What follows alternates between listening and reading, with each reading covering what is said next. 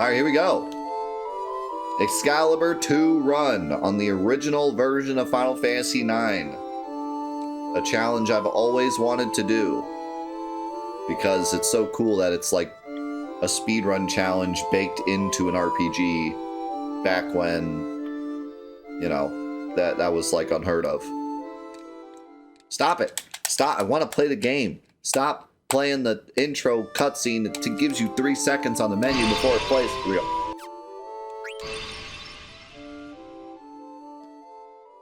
go. I genuinely don't know if there's a better capture card for retro games. It's the Magewell. I've had capture cards that like look as good as the Magewell, but nothing that accepts more inputs. Like, I've never had an issue with this thing. It accepts everything. Data path E1S. I'll have to look that up.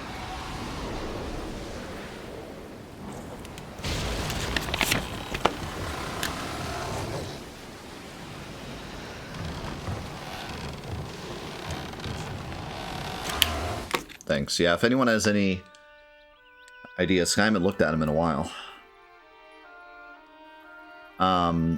Right now it's going from the PS2 through SCART to my FrameMeister, and then from the FrameMeister it is going HDMI into a splitter, and then from the splitter, one half goes to my monitor and one half goes to the Magewell, and the Magewell is inside my computer. And my monitor looks great, but the capture card looks off. And so it either has to be the splitter or the Magewell, and we just tested the splitter. So pretty sure it's just the Magewell. The Asus doesn't take 1080.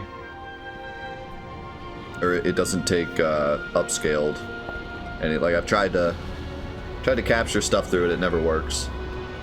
I don't know. It just doesn't work. Like, I've tried it. It doesn't capture. It's weird.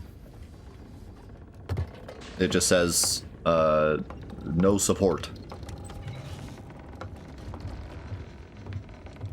Whenever I try to go from the FrameMeister to the 1080 card.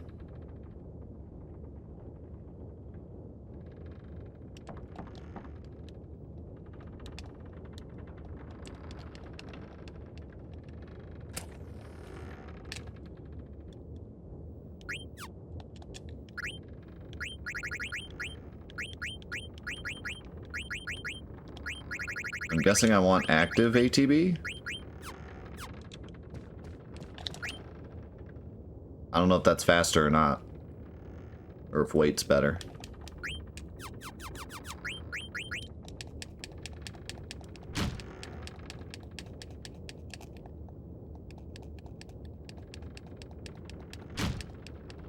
I'll have to look at what the speedrun does.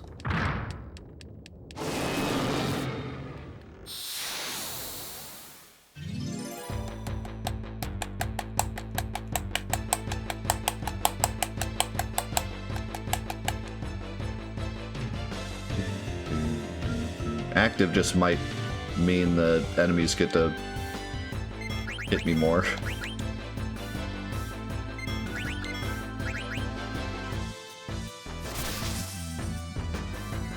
Nah, it's gotta be better.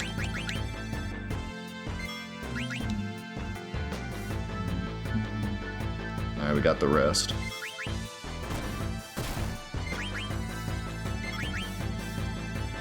Oddly, it seems like selecting stuff's faster if you're mashing rather than holding down X.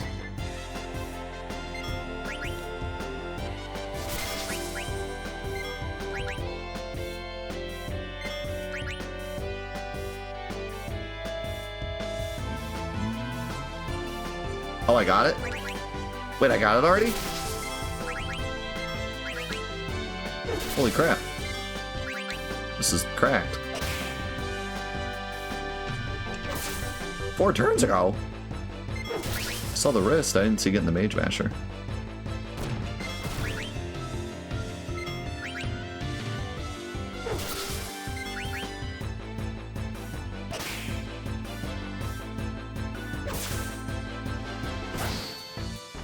I think Cinna is not worth attacking with.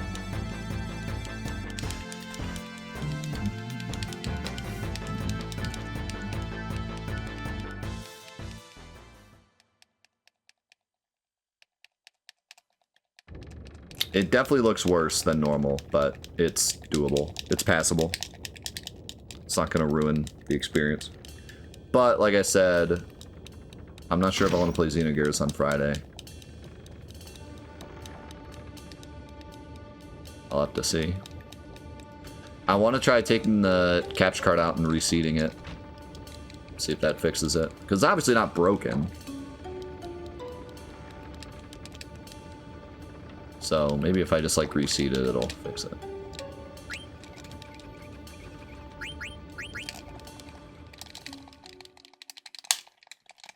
$12 hours. We have 12 hours to get to the end of the game. We don't have to beat the game, we just have to get to the last dungeon in 12 hours.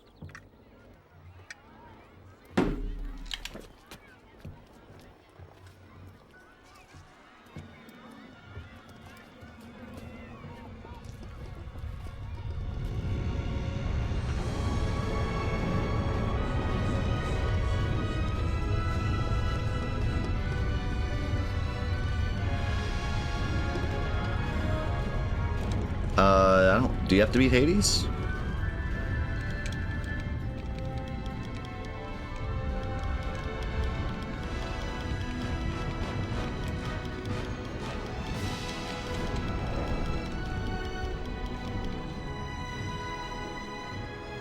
I don't think so.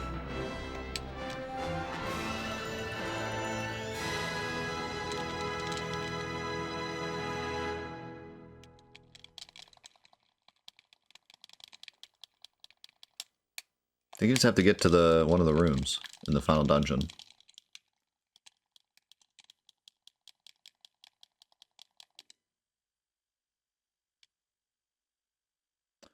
It's like the room after Hades, but you don't have to go fight Hades. I mean, I don't see why you'd have to, because he's just like a dialogue box. He doesn't, like, keep you from going in the room.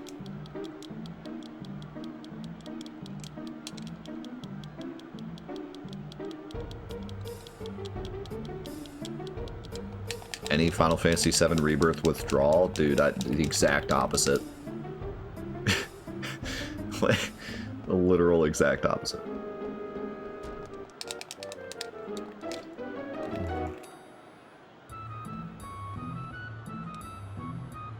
Dude, you gotta finish Final Fantasy IX. It's such an incredible game. One of my favorites.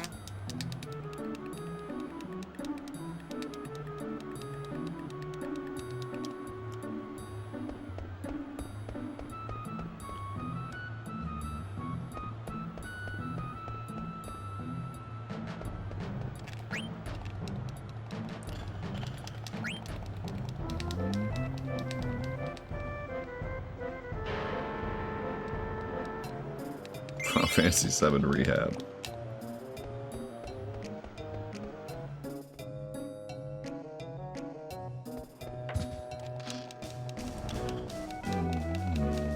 Yes, this plat is going to be a tragedy. But... And I'm making it even worse on myself by doing this on the original before starting the plat.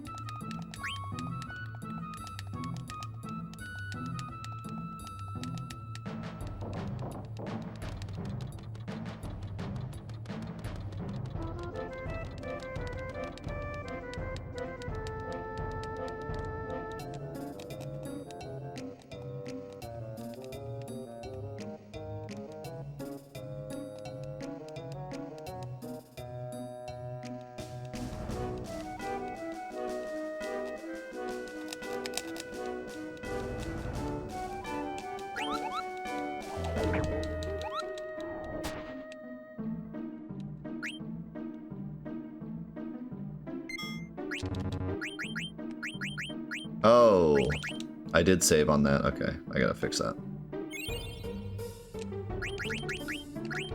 Let's save here, actually. Alright, we did even better. 10 minutes instead of 10:29. We saved 30 seconds. You shouldn't even be listening to it. Let alone letting it ruin a good game for you.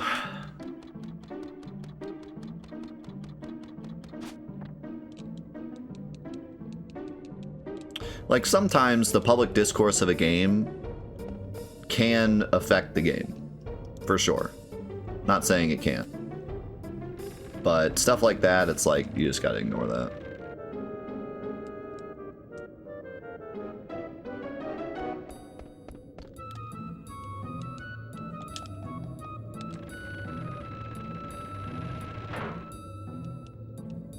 Yeah, like Undertale.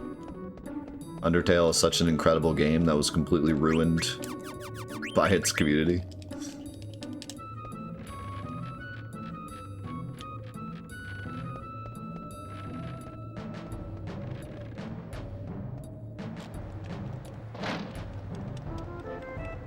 Yep, you gotta get to the end of the game in 12 hours.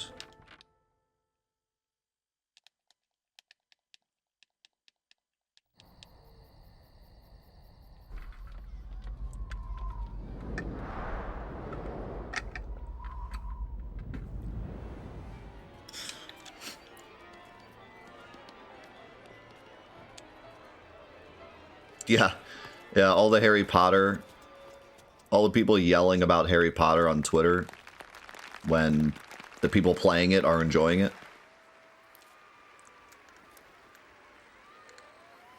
The projecting is like insane sometimes. People are mad for other groups of people when the other group of people aren't even mad. It's not always the case, but a lot of times that's the case.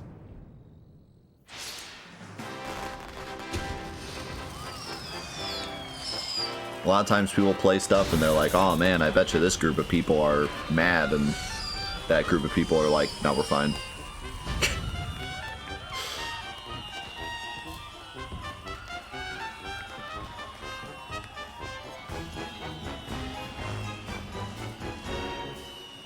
It's just a shame. And it's a shame because, like, there are times where the public outcry is warranted. And it's stuff that will genuinely improve the gaming experience for everyone. You know, but that the rare times that it's warranted are covered up by the 95% of the times that it's not warranted. You know? It's just a shame.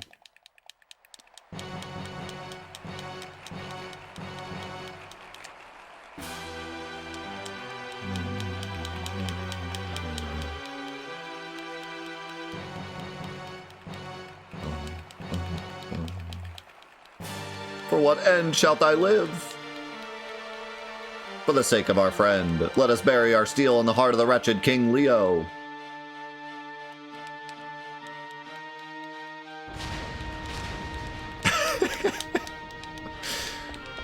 I must away. We shall back thee, kinsman. Pray sheath thy swords, this villain is mine alone. Nay, kinsman, for I too have lost a brother to this fiend. What ho, out, vermin, away! Thou darest bear thy sword and stand in the way of the... I can't read this fast enough.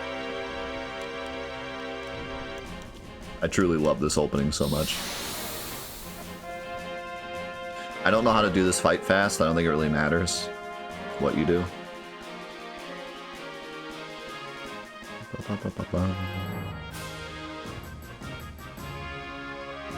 I'm just gonna attack.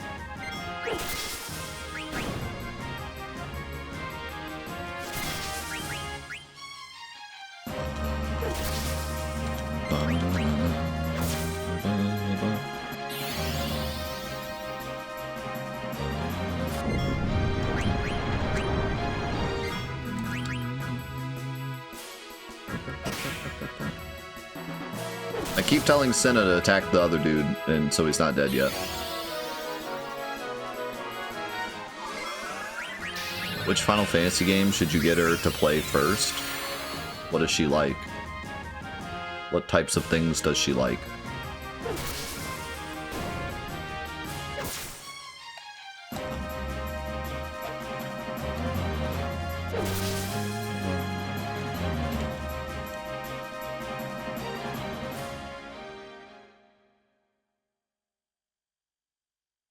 Also, whatever chat is saying, do the opposite. First of all.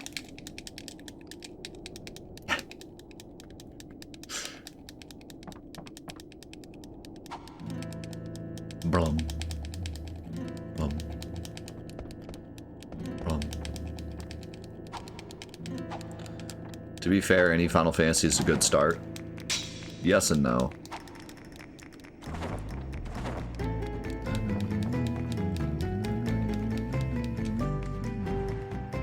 Alright.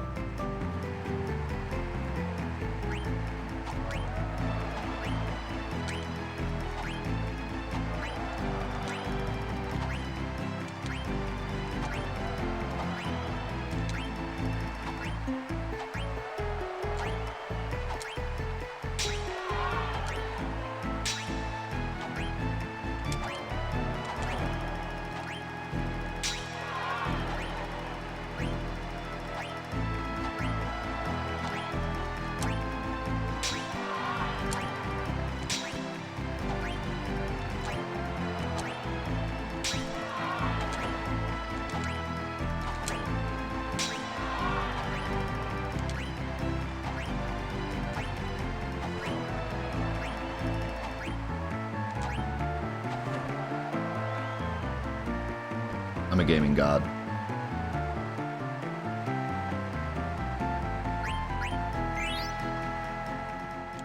I'm an actual gaming god. Bards will sing of my gaming talents.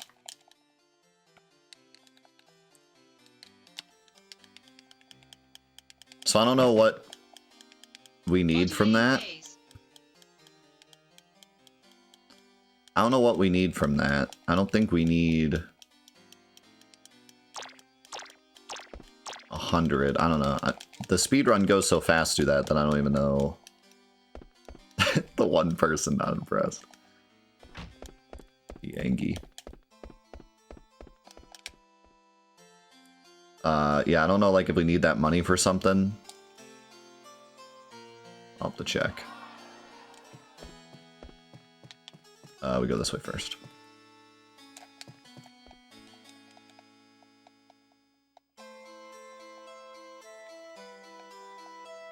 Yeah, you need 100 for achievements, but I don't think you need it for speedrun, do you?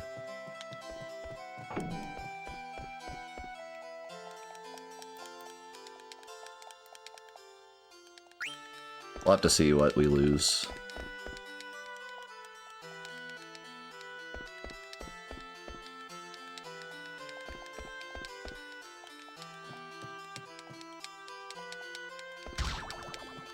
I must go.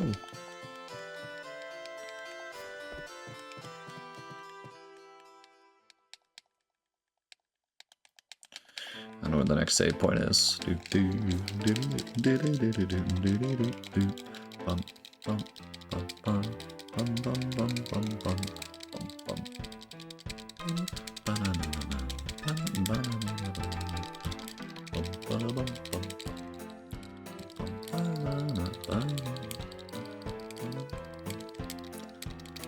Welcome back, Numbry. Kind of. I think my capture card is slowly dying, but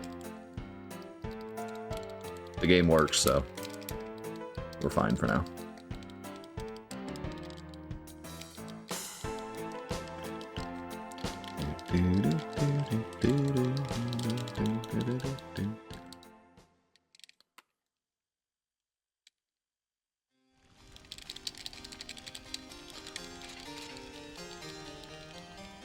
I'm just winging it. Trying to follow generally what the speedrun does. And just winging it.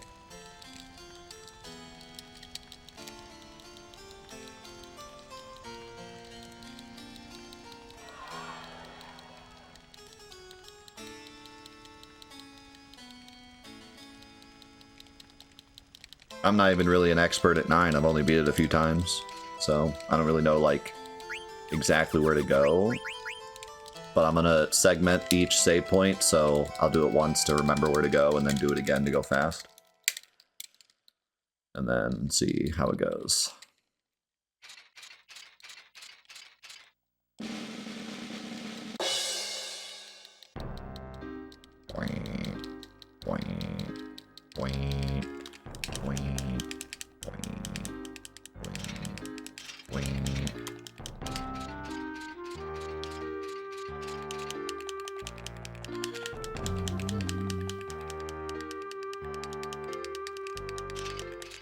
Okay, so I believe we go this way.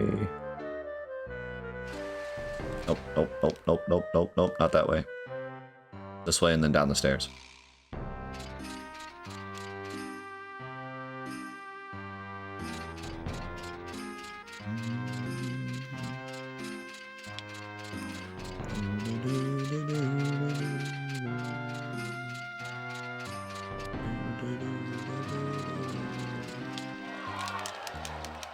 Dude, it's insane how tight this is. Like, this is wild.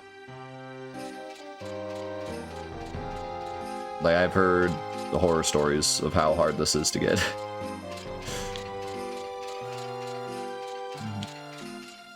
Like, the fact that the speedrun is only 3.5 hours faster decades later is nuts.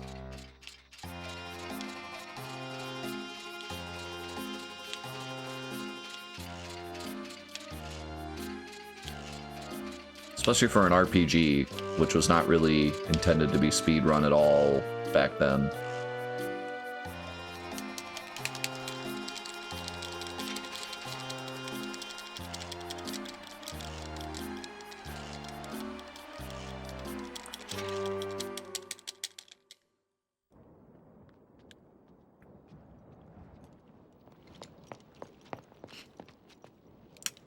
I don't think the game hints at it at all. So I don't know who was the first person to figure it out. You can get the regular Excalibur regardless of your time, I believe.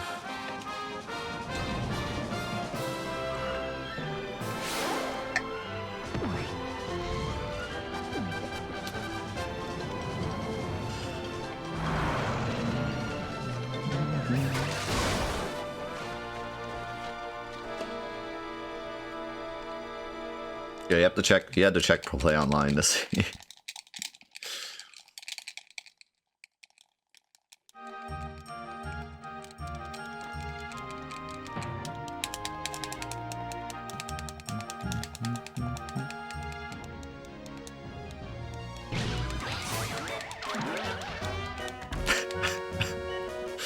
So good. This game is so good. What in tarnation?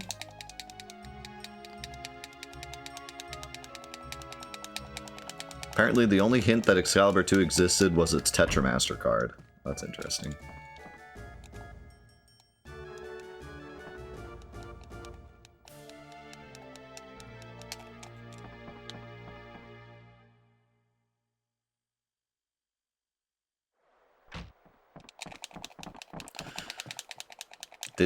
Did you ever answer about what your daughter likes? Did I miss it?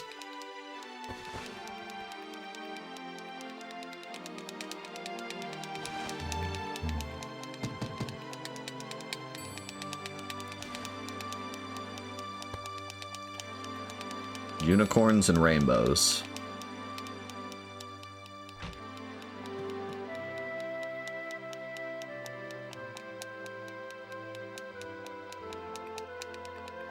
I'm gonna have to go with Final Fantasy X.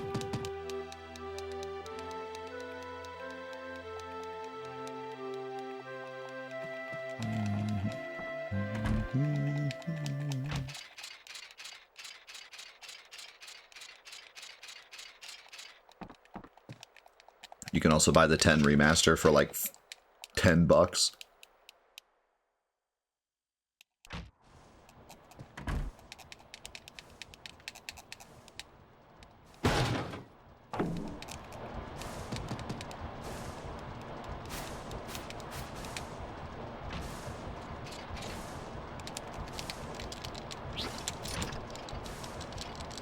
There you go.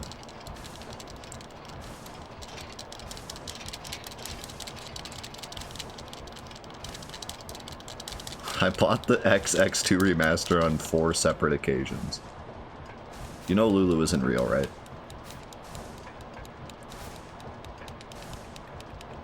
She's not gonna, like, call you if you buy the game enough.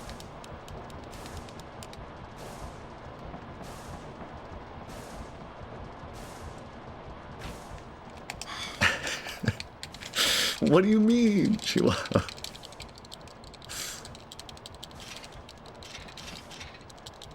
I'm just making sure you're buying it for the right reasons, that's all. That is all.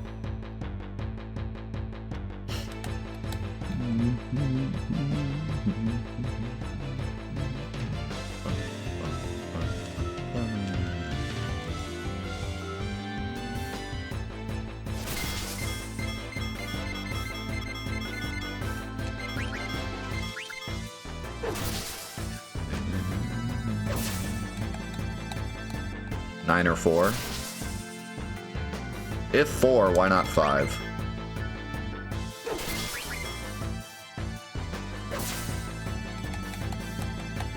My problem with playing 9 first is 9 is such a great celebration of the retro Final Fantasies that you kind of lose some of the charm if you don't play some of the retros first. But it doesn't mean you can't enjoy it. It doesn't mean it's one of the best games in the series. So, like, it's fine to play it first. But that's just my only complaint. If you can play the retros first, you'll get more out of 9, is all. But, like, 9 is a perfectly fine game to start with. How's it going, Yaga? Doing fantastic.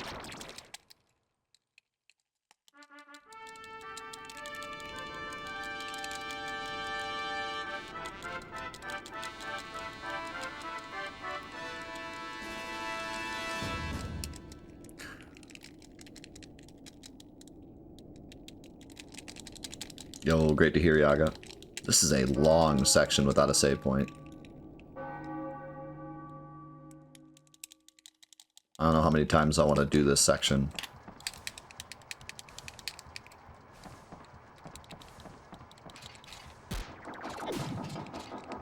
I feel like this has been pretty good.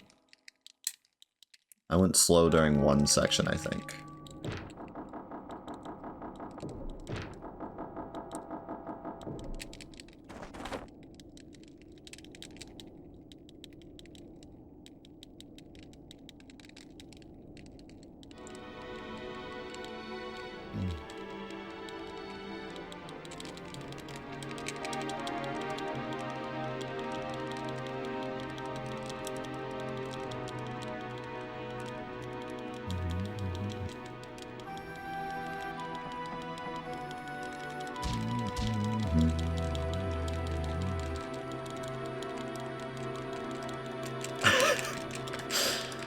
Well, at least you learned that games are brutal sometimes. All the other games probably felt easy after playing Tactics.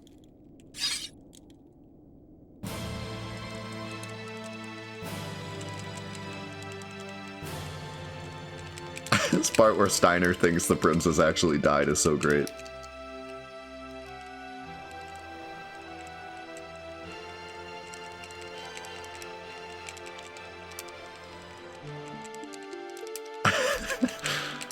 He is, man. Steiner's the best. This is one of the best starts to any video game. The opening of Final Fantasy IX is like top 5 openings of all time. At least for RPGs, at the very least, but I would honestly put it top 5 openings of any game. It's so good. And it introduces so many characters, like, we get a full introduction of Vivi, Zidane, Steiner, and Garnet. And Marcus and Blank, but like 4 of the main characters we get so much out of here. I was actually going to say Last of Us is up there too.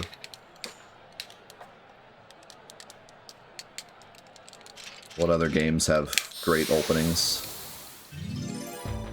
I mean, Sevens is pretty classic too. 7's, I don't know if it's the best opening ever, but it's definitely one of the most memorable. Everyone always remembers the Midgar.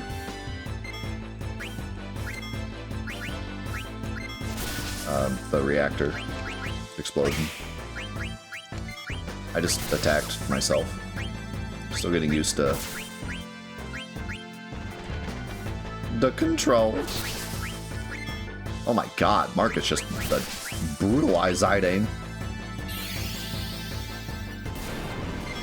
How's it going, Sven?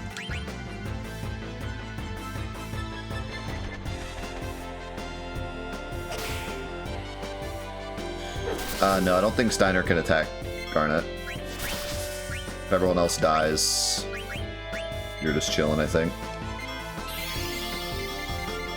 I also don't know, this might be a timed battle, so I might not actually want to cast fire at all.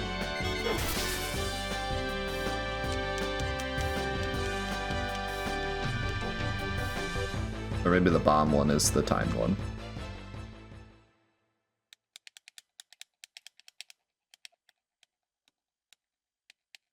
If you count 8's cinema intro, dude, that first cutscene of 8 is so good. One of the best opening cutscenes. I'll give it that.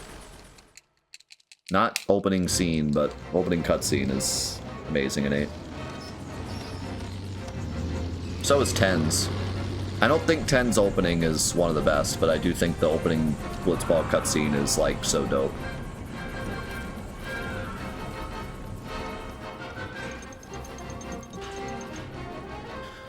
How's it going, Reptile? What other video games have great openings? Like, away from Final Fantasy?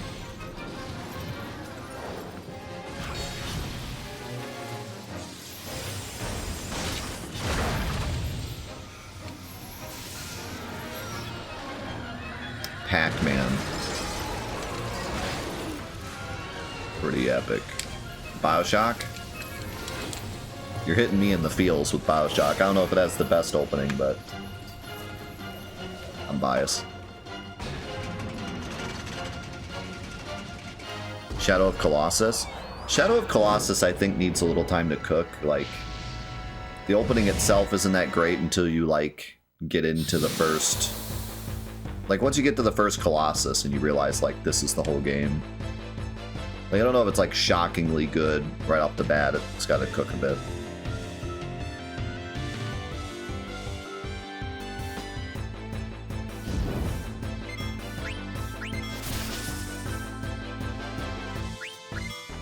I don't think attacking here does anything.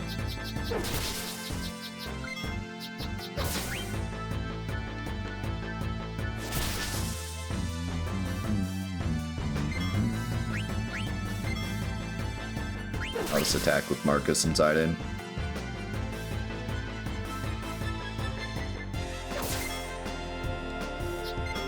I will not fall for such an old trick. Genuinely, the Final Fantasy 15 opening scene is great. Best part of the game.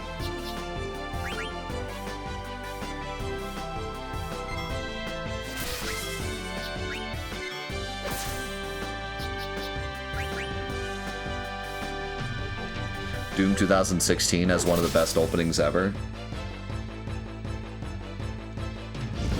I feel like that also falls into the category of, like, cutscene opening. But yeah, great opening. How's it going, Mopar?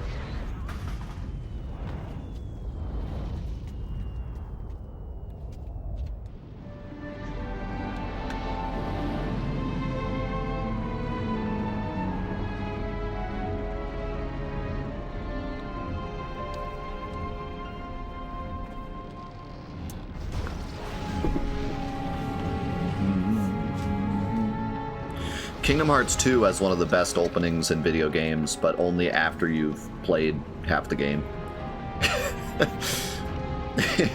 At first you hate it, and then you get halfway through the game and you're like, wow, that opening was incredible. But at first you're like, this blows.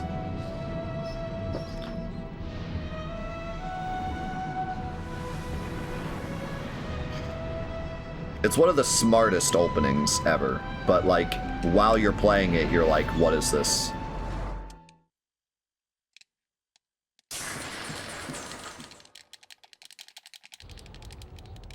Tanker in Metal Gear Solid 2? I don't know. It took me some time to appreciate it, but I know what you mean.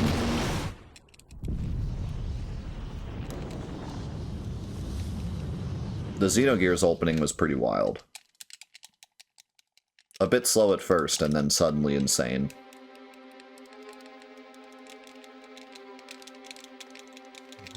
I was gonna say Legend of Legaia has, like, the most stereotypical RPG opening of all time. Like, it's great in that it's so simple, but it's, like, super stereotypical boy from town goes on adventure. Things go down, and you gotta stop the evil. It's pretty crazy how nuts the village gets, like, destroyed, though.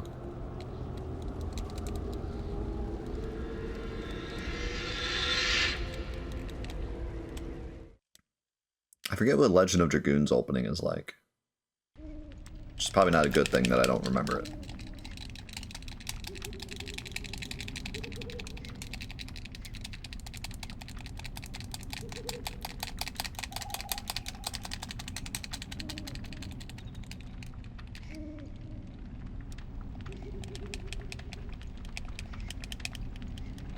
I'm about to hit you with the biggest yeah boy of all time. Pokemon Red, Blue, Yellow. Tell me that's not a fire opening.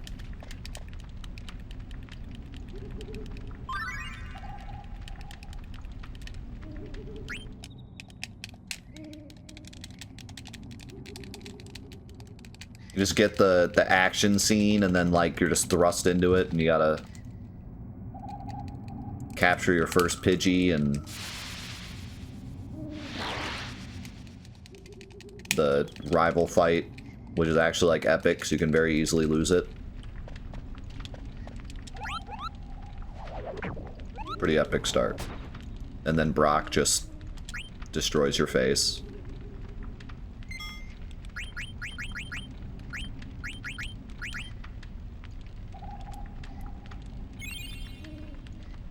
Man. What a 27-minute section that was. So do we even play this section again? I don't think I could really do it that much faster. I didn't really go slow at all in any particular parts. So I think we just keep this. Oh no, it definitely, like I said, I'm on the side of the complaining, but it's just that it does feel like a pile-on. Like, a lot of people probably don't really know why that matters or care. Just piling on.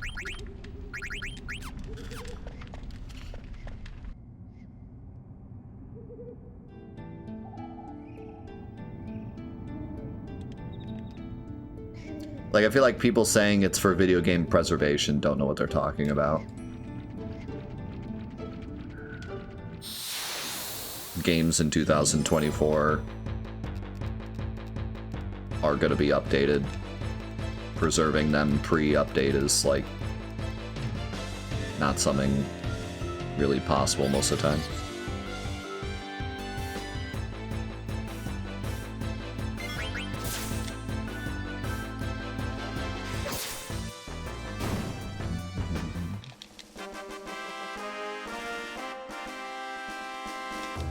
Right.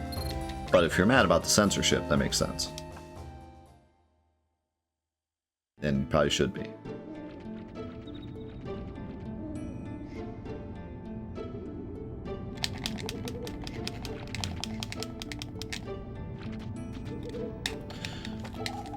Reminds me of the Siren censorship in 7, or wait, was it 8? I think it was 8.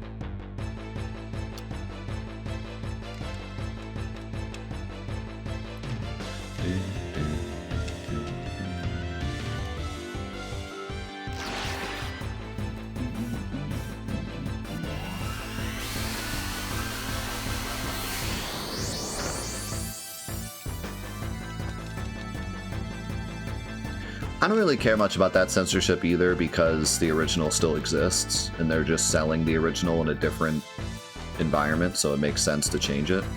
Like, that's the type of censorship where it's like, you know, at least there's... I mean, the problem with the Siren censorship was that, like, it wasn't even really censoring anything, and there was other stuff in the game that looked worse than that. So it just felt, like, misguided. Like, why are we censoring that? That was the only thing with that, but... No, like, if you're selling a game in a different, you know, decade later, like, some things potentially need changed, or are just better off changed.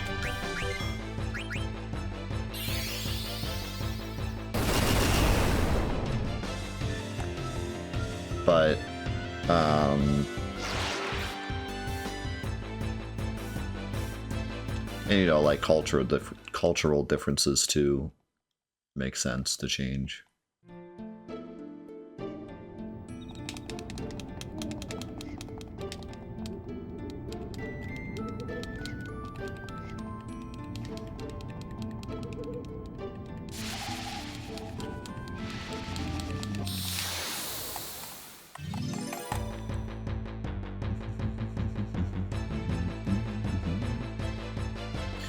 Yeah, I mean, there you go. It's looked fine to me, but to you it didn't look fine, so to them it's like, why not change it if it's gonna be an issue for some people?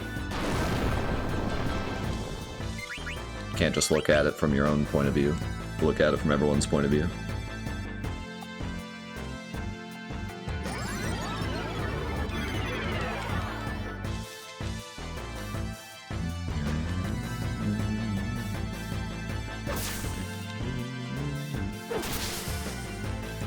Yeah, I do think that people take, like, I don't know what to call it, freedom of speech, I guess, for lack of a better term, a little too far sometimes. It's like, some people just have the mentality of, like, literally have the worst possible stuff on the shelves at Walmart. And then just, you know, it's up to you to buy it or not buy it. It's up to you to keep it away from your children. You know, like, and I don't, as much as I would like to be on that stance, like, there's some times when that's not a good idea. Like, you can't just have the worst of the worst out there and expect every person to know exactly what they're buying, and every parent to know exactly what they're buying, and every parent to not only protect their kids from stuff, but then protect their kids' friends from stuff, and protect them from accidentally getting stuff, and you know what I mean? Like, there's got to be a limit. You can't just say, like, well, everything is Saw now, and, you know, there's gonna be no ratings and no nothing. You just have to, it's all up to you to decide what to buy. Like, there's got to be some kind of control for the chaos. You can't just have stuff coming from another culture that has completely different standards than our culture and not do anything with it.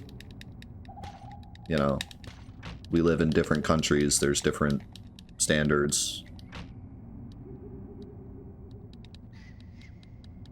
So, as much as I would love to just say, like, hey, everything's out there and everyone just needs to be educated and buy what they are comfortable with, that's just not how the world works. Like, there has to be some kind of decency.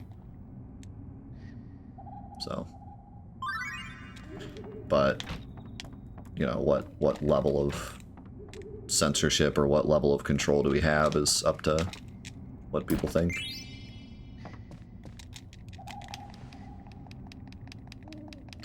And it's, you know, it's worse now that everything's so digital.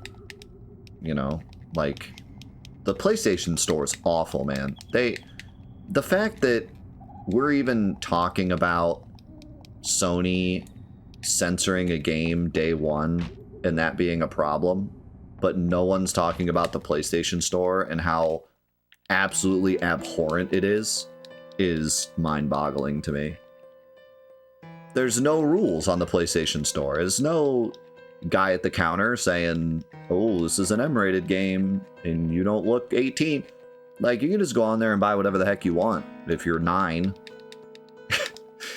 You know, like, it's insane. Like, and some of the stuff on there that's, like, rated, the ESRB rated it, but you don't see the ratings, first of all. And second of all, they're not even correct half the time because these games are, like, made by one person in an afternoon, and the ESRB doesn't care to actually check the whole game. And Sony doesn't give a crap what goes on their store.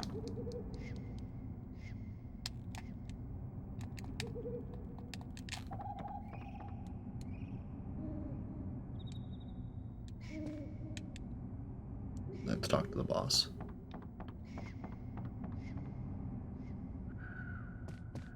This way. So yeah, like, before we even get on Sony about censoring a game coming from Japan, we need to have them censor their frickin' store.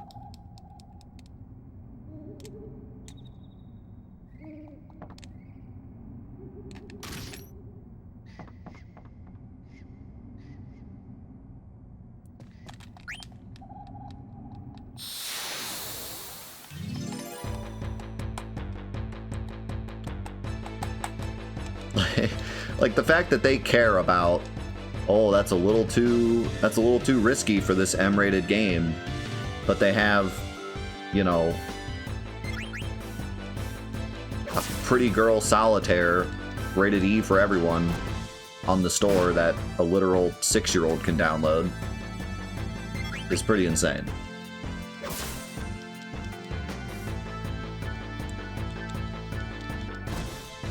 Pretty insane how much they care about that, but don't care about everything else.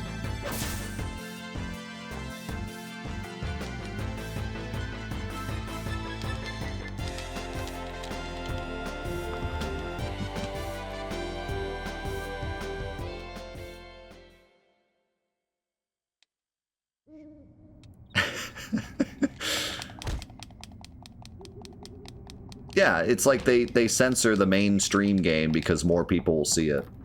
But, like, the stuff on the PlayStation Store, you know, oops. Oh no, you know, 10,000 kids might play Stellar Blade, but only 100 kids will play Pretty Girl Solitaire, so, like, screw those 100 kids, right? They're not important. It's a smaller number. We're doing a good thing, guys.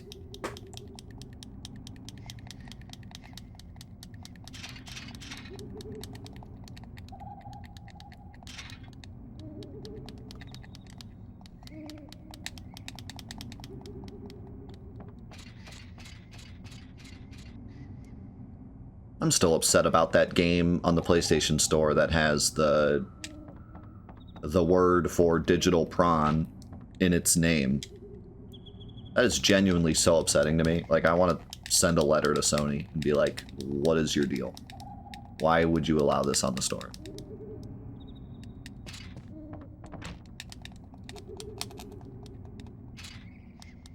It's not even that bad of a game. It's just, censor the name. Like, what are you doing? I don't need my 4-year-old on the PlayStation Store, which I would not let him on the PlayStation Store, but, you know. I don't need my 4-year-old on the PlayStation Store walking into that word and being like, hey, Dad, what does this word mean? So it doesn't even look like a bad... I mean, it's a little like the icon of it is a bit risky, but, like, the game itself isn't even, like, bad.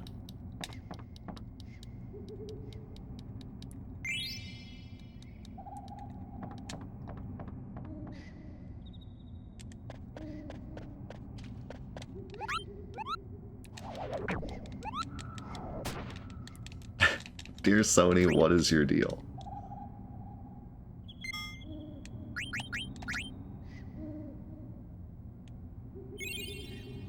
Nice. Saved a minute and a half. Almost 2 minutes. Doing great till we got to this section. This section's kicking our butt. Plant. What's his name? Isn't it like Plant Brain? Plant Brain don't want to play nice.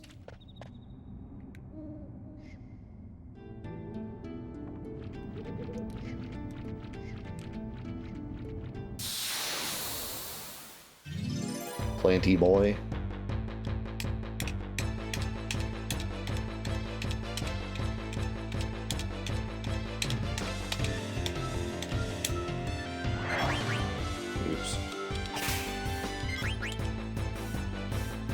I'm looking forward to Ice Cavern.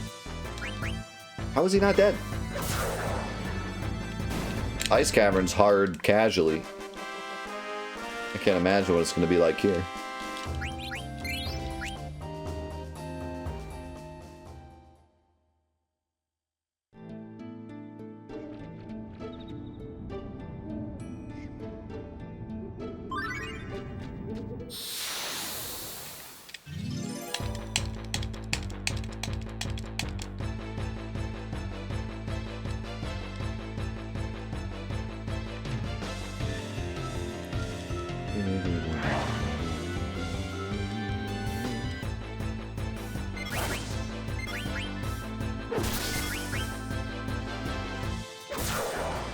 How come Steiner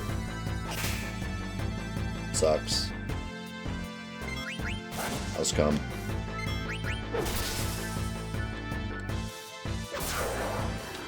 These guys have like just enough HP to survive Vivi and Steiner attacking.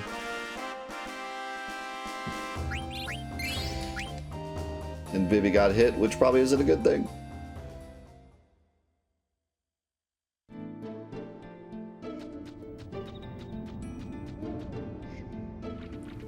I'm just a thief. He's the captain of the guard.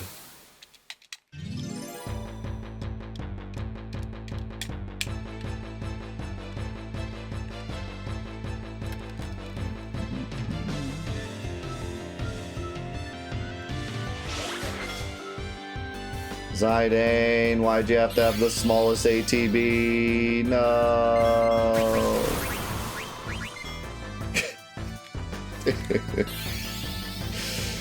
This is a disaster.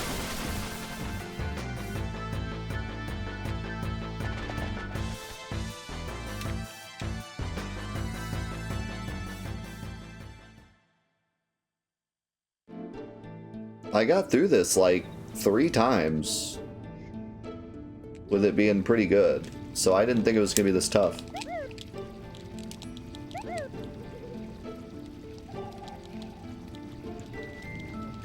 I mean, it's fine that Zidane got darkness, but I gotta heal Vivi. Wait, does this spring heal you?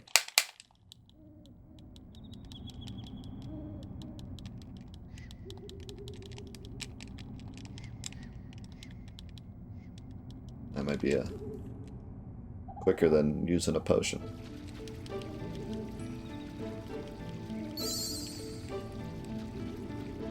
Okay, we'll take that.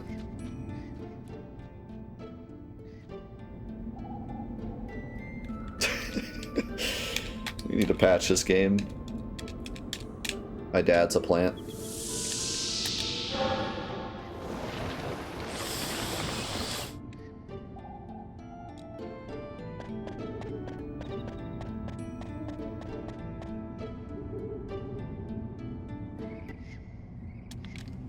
You know, come to think of it, that is kind of what Greatest Hits is, a lot of times, is them patching a physical game. So they've been doing it even since back then.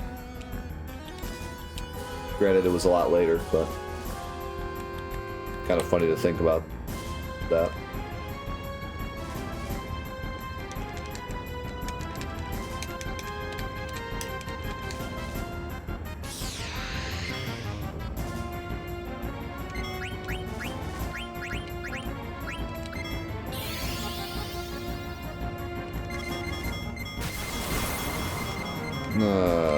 Well, actually, that's fine. Thanks, Snapper.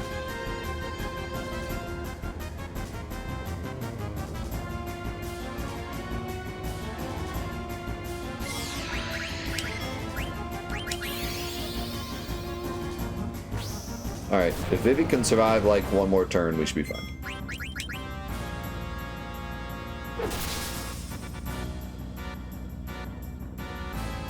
Alright. We're good.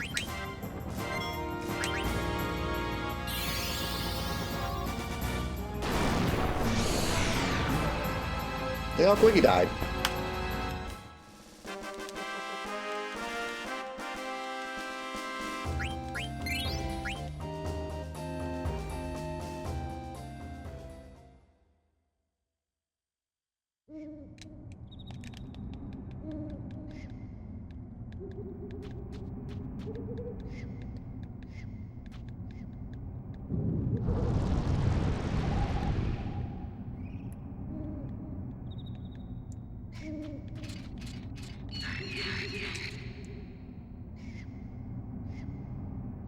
I don't know if there's a trick to this. You just gotta run.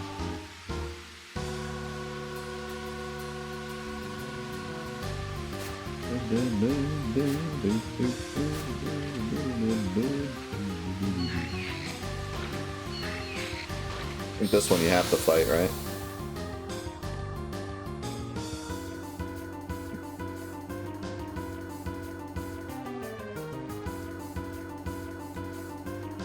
Do we run?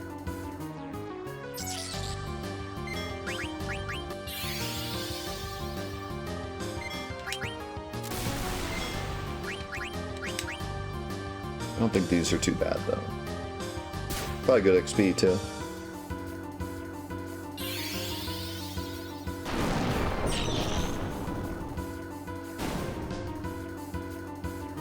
Can blank one shot? Good.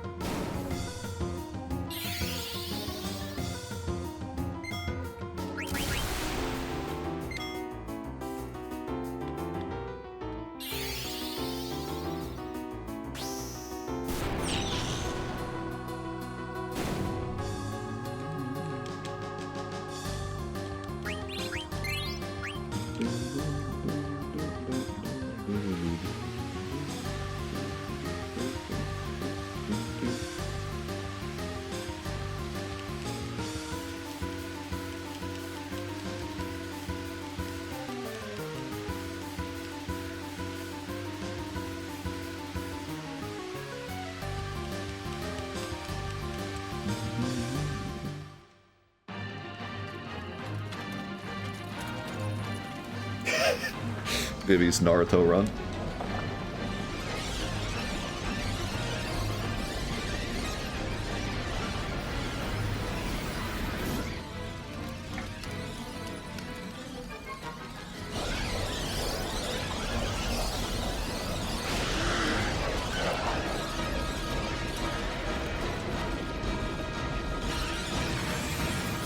Do the cutscenes count towards game time, by the way? Pretty sure they do, right?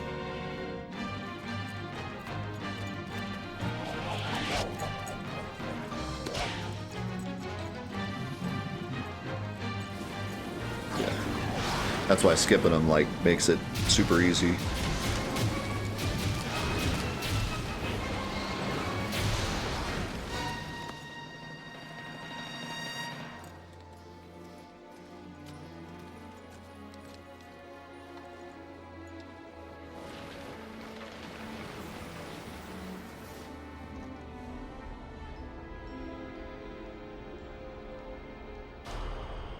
Blank, more like brick.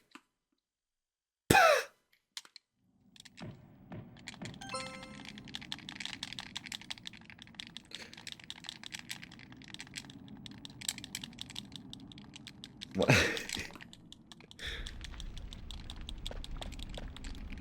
I was going RT. We are trying to get the Excalibur II, which means we have to beat the whole game in 12 hours. Or get to the end of the game in 12 hours. So basically speedrunning it.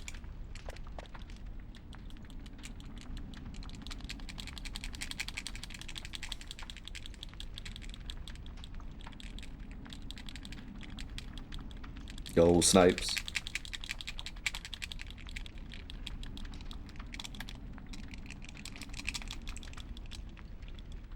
Yeah, it's nuts. Like, that's why I wanted to do this so bad. The game actually is supposed to look better, Snipes. My capture card is, like, dying. So. Power surge. Trev! Thank you for the raid. Yeah, there's something going on with my capture card, so the game looks a bit wonky. So, please ignore the odd frame rate.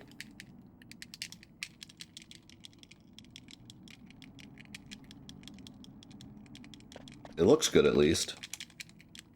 Like, the resolution looks good.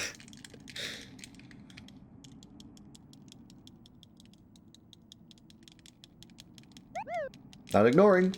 Looks bad. Stream's bad.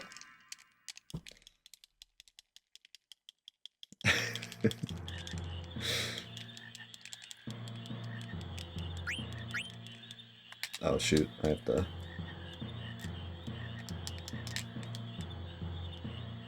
Ah! Okay.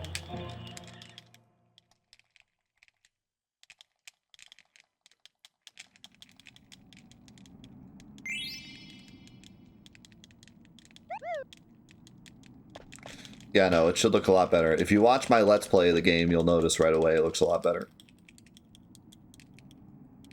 Who goes there?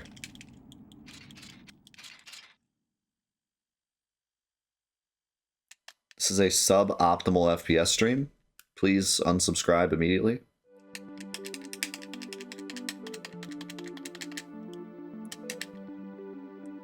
What is this guy, poor? How do I call the Moogle? The heck? Why couldn't I call him?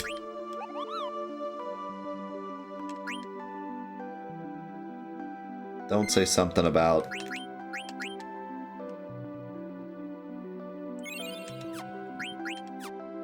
Oh, okay. Alright, we're at an hour. Skill issue. Yeah, you can help. Feel free.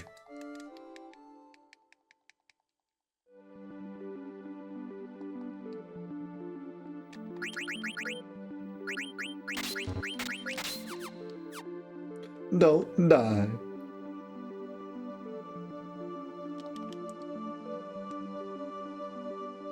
He double casts when his phase changes? You might be right.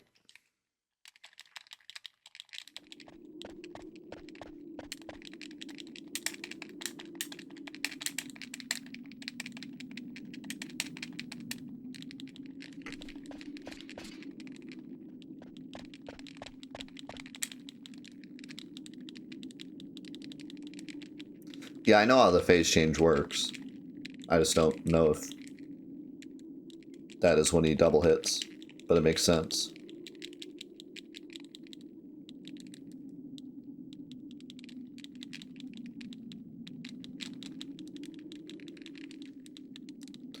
I mean, I would say Final Fantasy IX is definitely up there with the hardest Final Fantasies.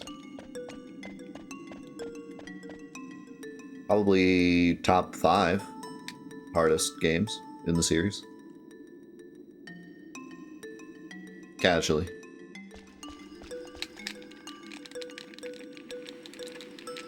I think by far 13 is the hardest casually.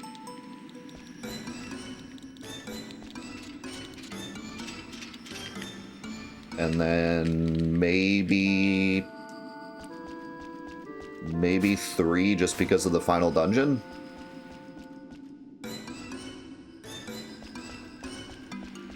And yeah, maybe 1 if you're playing the NES version. And then maybe this.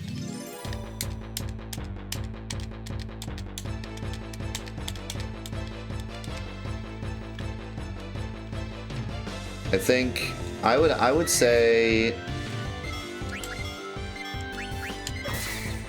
this is another great tier list we can do.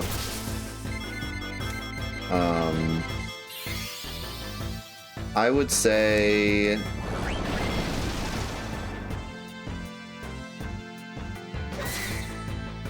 Final Fantasy 13, number 1. Final Fantasy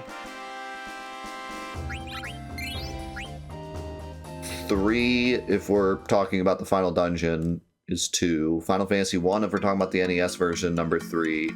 Final Fantasy 9, number 4. I would say 5 would probably be 10. So many people gave up on Seymour. And for good reason.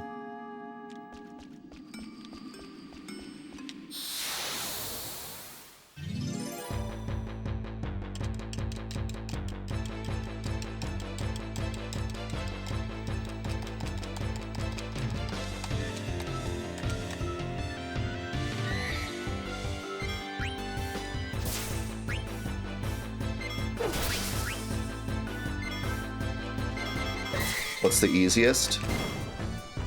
I would say 7, potentially. 2. 6 is up there, but I don't think it's like I think it's a bit lower.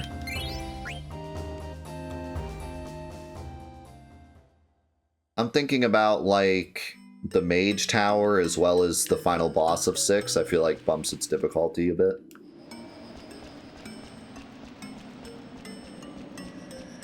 $16 is probably the easiest, unfortunately, if we're including 16, yeah.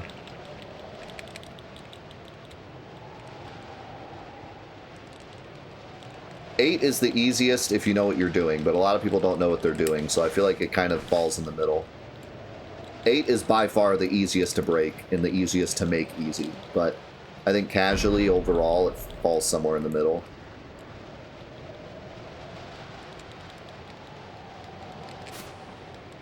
Yeah, 15 is stupid easy also.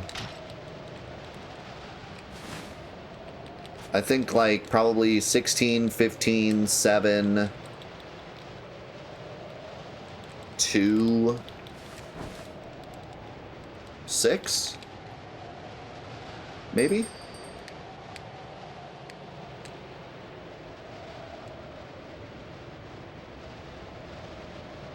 Thanks, no one.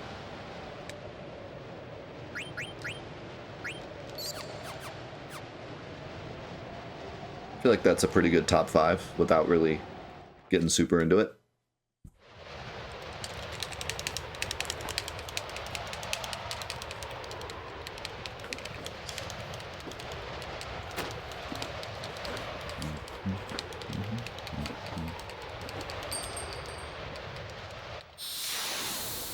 Not only that, live stream, but all you need is a potion to survive until your max health gets all the way to 0.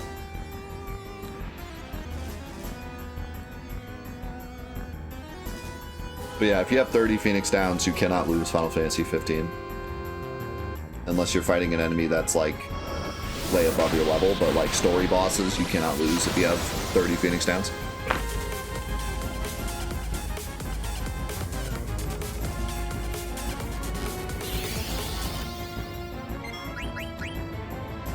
Yo, thank you again, man. Thank you. You're too kind. So, like, with 2, it just, like, the level up system just makes 2, like, really silly at times. I guess if you don't know how to take advantage of it, it still does have, like, kind of a hard final dungeon, but I can't really remember anything in 2 being, like, super scary or difficult. Might have to revisit it. I remember for sure, but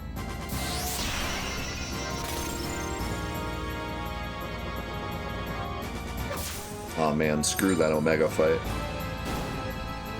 This would be a really interesting conversation talking about post-game, yeah. What is the hardest post-game? I think 10 is easily the hardest.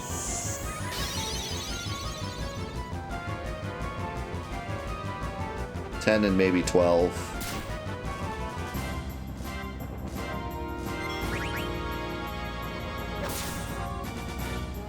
And then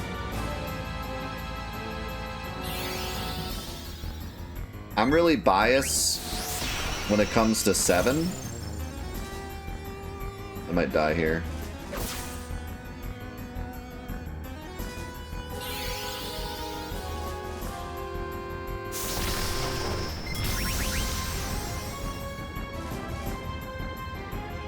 Yeah, I think you're right. I think he double hits when he changes color. That's good to know. Makes this fight actually, like, plannable.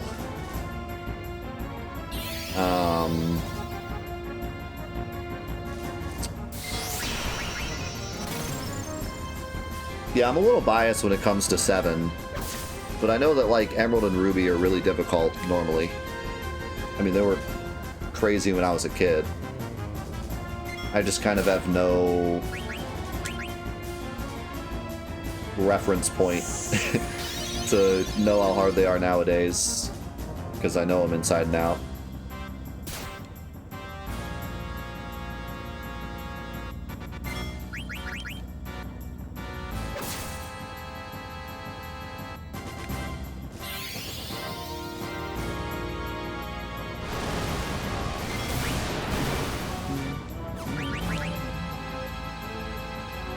Alright, we should win now.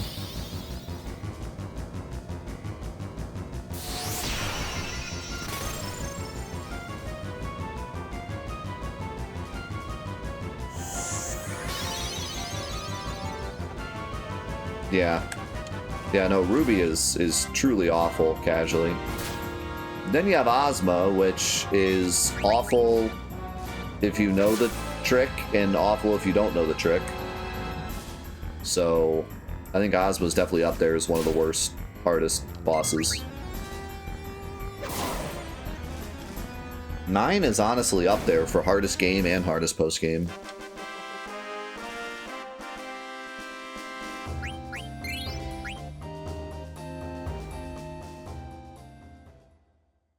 I think that was relatively fast. I healed like one extra time where I didn't potentially need to, but...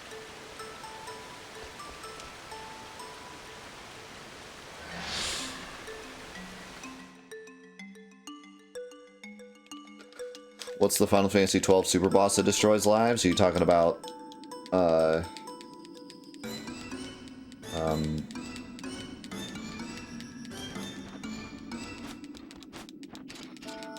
why am I blanking on his name?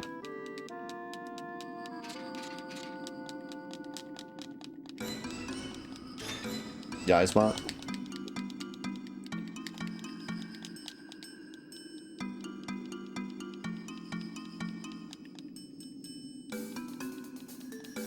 Took me like 12 episodes to beat him. Took me like 12 hours to beat him.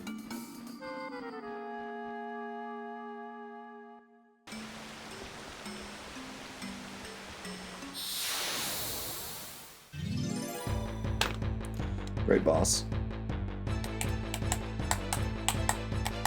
Honestly, I like Yzma though. He's really cool. Truly felt like a victory when I finally beat him.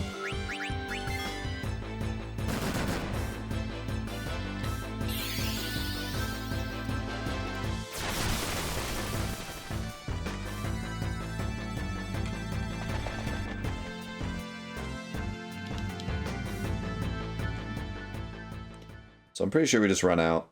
I don't think there's anything else to do here.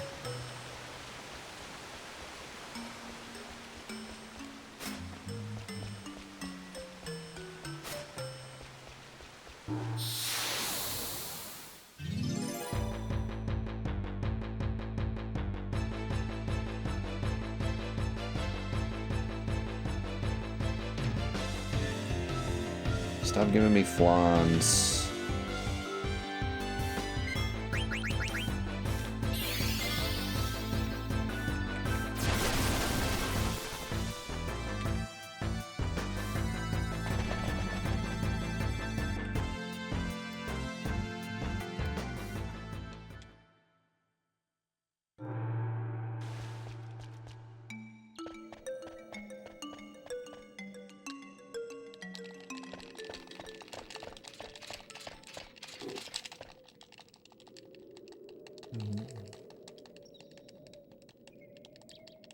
What? What are you talking about? Yzma's in 12. You crazy.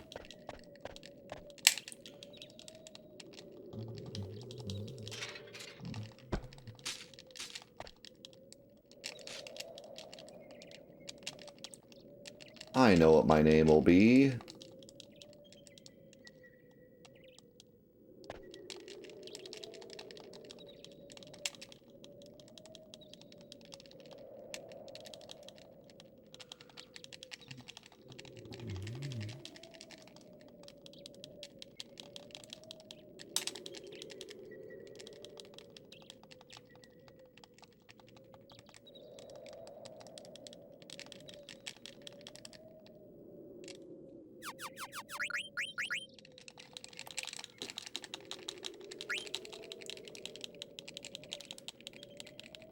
I like how she's like, what is this thing? A dagger? Okay, my name will be, and then whatever you call her.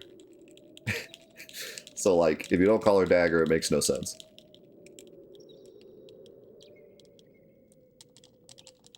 Thirteen's Yzma destroyed by memory. Fair.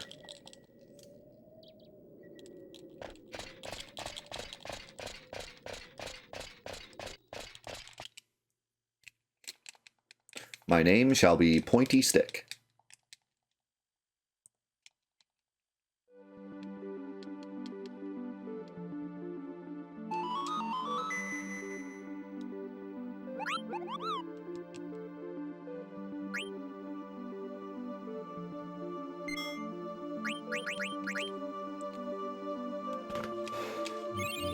Alright, 115.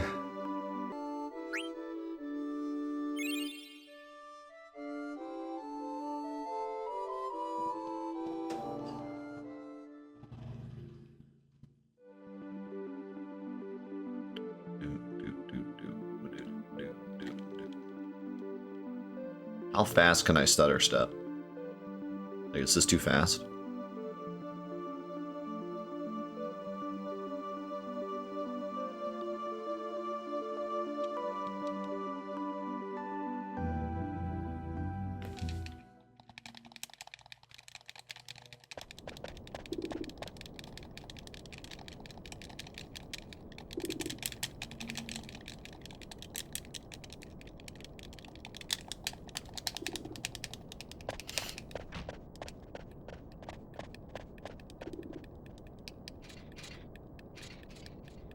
Clunk, clunk, clunk, clunk, clunk.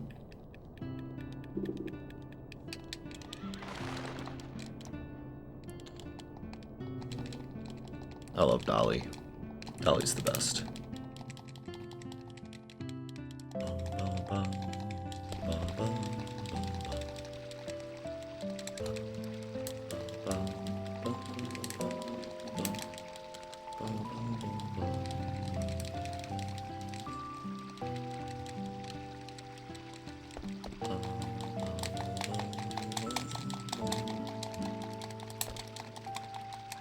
I find it funny how many JRPG speedruns just happen to be about 8 hours.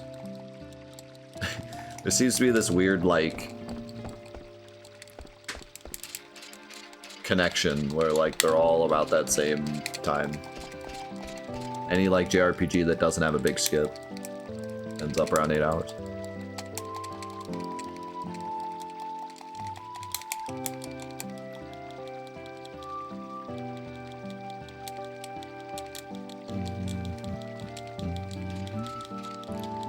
I still think this song sounds like a Final Fantasy X song.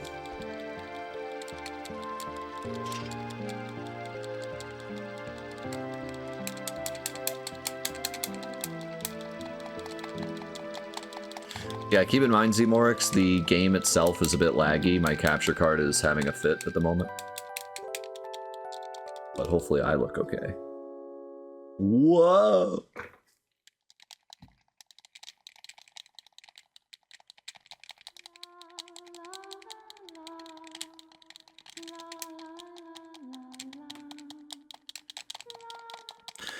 Different speedruns allow turbo controllers. This one does not. Not that it matters for what we're doing, but if we were actually speedrunning the game, I believe turbo controllers are banned. Final Fantasy VII, turbo controllers are a separate category.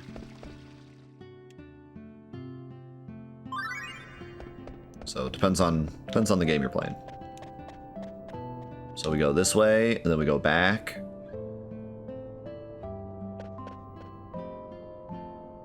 And then we go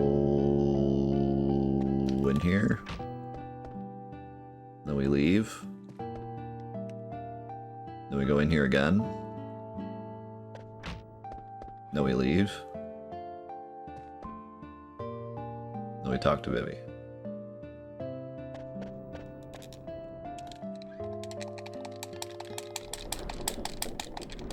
Yeah, Twitch is probably just being Twitch. You know how it is.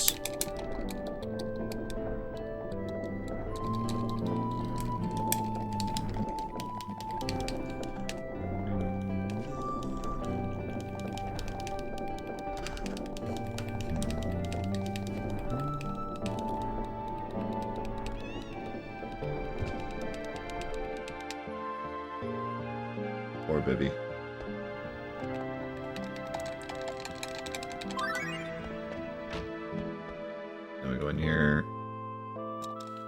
Talk to Dagger. Pick the second option for some reason. It's probably just less text. I love their heads. Follow each other.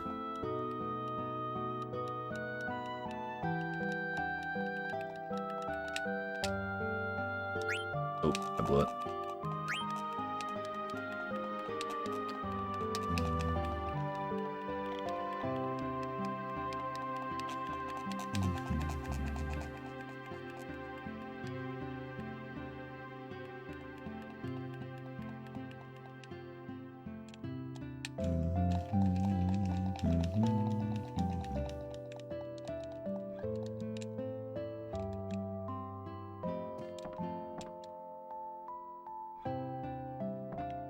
Talk.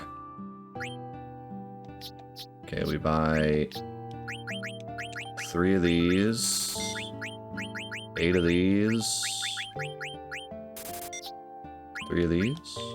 I think it was actually 1 of the other one, but whatever.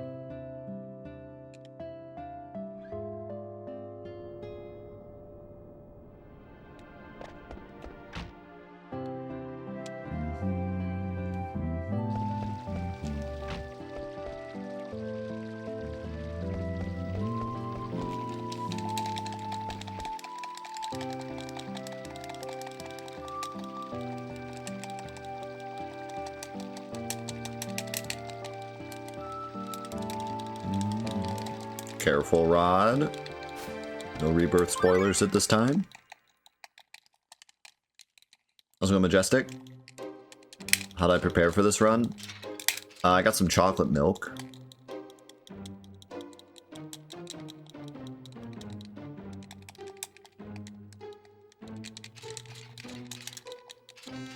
That's about it. Yep, this is the PS1 version, as it says in the title.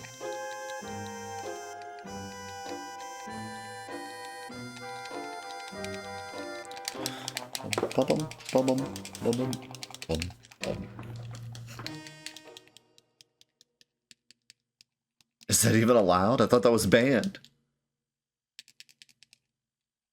Performance enhancing liquids.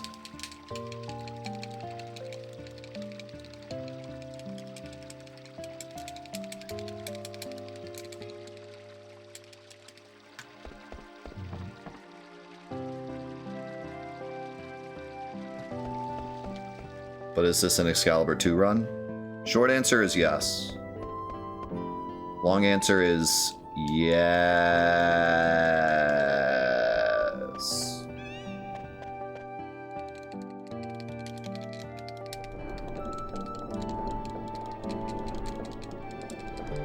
Guys, I don't think you appreciate my level of humor.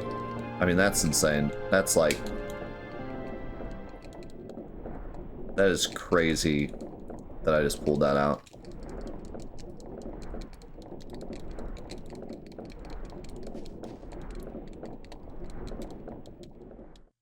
That's some high level stuff right there. That's worthy of Stephen Wright.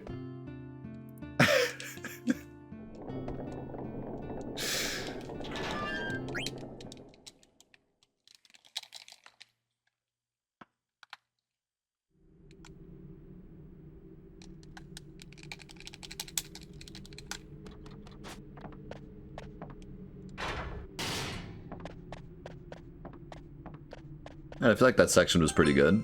Oh my god, and now it's ruined.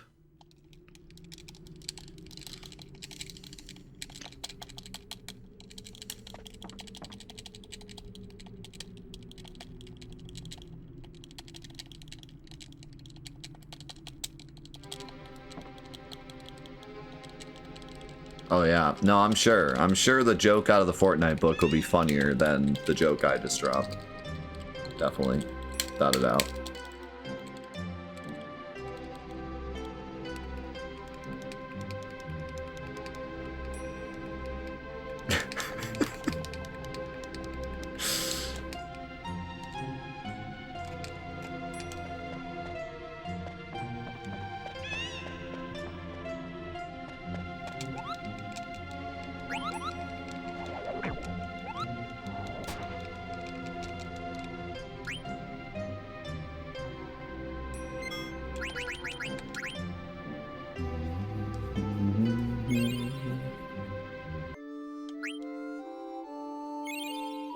How's it going, Tom? Maybe I should save in between the bosses. Only take a minute to run over there.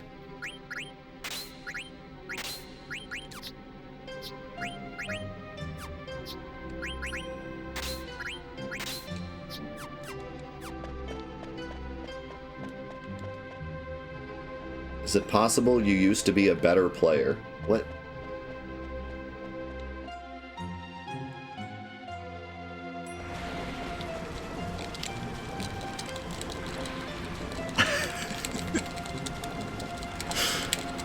I've fallen off.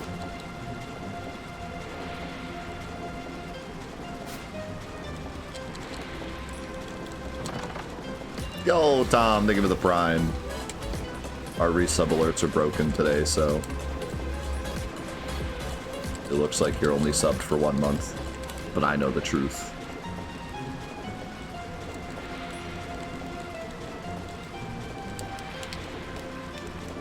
It's my capture card. I blame my capture card. PC Master Race. Guys, PCs are so bad that my capture card that's inside my PC is ruining my console run of Final Fantasy IX.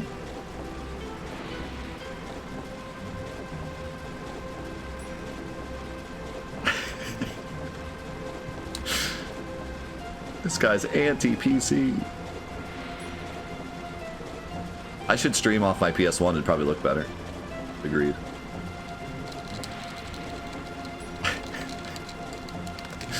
I'm just gonna start being like super anti-PC, because I'm literally like pro PC, and PC gamers still yell at me. So I'm just gonna go full anti-PC now. This is my villain arc. I'm gonna start streaming on like a iMac, and I'm just gonna complain all day that my stream looks bad. Be like, freaking PCs.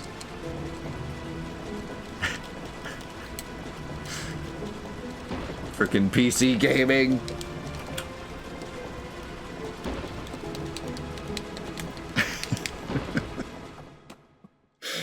Start blaming PC gaming on everything.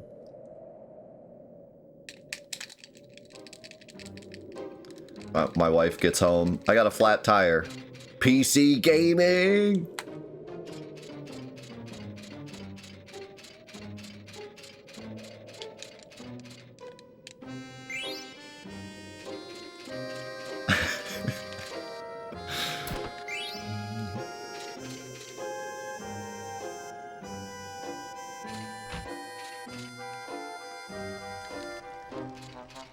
PC gaming ruined my marriage.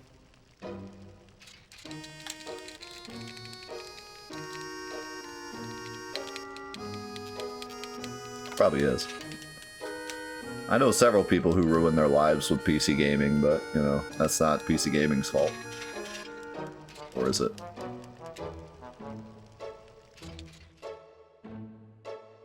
PC gaming was too good in the early 2000s that it ruined everyone's lives. I blame PC gaming for being too good. Is that okay? Are we allowed to do that? Will a PC gamer still like me if I say that?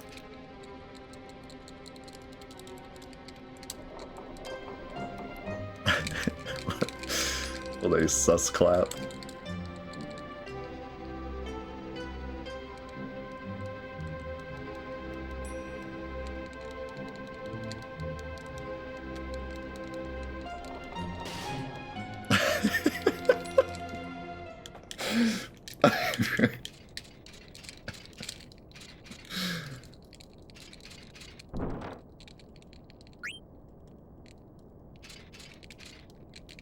I run Final Fantasy IX on PC at 3000 FPS.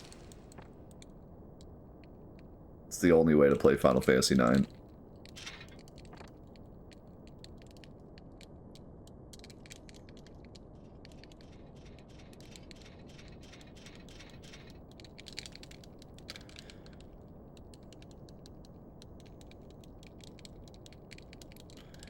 We just gotta round up these PC gamers that get upset when I'm not even saying that PC gaming is bad. but I just say the words PC and gaming in the same sentence. And the people that got mad whenever I said Final Fantasy XIV and literally anything in the same sentence, and just cart them off to Reddit. And then then the community will be saved. It's your toe. Yeah. How dare you say PC? You gotta be excited when you say PC. PC gaming!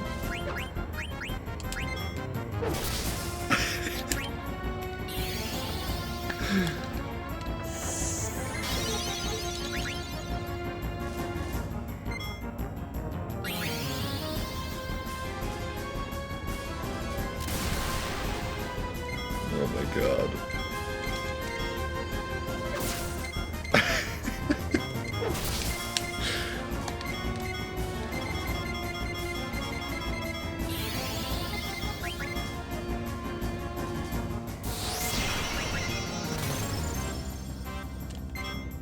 Well, Zidane just tranced. I feel like I would have rathered that in the next fight.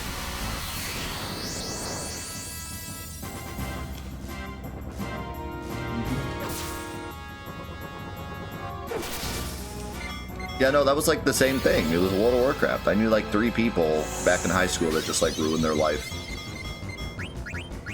over World of Warcraft. It's kind of wild. PC gaming!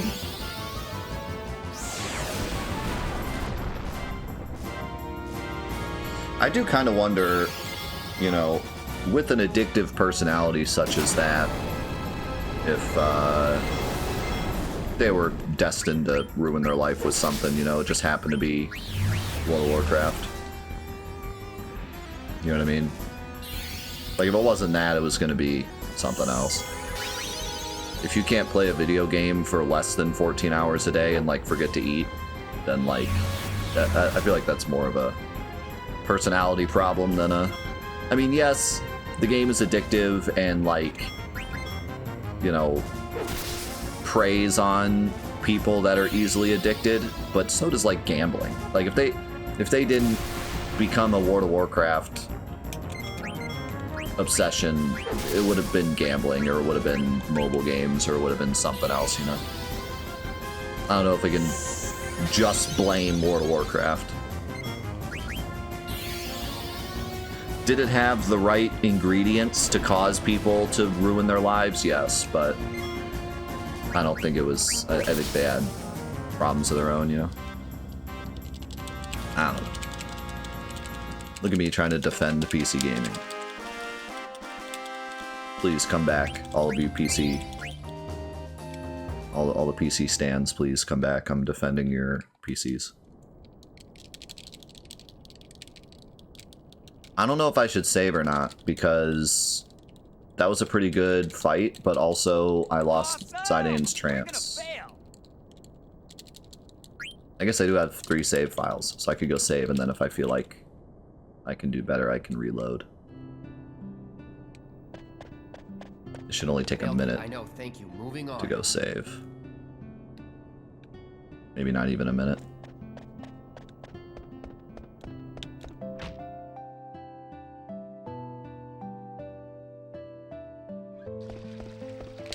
Oh god. There's a cutscene in here?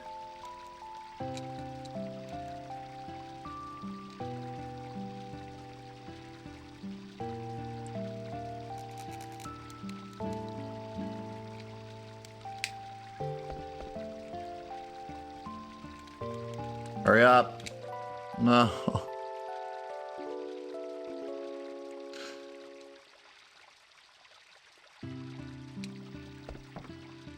Just wasted 9 hours. They say Seymour went to Macarena Temple. Macalania Temple. Aye? Just wasted at least 9 hours, if not 10.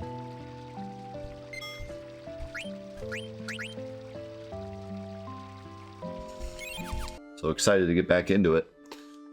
We have also fixed the lag problem So the game is going to look glorious.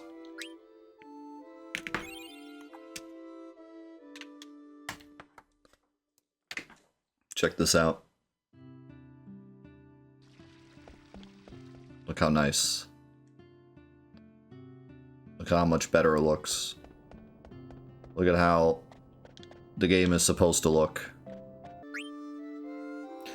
Maybe, I'm not sure. It depends on how long it takes and stuff. And I thought about maybe doing like a montage of all the segments that went correct, but we'll see.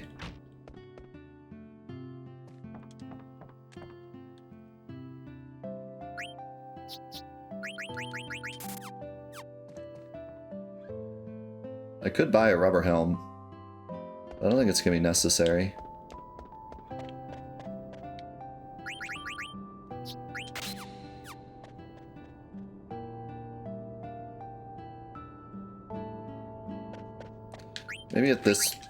Maybe if this attempt dies, I'll buy a rubber helm. But I'm already low on money. So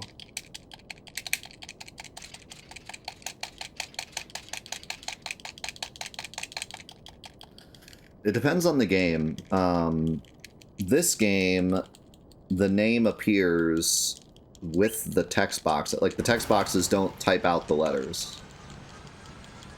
So I don't think it matters if you rename their names. But I did it anyways, just in case. But in Final Fantasy VII, it types out each individual letter. So making the names one letter actually saves like a minute and a half through the whole speedrun. It's kind of crazy how much time it saves, actually. But I think this game, the text shows up, like, it doesn't type it out, so I don't think it matters how long the names are. But I did it anyways. How's it going, heroes?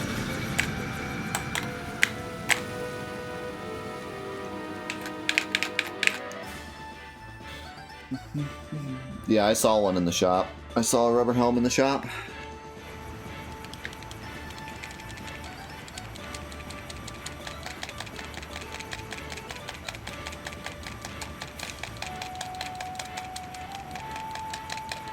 That's awesome, Fridays.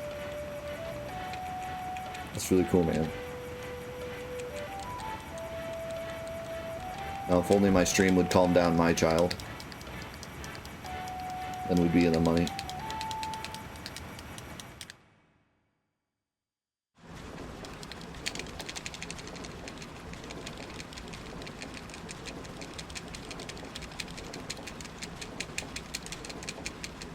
Yeah, in Final Fantasy VII, it's a big deal. Like I said, it saves like minutes. Just because there's so much text.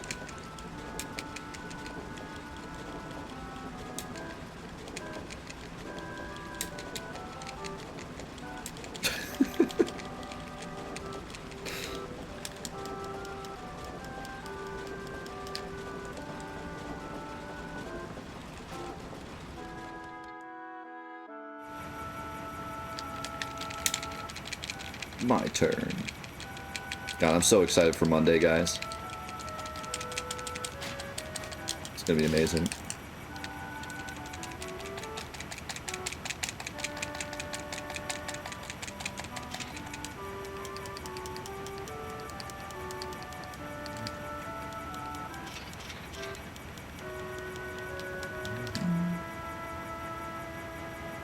My favorite character is Z from Final Fantasy IX.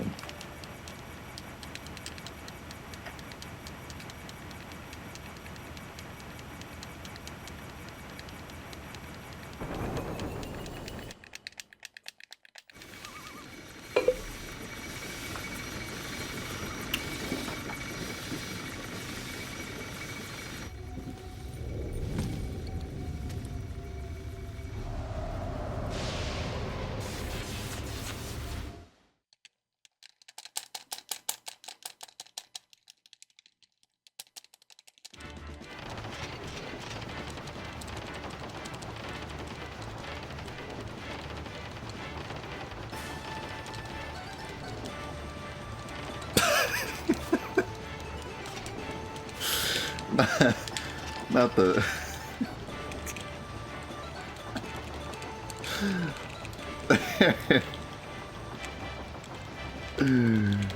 There's nothing funnier than someone accidentally typing something inappropriate and then, like, trying to fix it and just typing it again. It's like, oh no. Oh no, I made it worse. No, I just drawn attention to it.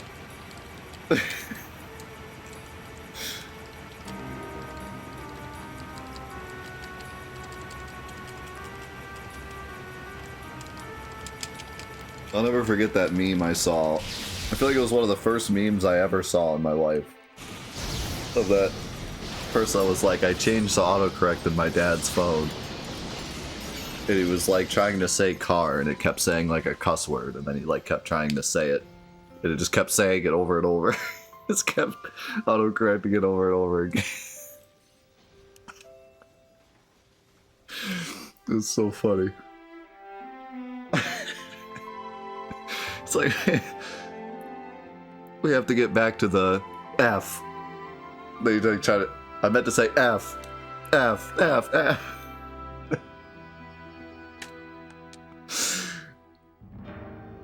How's it going, Kels?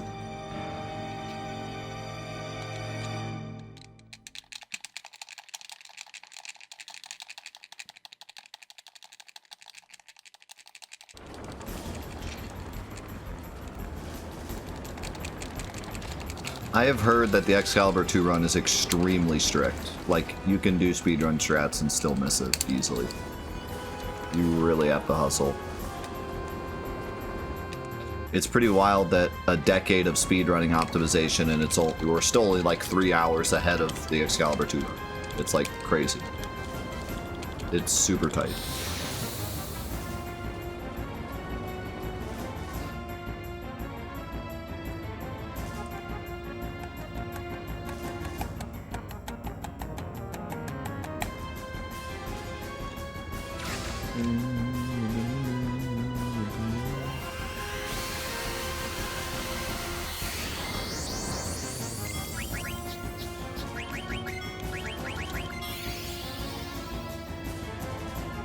Now this should do massive damage.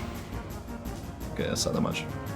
Oh, you know why he did more? Because he stole the iron sword from blank and I didn't. So that's why I'm behind on damage. Yep, I'm using my newer capture card now and it's actually looks the way it's supposed to.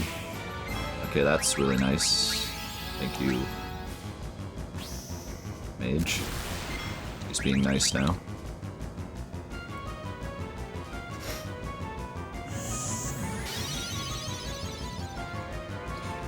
The only great thing about the Excalibur II is the challenge of getting it. The sword itself, I don't even think it's that great. Like, I think it's really good, but it's not, like, worth the entire crazy playthrough to get it. But it's the experience of getting it, not the actual reward itself.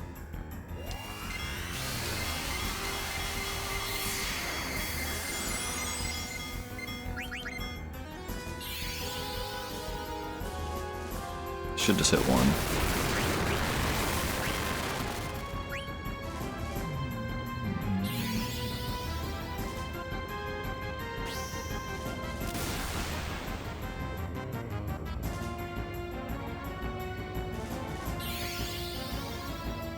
Yeah, it's basically like the jump rope.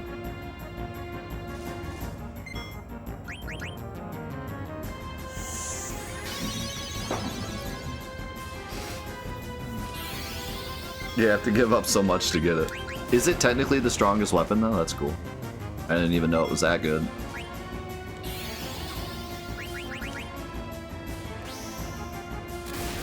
Alright, he was super nice. He still hasn't gone up in the air.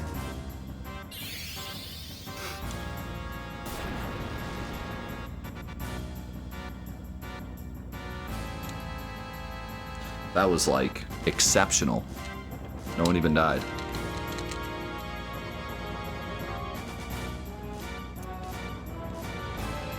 Finally made it. How many attempts did that take? Like, freaking 10?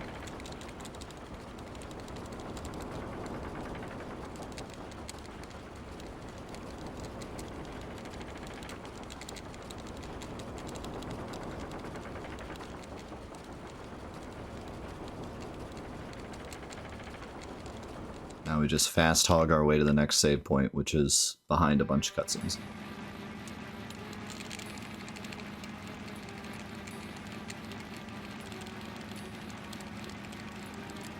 Put your shell on, let's roll. Take your hand in mine, be free.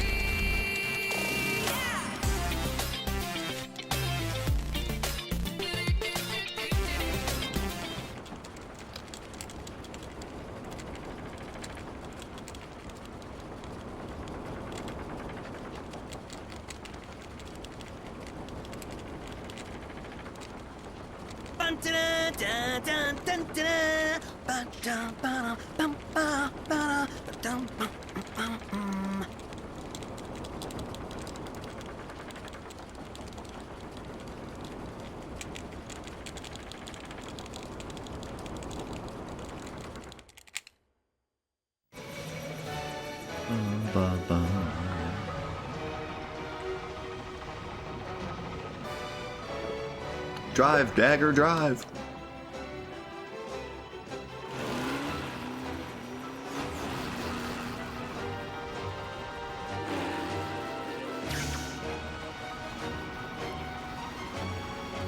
Something about that black mage driving the airship cracks me up.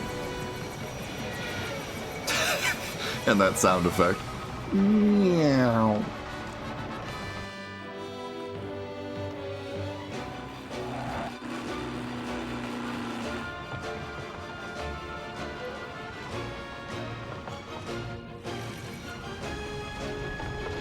Dagger, no fear.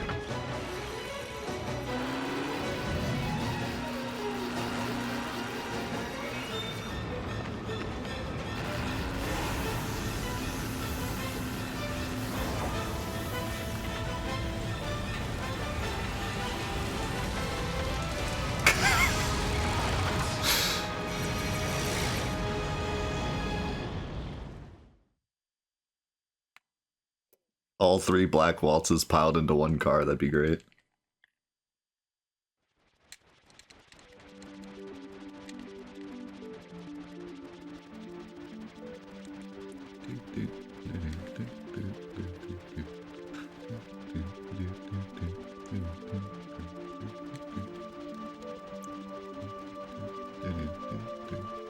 I love the other airships flying around. Makes the world feel so real.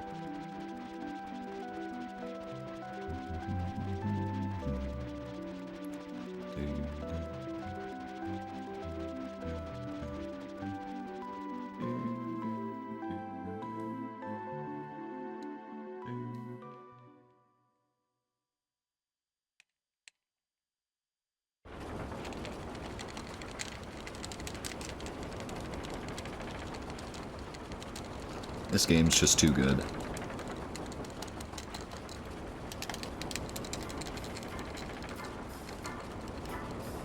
If it's that good, why are you going so fast through it, streamer? Why don't you stop and read the dialogue, streamer?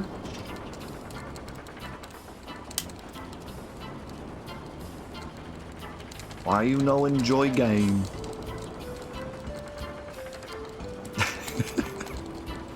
Read the text, the loser.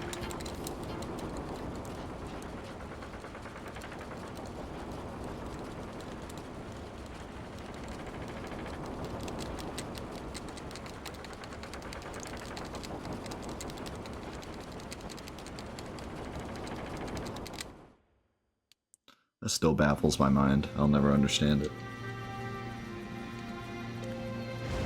They legitimately don't understand the concept of playing a game twice. Just a zero concept of that. Just can't even fathom the idea. You can play a game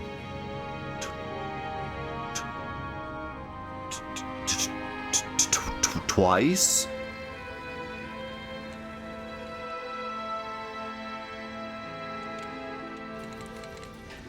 thought video games were like scratch-off lottery tickets. You play it once and you have to take it out of your console and smash it. It's a one and done. How's it going, FFIX? It is indeed. We're doing an OG Excalibur II run. Something I've always wanted to do. Now we're finally doing it.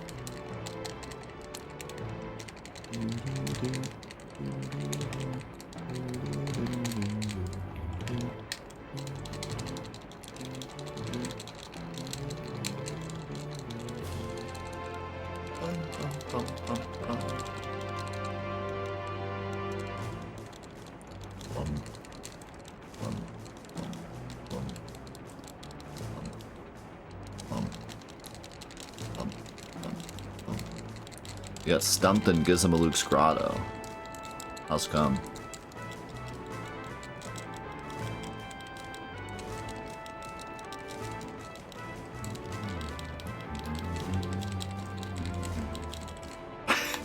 That's a good point. Couldn't some kid just like stick their hand in that and be gone? Just turn into a fine powder?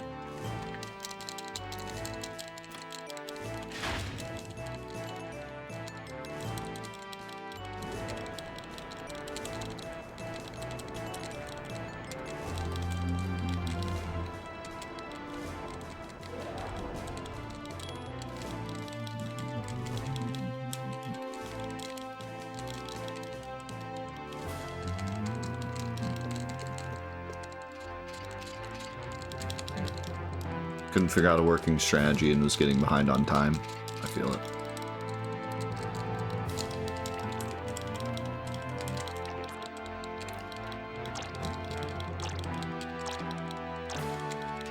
Perfect file run? What does that involve? Isn't that like getting everything in under 12 hours? Yeah, right.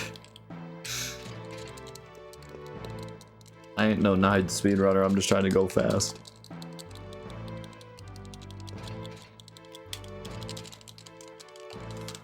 Maybe one day I'll speedrun that. Maybe doing this Excalibur II run will motivate me to try the real speedrun. I'm enjoying it so far.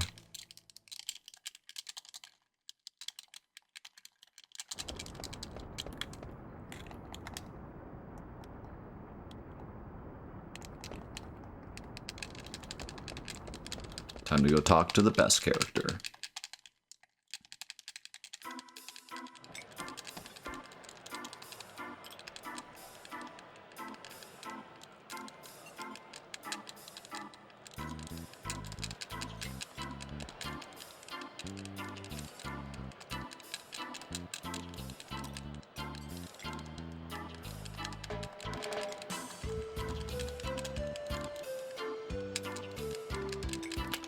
+hour speedrun seems toxic. What do you mean by toxic? What does that mean?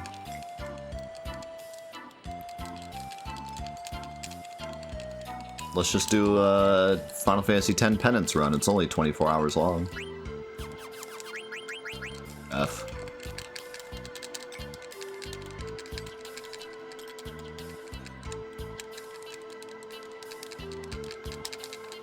Unenjoyable? Well, that's very different than toxic. I mean, long speedruns are pretty fun. They're very rewarding. They're a grind, but they're very rewarding. I did Evil Land 2, and when I would get a record in that game, like, felt like I was on top of the world. That's 6 hours of straight focus paying off in the end on the big record. That's what makes it fun. Long speedruns are also nice because you can make more mistakes. You know. Celeste any percent is 30 minutes of not making a single pixel mistake, or missing a single input, or losing several frames at a time, and it can get really grating, having to be so precise and so perfect, and every little tiny mistake you have to reset. with a 12-hour run, you can make big mistakes and still PB and still world record. So it's not as frustrating. That's why a lot of people like long speedruns.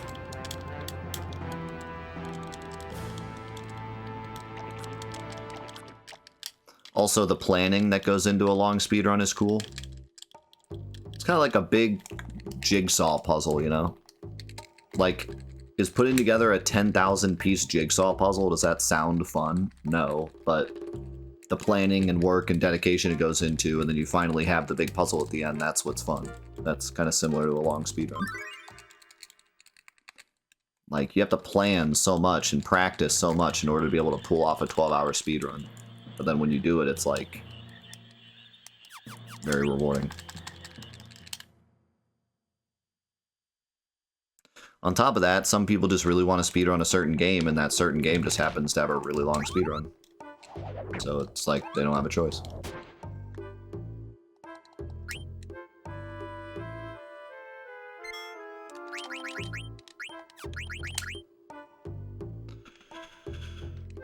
Alright, finally made it. Almost at the 2-hour mark.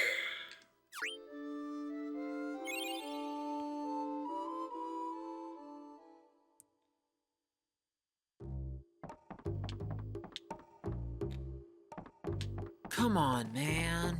Come on, man.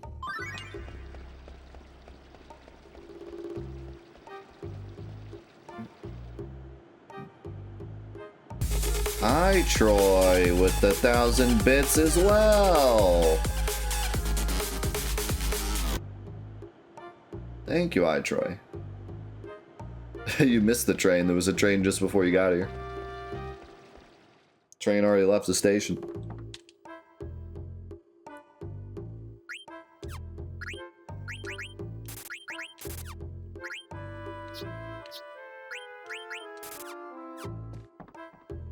I like trains.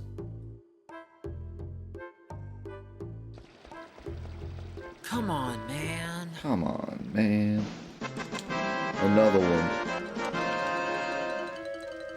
And another one.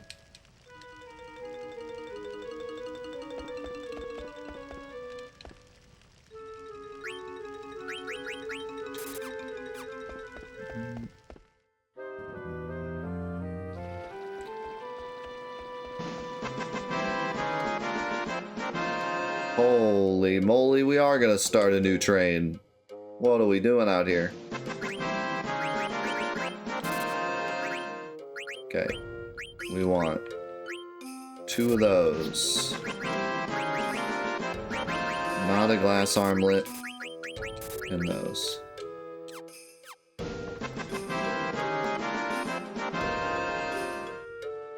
DJ Khaled. We the best music. It's my favorite.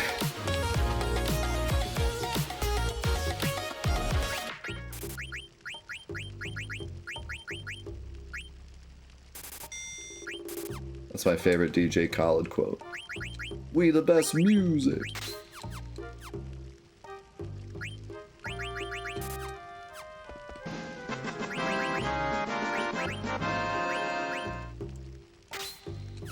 I'll do a leather hat just to be safe, in case we need that headgear for some random thing later.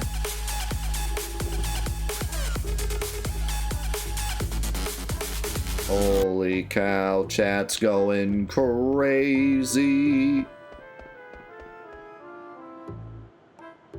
But I can't read it because I'm trying to go fast.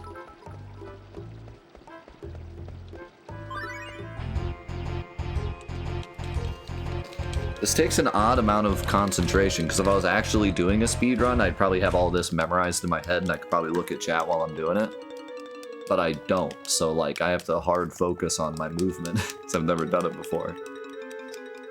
Adam, thank you for the 28 months, and Troy, thank you for 1,000 bits, and Kane, thank you for the 100 bits, and Seraphy, thank you for 5 gifted subs. Thank you guys.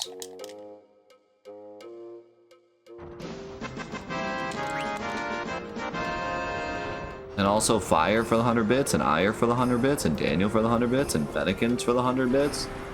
Another one. And Adam with the 999 bits. We the best music.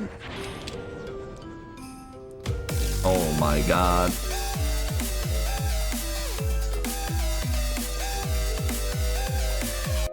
Troy coming in with the we the best music. Yo, that is insane. They give you the 5,000 bits. Troy. Thank you, man.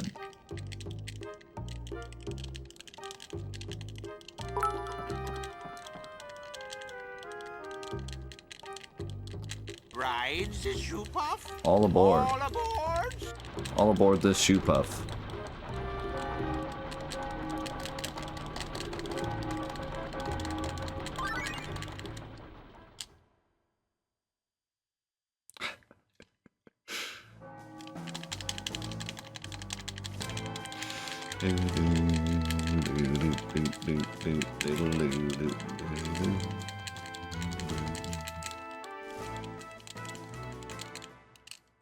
Fascinating scene. Garnet was like, I want to leave, and the guard was like, no. And scene. Yo, man, potion, think about 100 bits, man. Thank you.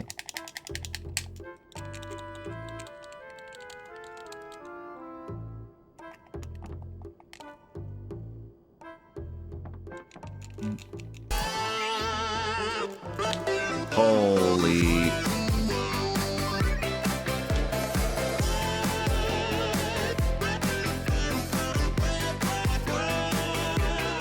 Troy doing his best no one impression from the other day. Holy crap. Holy guacamole. Troy with another 10 gifted subs. We're almost up to a level 5 hype train. Oh my god. Thank you so much. Thank you. Thank you. Thank you. Do not take a single one of those for granted, man. Thank you so much. What do you know? They go 100 bits.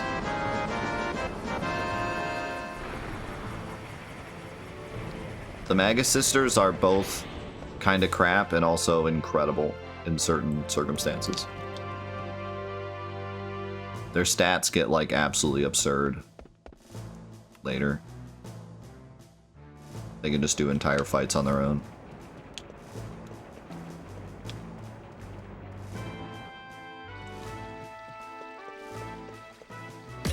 Oh my god, yet. Dropping the 10 bomb as well. Can't wait to watch all of these. Or a random assortment of these.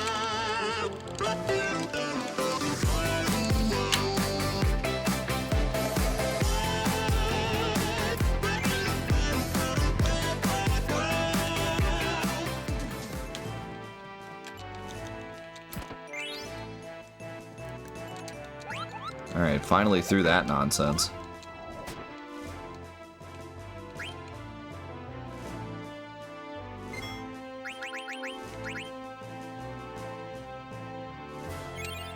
You are too kind. Thank you.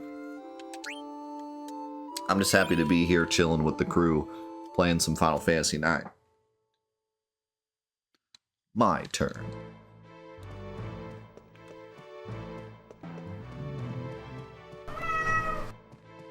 Thank you, Tech. What is that emote? That's some jump scare emote? Five Nights at Freddy's emote?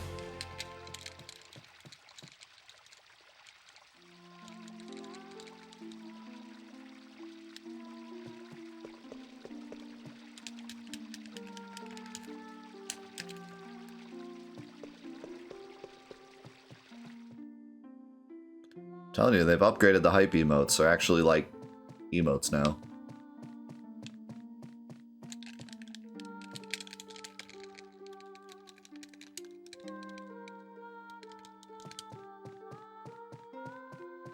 Tom, what?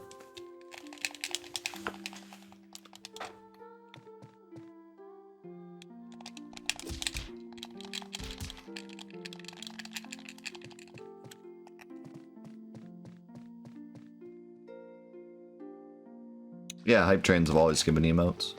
Well, maybe not always, but for quite a long time they have. But usually they're pretty bad. They did a meme event where there was a couple cool ones, and the Christmas ones were pretty good, but the rest of them were pretty bad. These new ones are good, and they're animated.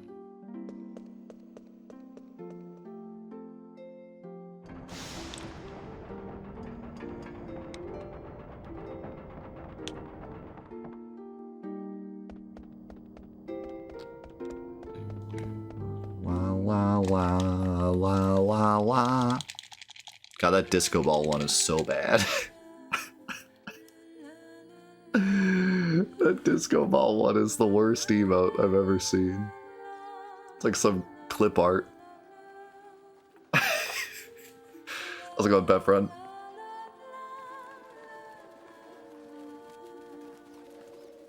I remember putting stuff like that in my old PowerPoints.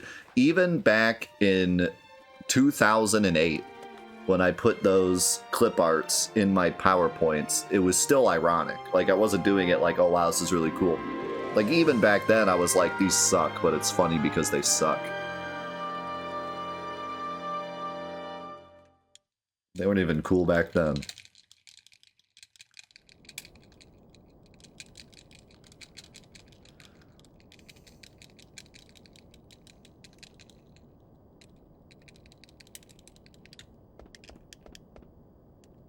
Are you ready for this speed run? Telescope speed run?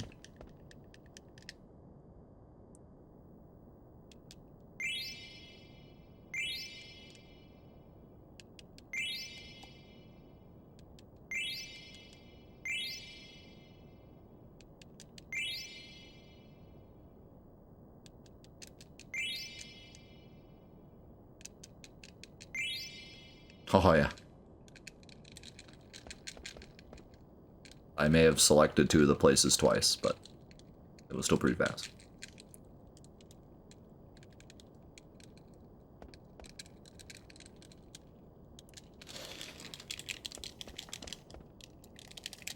You didn't live in prime PowerPoint time unless you had a slide that went up every single letter of a giant paragraph, letter by letter, to the typewriter sound effect.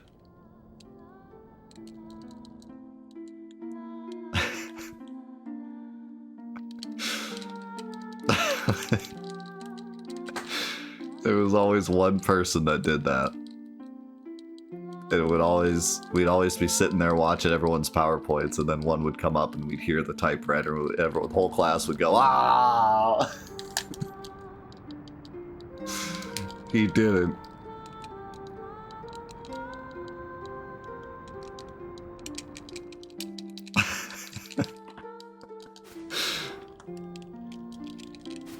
Classic.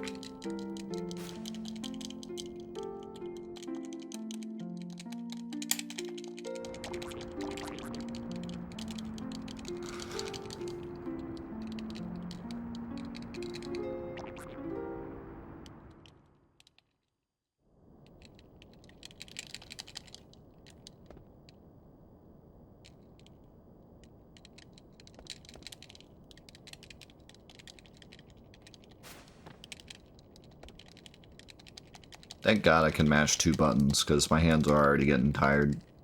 If I had to mash 1 button, this would suck.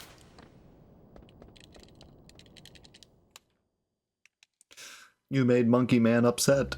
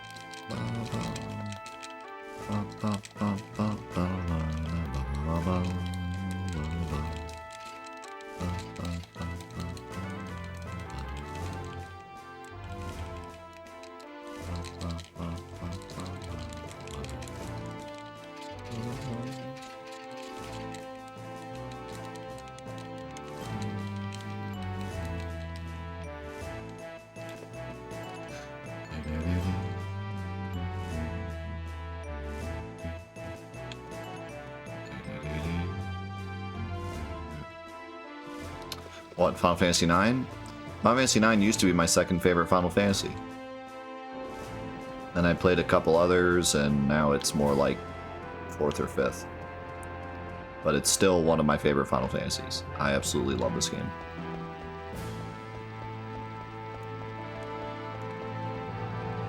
I'm an idiot.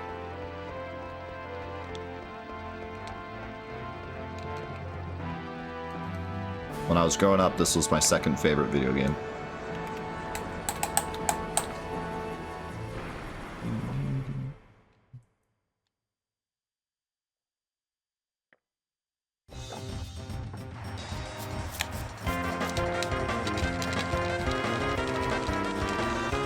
Yo, they're on a big bridge. Nice timing.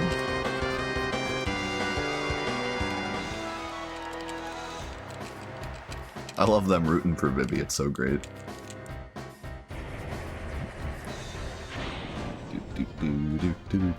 Alright, boys. Time to be the greatest hunter of all time. Great Scott! We need the gigawatts.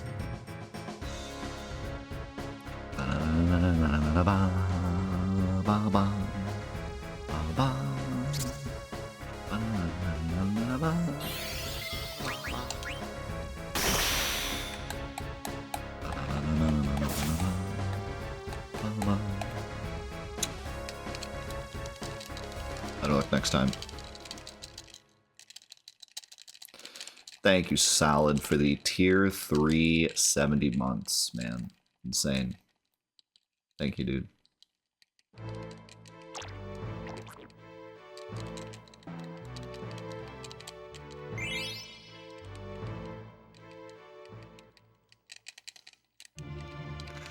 Thanks, I guess.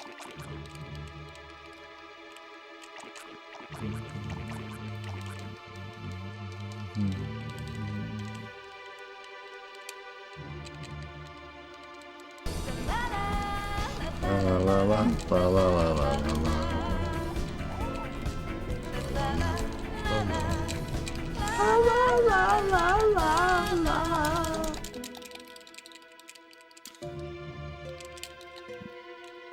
Dude, Solid out here, like, single-handedly supporting the card streams. That's what I really need to thank him for. Not just the resub.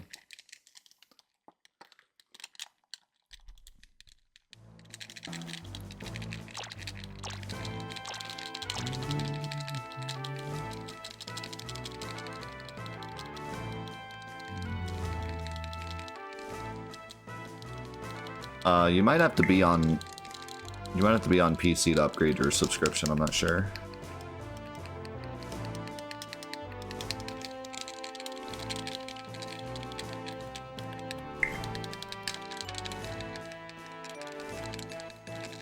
My wife just sent me a text that says, I forgot to tell you, Simon has a crush on Moana.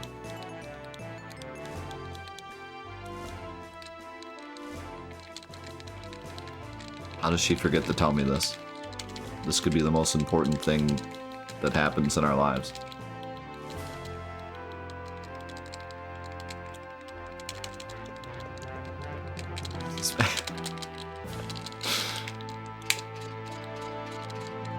Never been more proud of my son.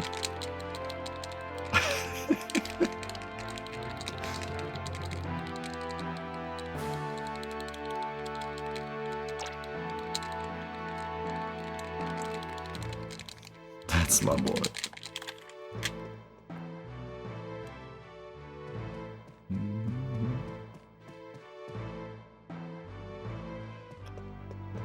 Moana's the princess.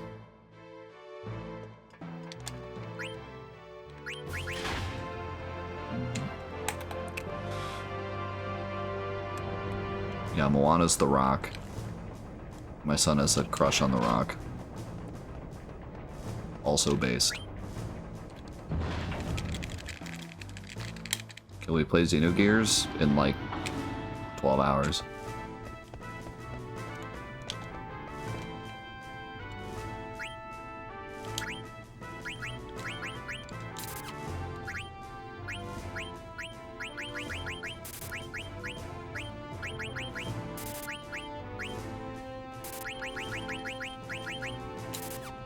Alright, I bought a little extra of everything just to be safe.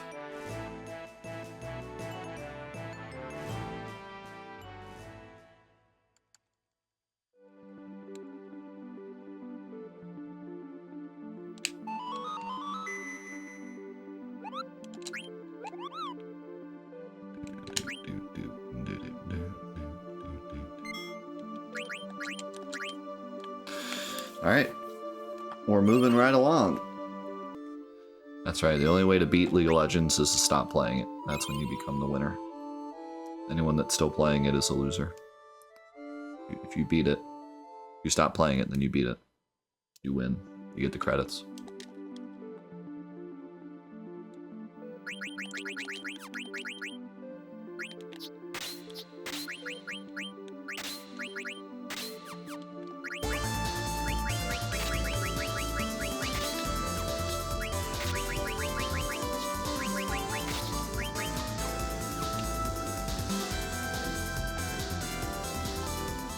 I hope it was Bird Killer I was supposed to do. Rogue, David the 33.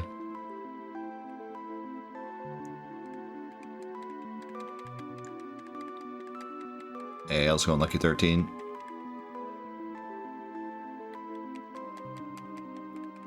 I think you have to take your entire finger, like, off the button. I think that's what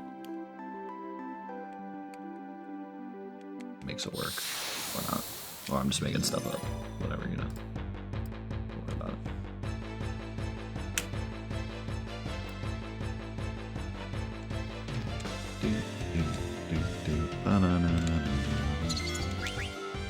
You should be doing big damage, though.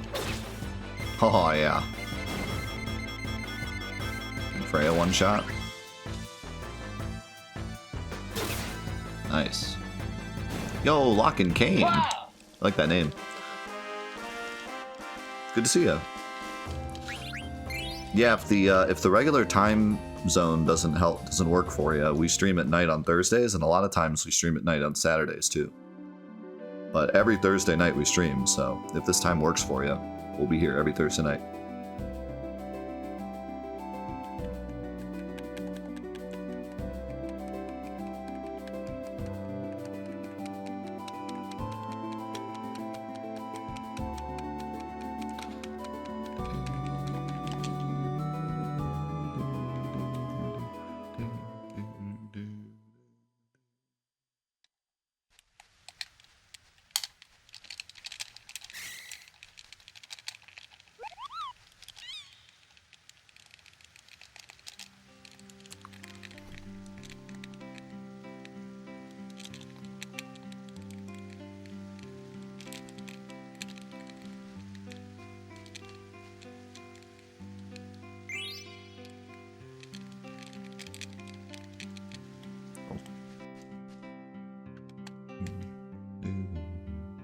What's going on, Sauce?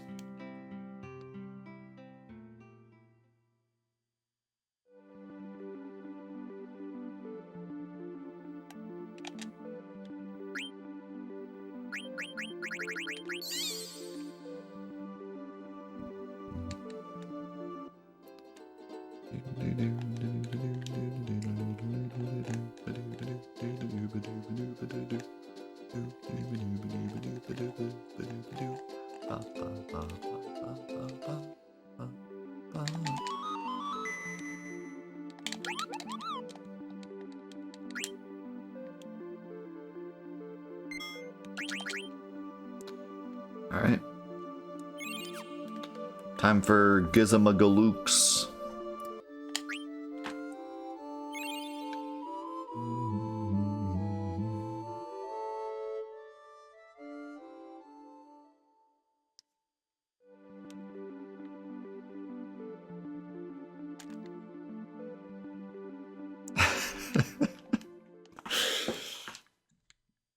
Pretty sure Drew Carey would agree with me. He's the Cleveland guy.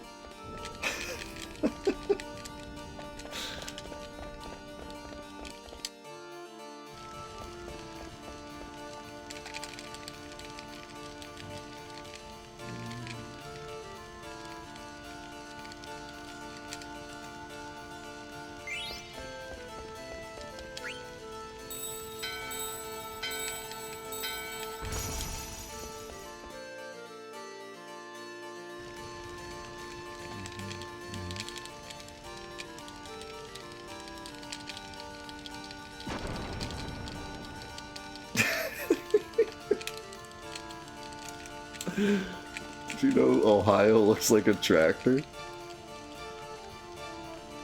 And a bunch of responses of people going, "No way! No shot!"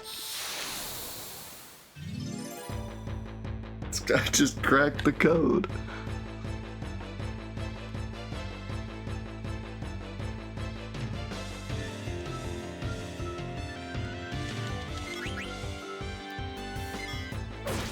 Please use thunder on Zidane.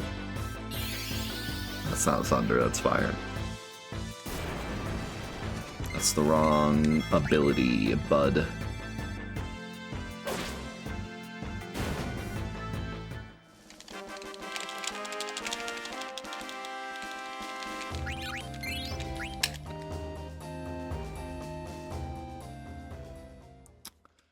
You want to know what it's like to live in Ohio? The other day, my mom and I were having a casual conversation, and she asked me if I had heard about the bear that got out. And I replied with, no, I hadn't heard.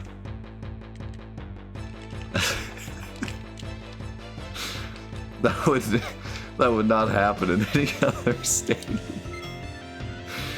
In any other state, either A, that wouldn't happen, or B, everyone would know about it.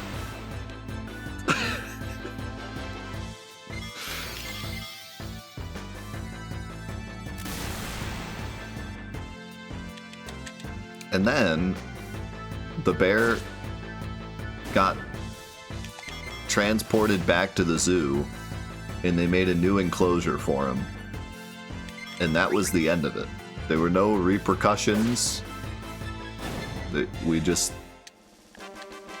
Well, guess we gotta make the gates higher. Whoops. That was a whoopsie on our part, guys.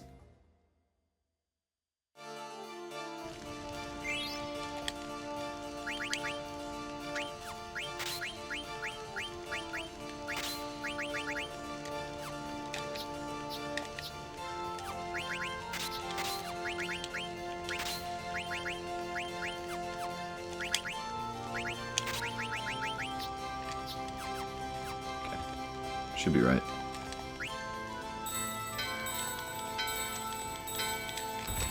Bro, I was dying at that video you posted in the Discord.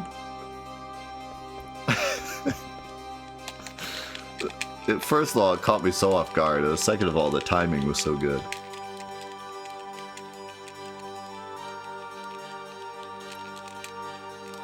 What are they gonna do? Ground the bear? I was talking about the zoo owners. They didn't have any repercussions.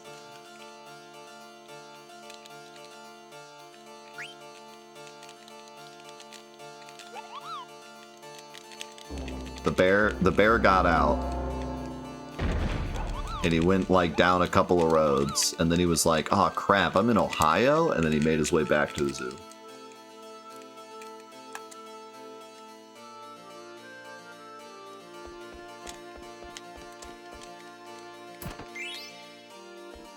Almost forgot the bell again. Oh man, no encounters. Gaming.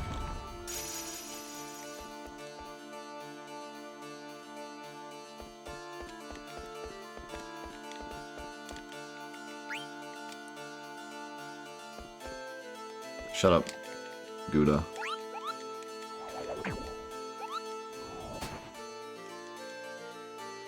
Wait, I think I screwed up. Because he's supposed to give you a bell here. At least we're not at the point where they're starting to give those games away for free. But they will, don't worry. They already got them in their sales. In their official sales.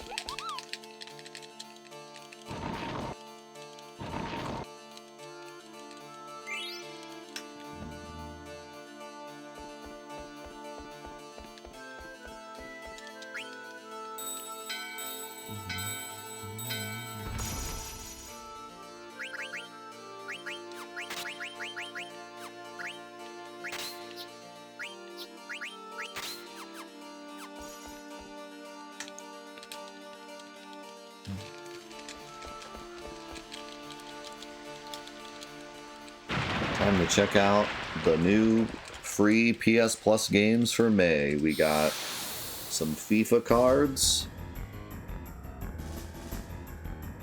the free edition of Fortnite, and the Battle Pass for Foam Stars. Enjoy.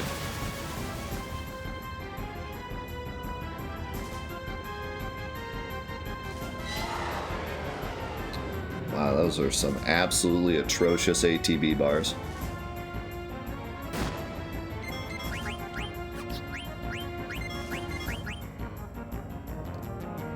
We're getting Tunic? That's dope.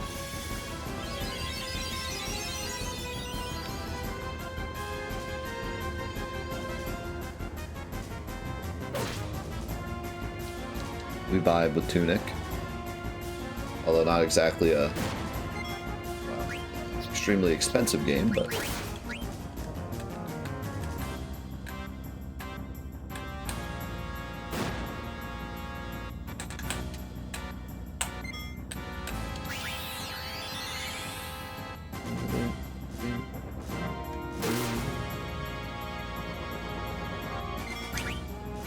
I don't remember what the month was that really upset me, but there was one month that had like a game that had like a 40 on Metacritic.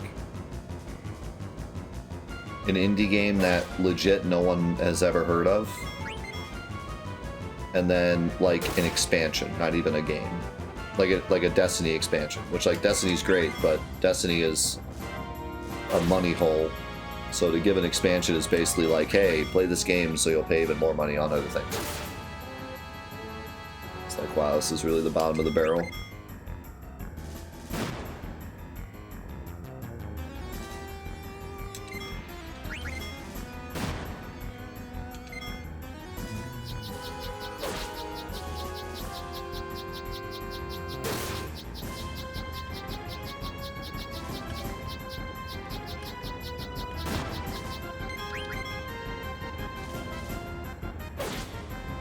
I'll take it.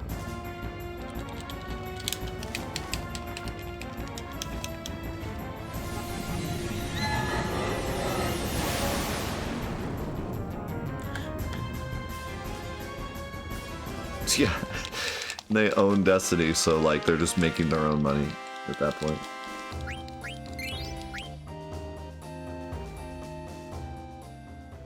Yeah, that was pretty sad. Then there's some months that are like amazing.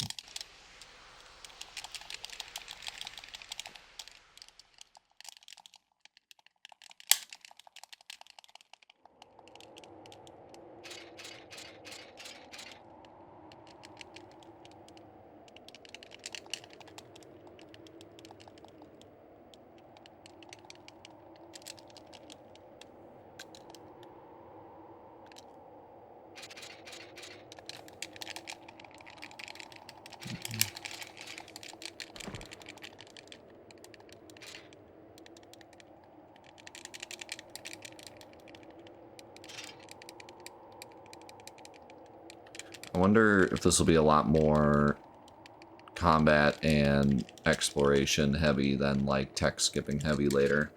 Because the beginning of the game is pretty text heavy, but I feel like it gets less like that later. At least not like forced text. Like later you go to a lot of towns where like you don't have to talk to anyone. Normally you would, but if I just blast through. Here's the thing I've missed.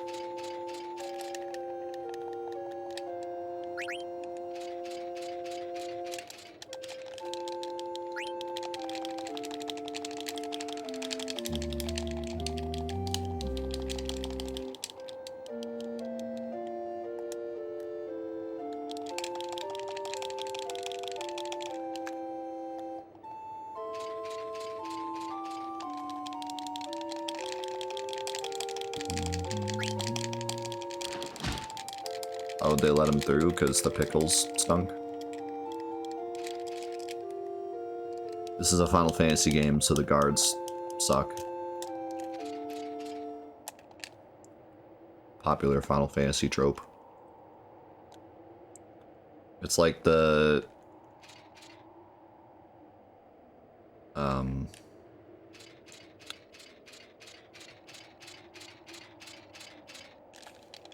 It's like the troopers in Star Wars, missing with every bullet.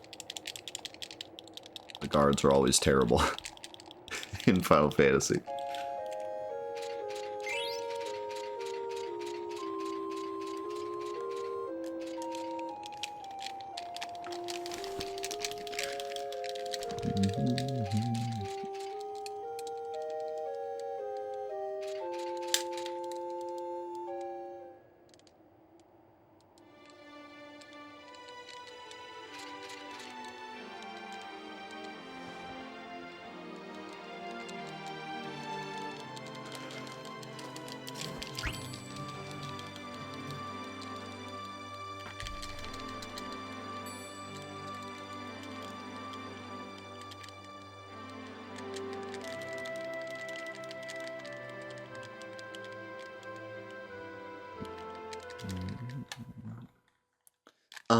It's actually lasers.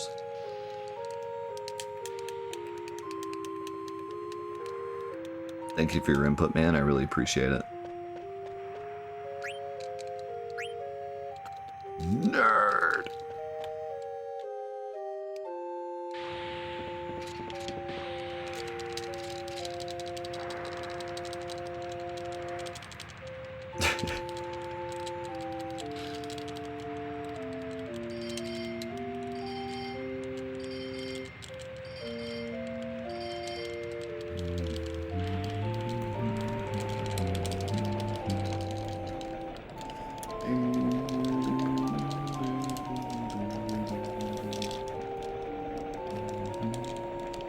Oh, well, thanks, Mortar.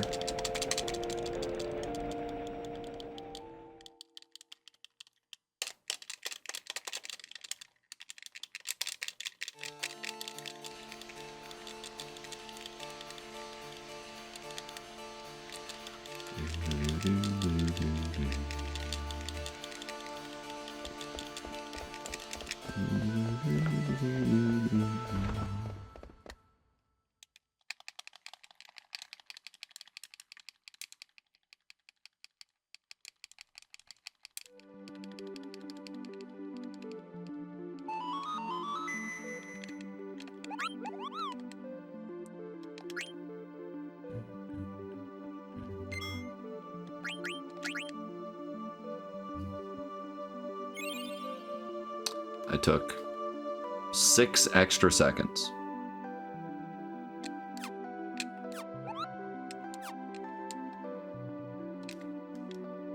But I got the weapon. Remember to save on file 3.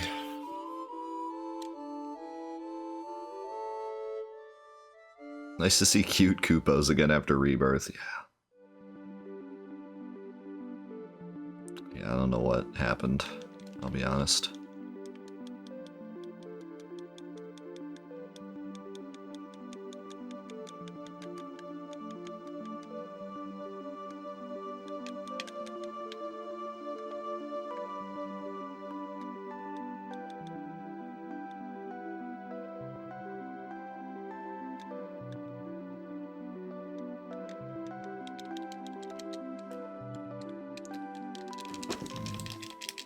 Yeah, I actually changed capture cards. So the capture card that I had was dying. And so I thought that the capture card I used for my PS5 wouldn't work with my retro consoles, but I found a way to make it work. And it looks fantastic. So now I'm using the same capture card for everything. And it's actually really nice because now I only have to have one capture card at a time instead of two. So it's actually a better setup overall. Anyways, so blessing in disguise.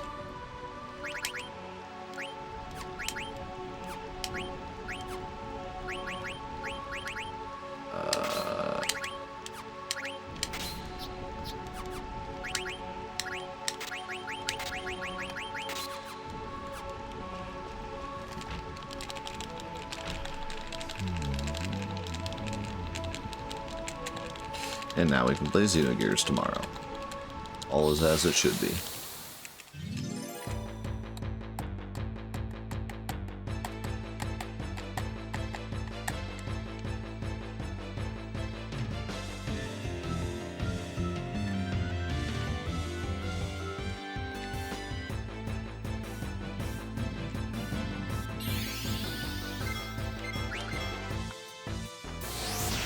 Should have attacked the other one.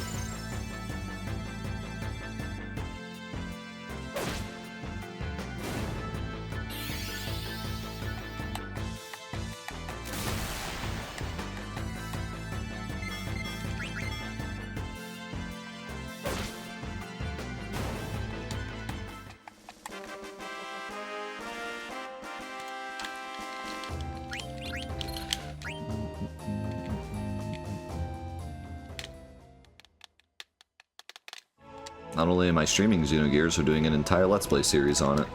Every Friday morning. And all the episodes go up on YouTube. As with all of our Let's Play series.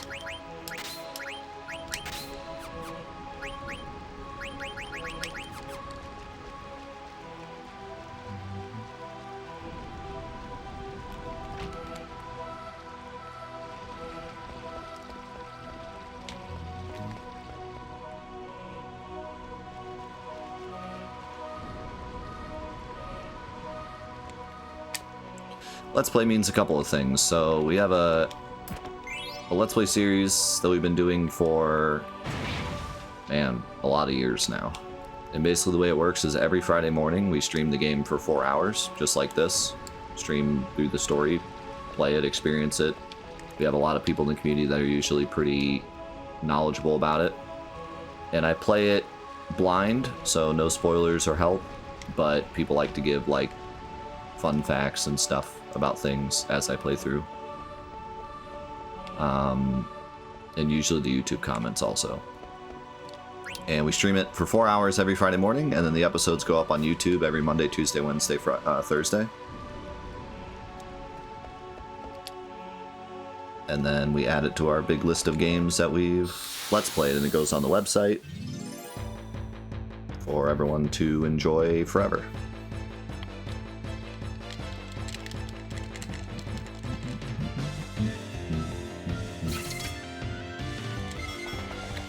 Nice.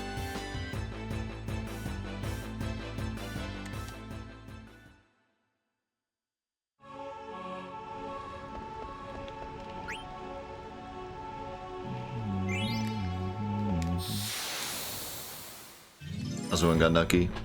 Yep, it's fixed. That capture card is toast.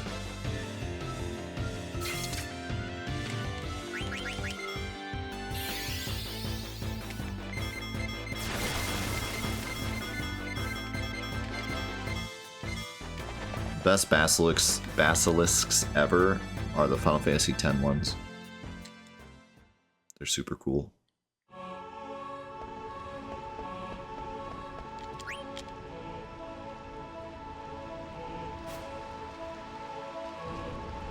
Wait, I stream?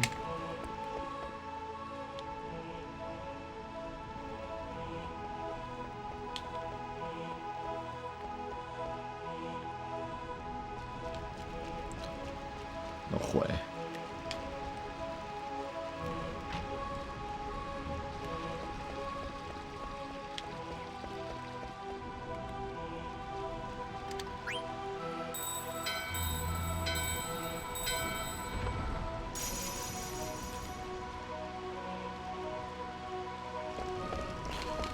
Yeah, I think that's what really draws me to 9 a lot, is it's way more...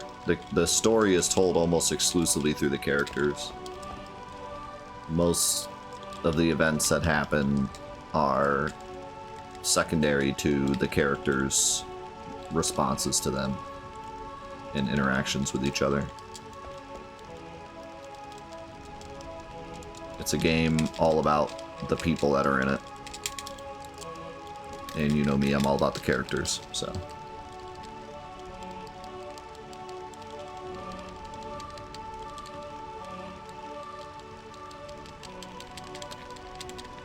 And Final Fantasy IX really hit me at a special time because I was really into fantasy.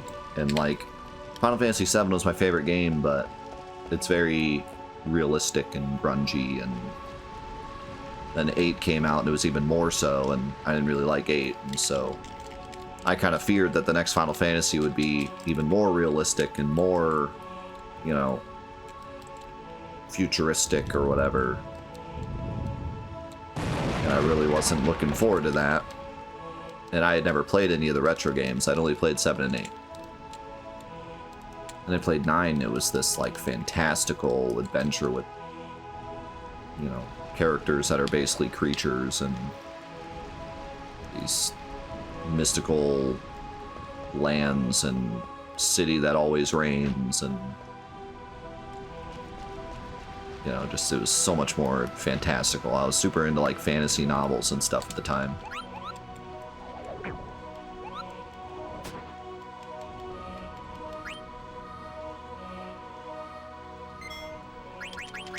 Felt more like a Final Fantasy than 7 and 8 did. Holy cow, I saved 2.5 minutes. Yeah, I think that was worth doing over. I think that was definitely worth doing over. I don't think I missed anything. It is. It's such a special game. Like I said, it's the swan song of OG Final Fantasy. They put everything they could in this game to respect 1 through 6 before, in a way, the series jumped the shark, whether or not for the better or for the worse. It definitely jumped the shark after 9. 9 was the final game to be like, we're gonna respect and show love to the old games and the style of them and the feel of them and the vibe of them. Then after that, everything became a spectacle. Having said that, they're very good spectacles, but never had the same vibe as 9.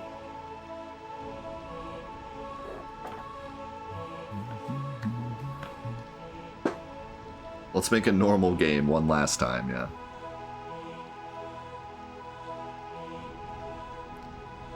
I mean, even just like, I mean, I don't know, man. Final Fantasy VII was really trying to make a lot of statements, you know? Statements about our world, statements about political culture, statements about corrupt business, statements about respecting our planet. Final Fantasy VIII was much more rustic and thought-provoking in like a personal way. 9 is just like, it's so emotional, but it's not trying to say anything out of its own world. It's so much more about the characters and their personalities and how they clash, and talks more about the human spirit than it does politics or, you know, stuff that you could relate to the real world. It's this crazy, fantastical world that we could never experience and never relate to, and yet the people we relate to, you know, the people are still people and they still act like people, and we can still look at something like Steiner and Vivi and be like, that's an experience that I had with my children, or that's an experience I had with blank. And that's what makes it so, it's the same reason that stuff like Harry Potter or like Chronicles of Narnia is so like special, because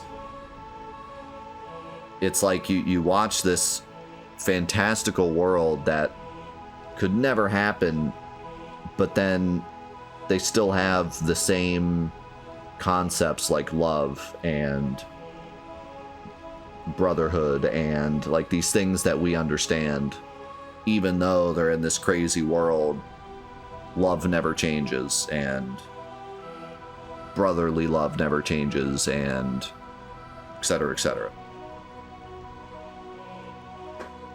So it's just a special vibe that you don't really get out of some of the other games. But the other games have their own reasons to love them as well. When's the last time you've been on a website that wasn't like one of the big 10, you know? Other than maybe like you Googled something and then ended up on a website, but like,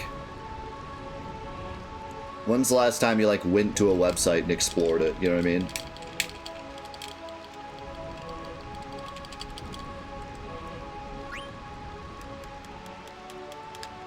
Daily? What's the last website you went to that wasn't a wiki or a social media site or something that we've all heard of?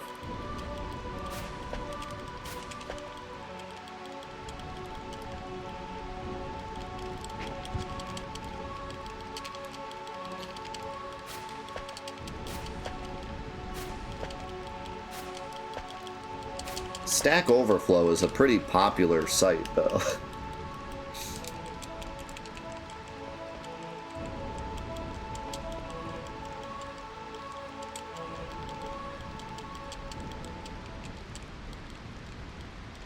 Point is, I don't think any of us are going to Google anymore and just looking at the results and just being like, let's check out this website. You don't really like web surf anymore.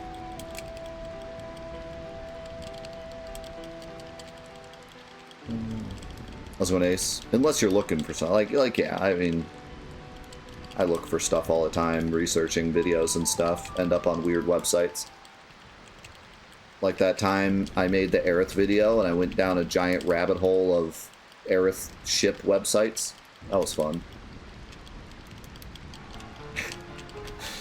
And Aerith conspiracy websites from like 1999.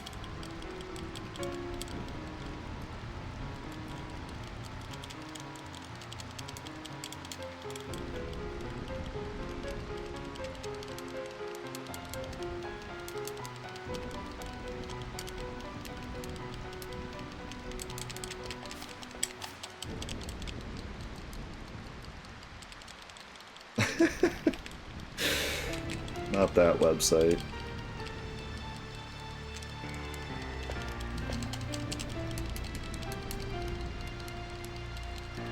I had to type in a web address the other day, I forget why, but yeah, not very often.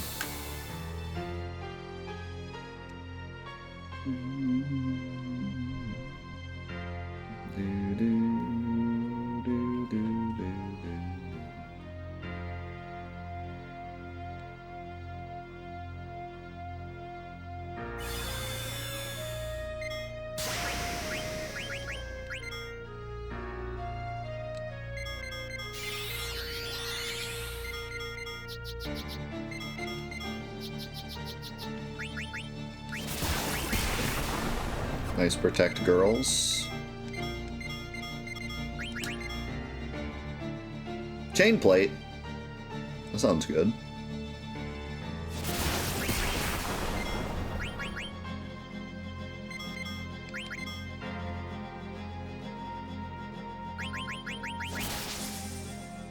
Oh, Vivi actually survived that?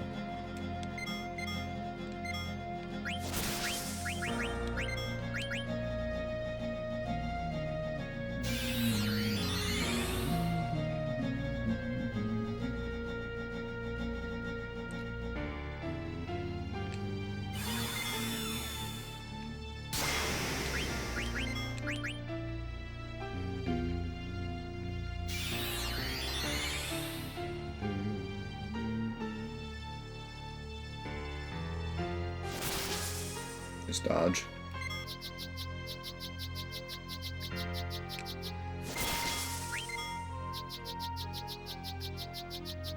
Yeah, Phoenix Downs are pretty bad. Be like no HP.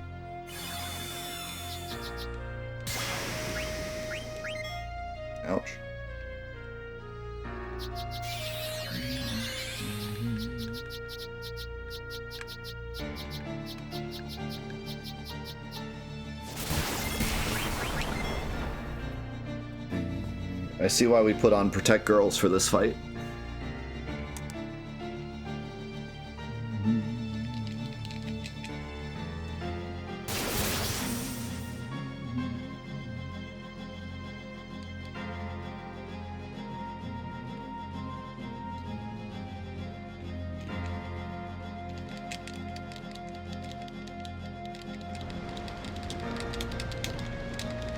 I'll take the chainmail though.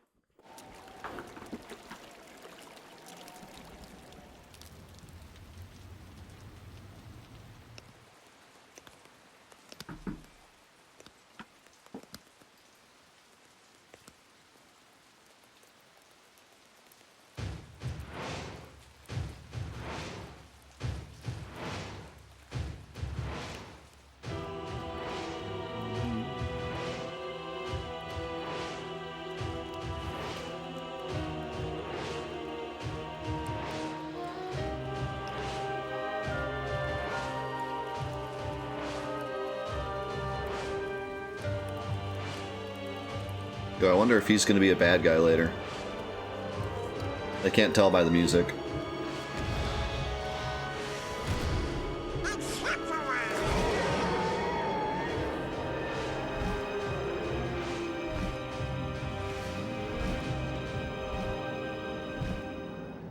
I'm sure he's a good guy. I guess I could have saved there, but... Oh, shoot. I forgot about that. Hurry!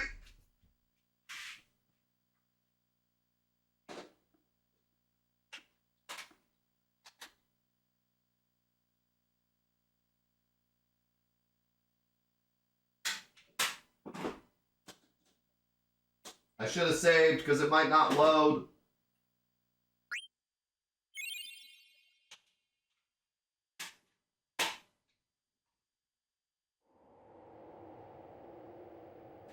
Okay, good, it loaded.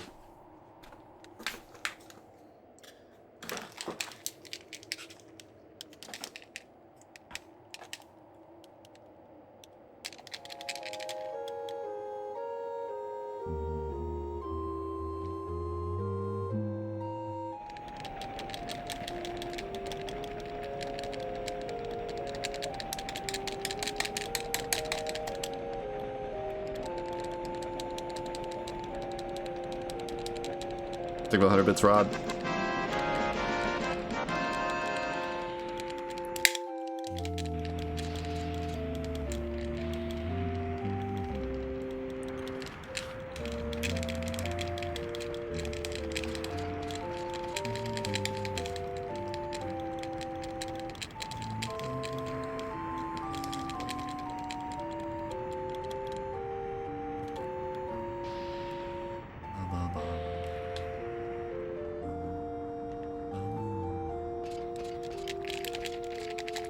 Yeah, so I don't think the Moogle shows up yet, but if I talk to this guy and then go this way,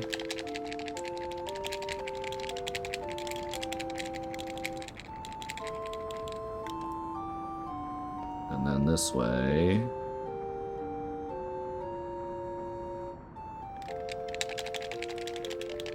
now the Moogle should be there. Maybe she was there and I just didn't scroll the screen enough.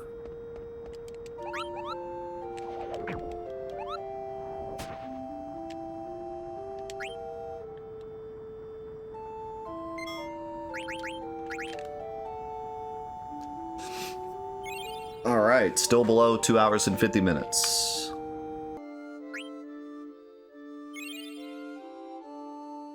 I wouldn't mind, you know, like, the reason I don't want to do big, long speedruns is that they take too much time and I have too many other projects that I want to do. But if I learn this entire speedrun while doing this, it wouldn't be the end of the world just to do, like, 1 or 2 speedruns of it, you know?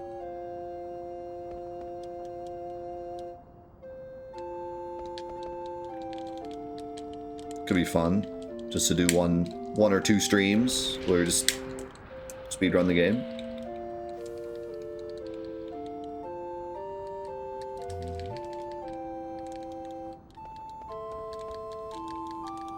If I could get good enough to do an Excalibur II run in one day, that'd be sick. That would be my goal. Do a speedrun that's fast enough to get Excalibur II in one segment.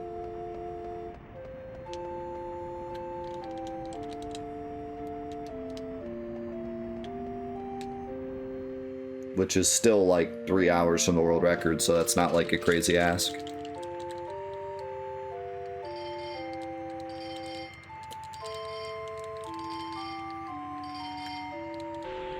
But I think Final Fantasy IX speedruns are very volatile. Like, the run can end in a lot of different places.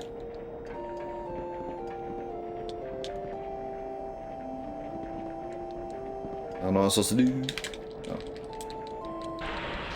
Oh. So yeah, like, it's not a very clean run.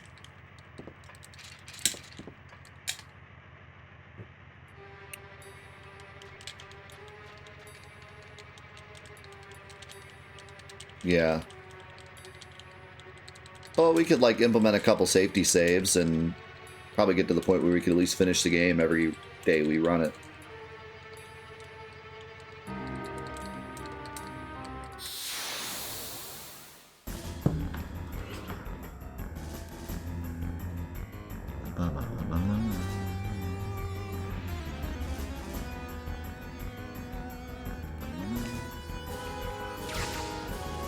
Vivi, what happened?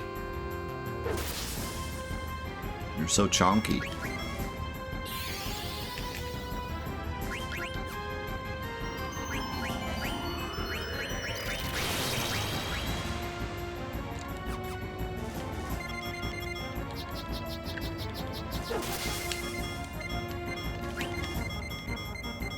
Yeah, I can look up some marathon strats.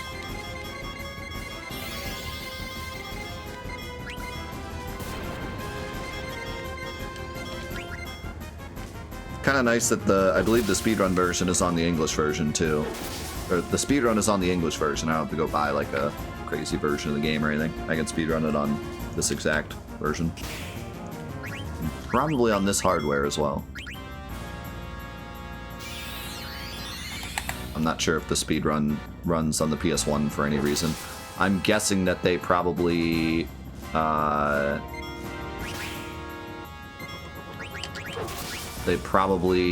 speedrun on the PS2 with fast disk speed. That's what most RPGs do. So the English version of Final Fantasy VII is different from the Japanese version of Final Fantasy VII. That's why everyone runs the English version. In terms of Final Fantasy IX, my guess is that they run the English version because the text in the text boxes shows up instantly. So it doesn't matter if it's Japanese text or not. It doesn't scroll, it just pops.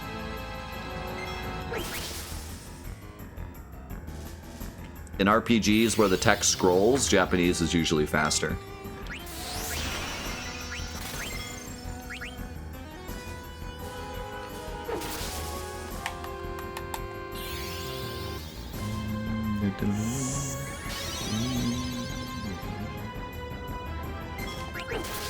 Yeah, I think Final Fantasy VIII is... they play the French version, I don't know why. Lace Wall. Do I revive Marcus here? Nope. Yeah, with Final Fantasy VII, I believe it's just a completely separate leaderboard because it's a separate game. Game works different. So, in that case, it's different. Lay compression.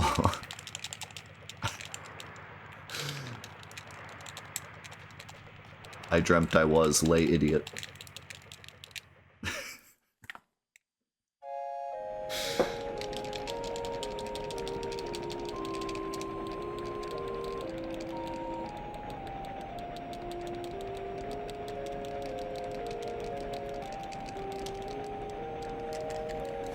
do your taxes in French, it'll get done faster. We.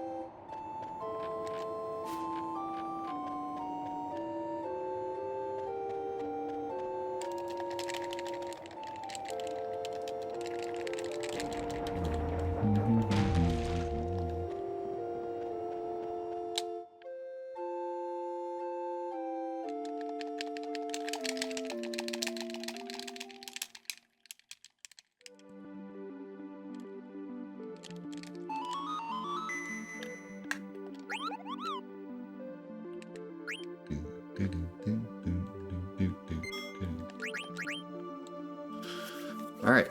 Are we still under 3 hours? You betcha.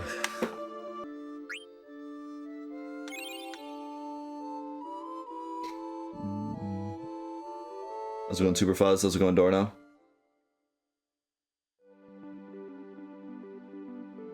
The, strength belt, I think it is. How's it going, Dusty?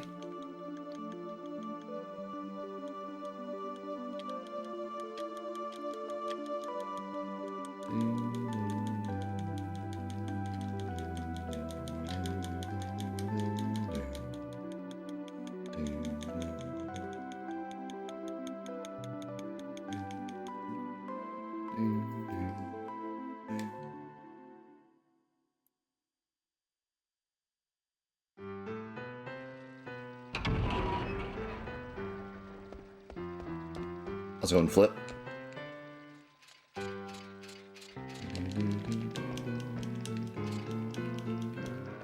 Yeah. Stops random encounters on the map.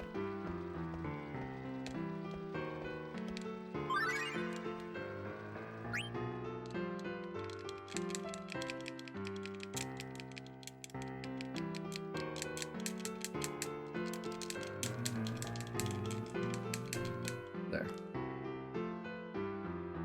Man, I need that 500 gil. That's actually kind of a problem. I need that gil.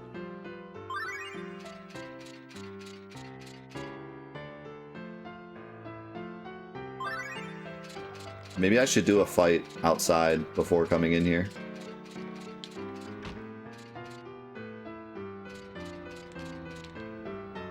I also know nothing about Final Fantasy IX speedruns. I'm learning. Time to break some legs. We need money.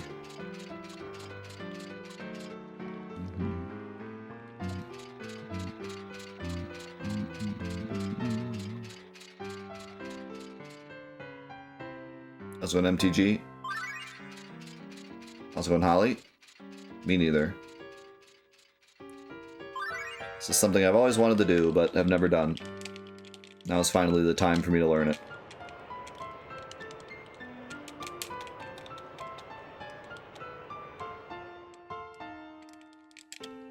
Doing really good.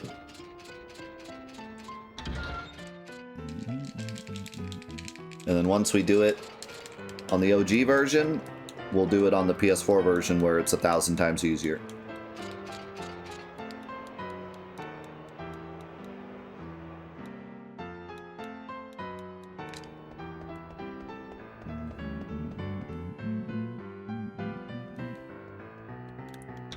I do not think I'm gonna have enough money, but see what happens.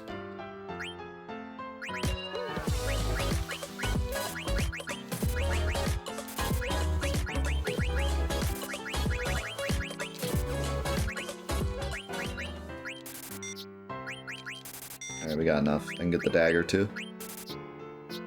And the bone wrist. Okay. We got most of it. Did not get the armor though. I feel like the armor is going to be important.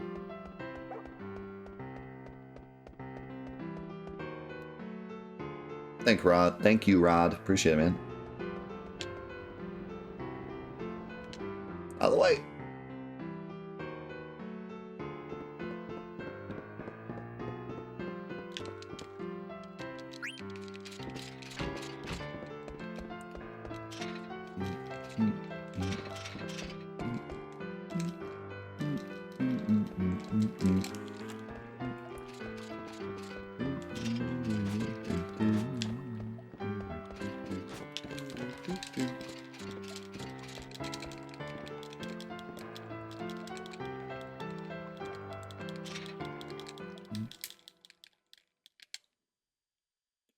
Yeah, I'm worried about this next boss. He's a jerk even casually. I have a feeling that the armor that reduces earth damage is probably for this boss coming up.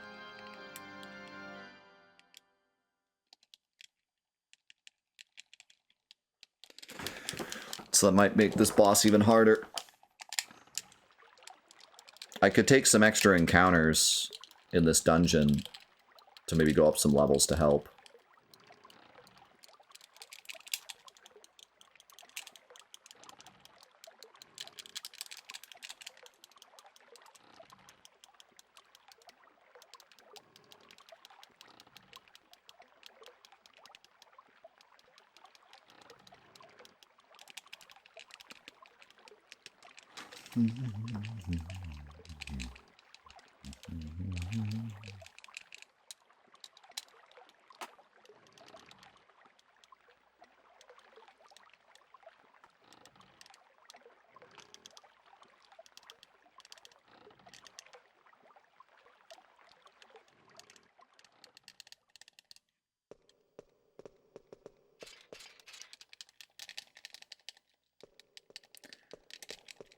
Slide to the left. Slide to the right. Crisscross. Bang, bang, crisscross. Bang, bang.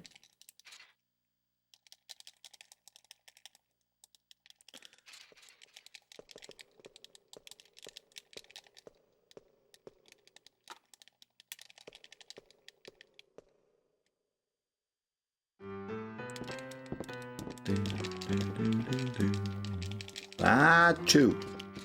Kick it back now, y'all. One hop this time. Bang.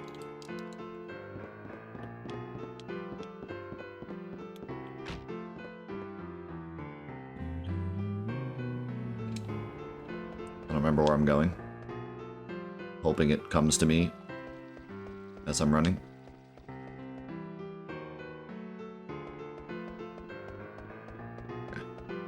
This is right.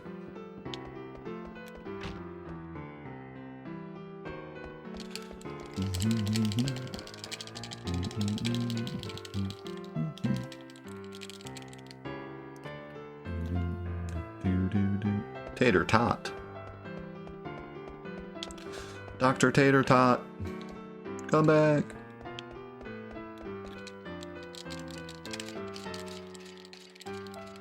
Let's go to Bobaron. You are late to stream, but you're here just in time to see me get wrecked by this boss.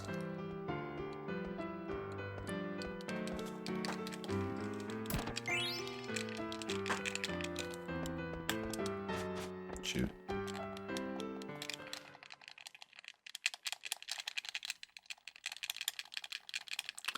Yeah, I was never a big fan of the name Garnet, but I like it better than Dagger, at least. She's probably my least favorite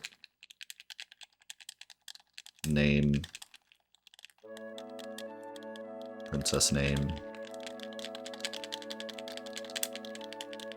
Honestly, Garnet's probably my least favorite, like, princess, period. Not a big Garnet fan.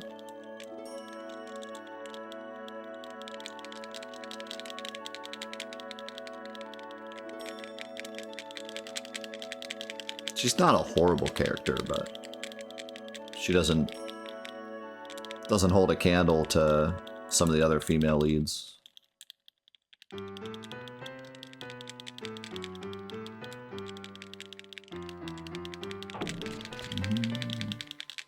I mean, even the girls in her own game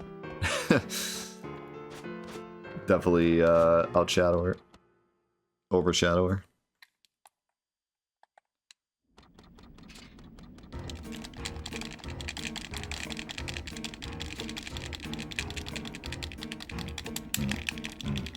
I mean, I'm not an Ico fan either, but I think Ico is more interesting than Garnet in a lot of ways. And then obviously Freya is amazing.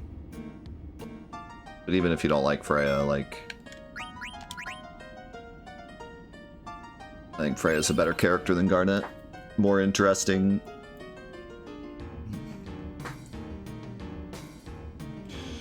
then Beatrix is... I mean, like, how do you... I mean, she gets so overshadowed by Beatrix, for sure. Like, how can you pay attention to Garnet? Beatrix is way more interesting. And then, yeah, in terms of, like, main character love interests, you know, characters like Terra and Rosa just obliterate. I mean, why wouldn't they, right? And then you have, like, Tifa and Aerith, way better. Even... I'm not a big Renoa fan, but I think people like Renoa a lot more than Garnet. And then Yuna is obviously mega super popular and an incredible character. Hey, at least she beats Pinello, though. We got that. We got that, dude. Better than Pinello. I mean, I think there's a lot of good with Garnet. It's just that, A... she's very forgettable, and B, there's so many other better female characters in her game. I think that's the problem. Like, I do think Garnet's a good character, and I think that she's probably better than Renoa in general. But, like, Renoa definitely is the best female character. I hate to say that, because Quistis exists, but, like, people like Quistis not because she has a good story. Her story's kind of nothing. All the characters in 8's story is pretty much nothing. So, but like, in terms of character design and like development of their story, Renoa's the main girl in 8. Garnet just gets overshadowed by everyone else. I don't know though. I'm willing to hear that. I think that Garnet's a better character than I'm giving her credit for, though, honestly. I just kind of forget a lot about her. I think all the other characters shine so much that I just kind of forget she's here. Like I said, the character interactions in this game are an absolute masterclass. Some of the best character interactions in any video game ever. So it's hard to really shine as a character when you have stuff going on like Steiner and Beatrix, Steiner and Vivi, Zidane and Vivi, Zidane and Kuja. You know, like, all these things going on. It's so hard to, like, even remember why Garnet matters.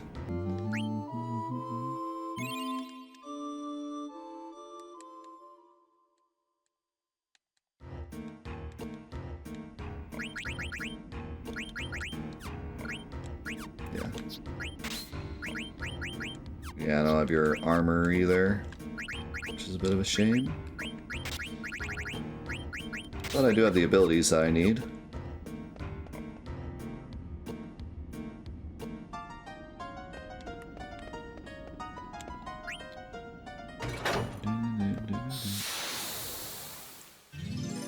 I can marry any of them? Same. We're still talking about 9's cast, right?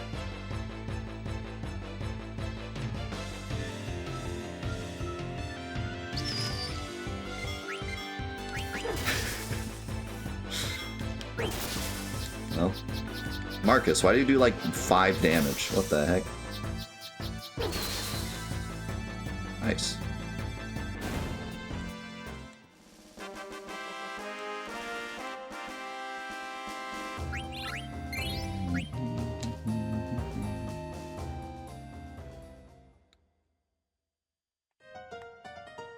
I think you spelled Amaranth wrong.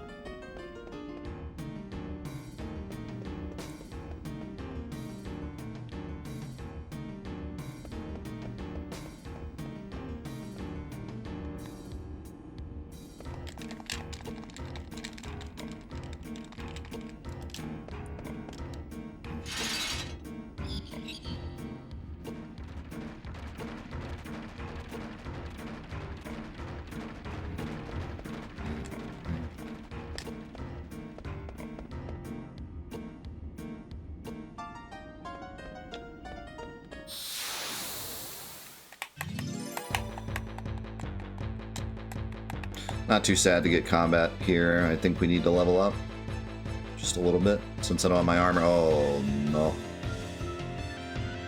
That doesn't look good.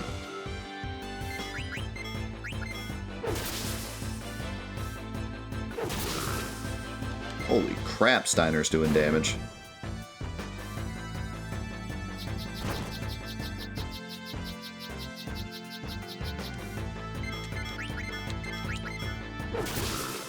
Holy crap, Steiner's doing damage.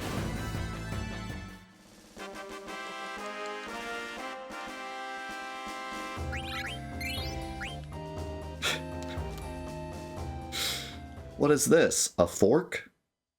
I know what my new name will be.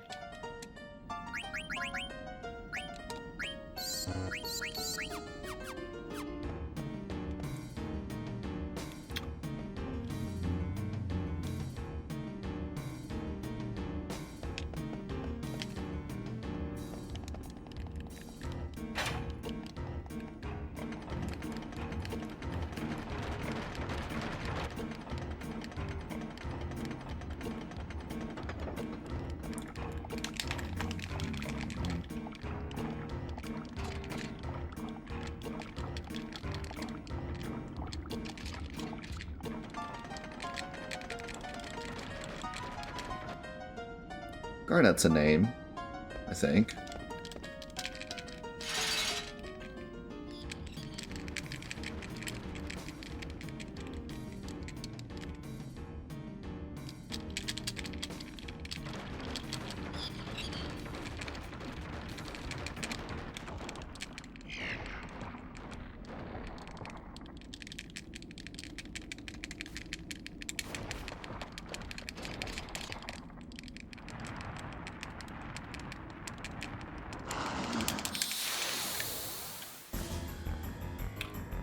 Yes, go to boss fight is available on 3rd disc if you don't do it on disc 2.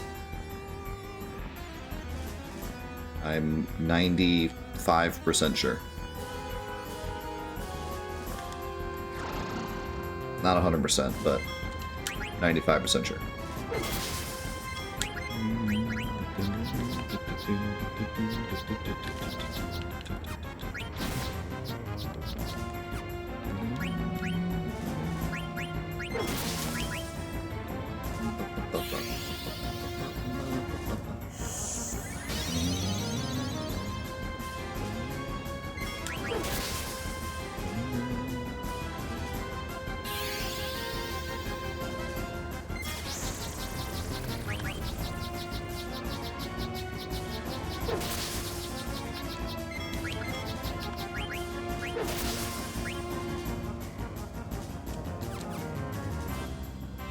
Why'd you have to slow Steiner?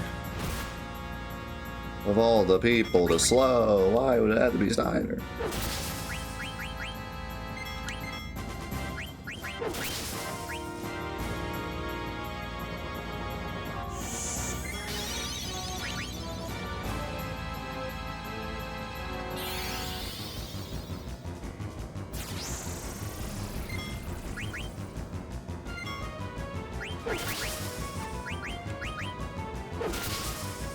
Have you seen the Dagger solo speedrun? You mean the Dishonored speedrun? Yeah, I've seen that. I actually speedran Dishonored for a long time.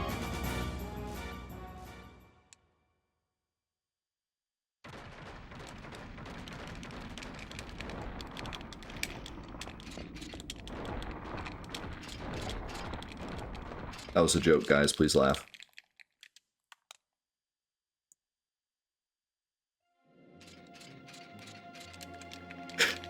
No.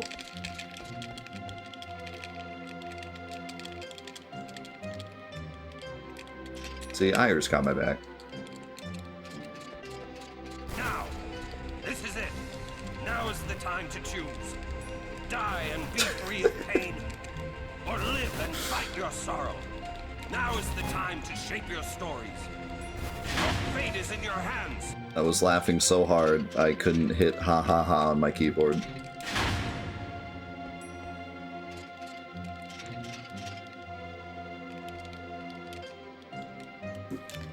Is that why whenever I make a joke, chat never responds? Because they're just laughing so hard they can't get to their keyboard? That makes a lot of sense, actually.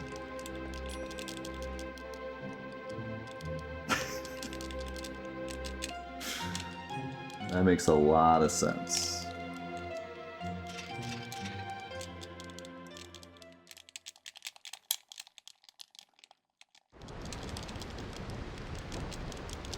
I mean, I had that absolute banger joke yesterday.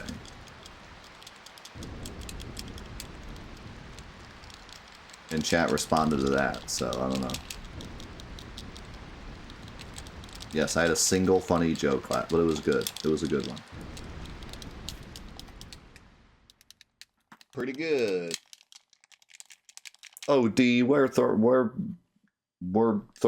though thou that Romeo? Nailed it.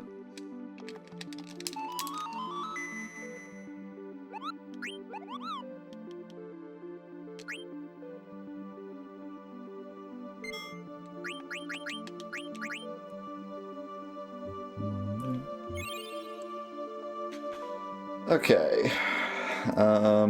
Well, I feel like that went pretty well. How can a game be old and new? Well, I mean, it's a series that's been going on for like 20 years. Games have existed for 20 years? All right.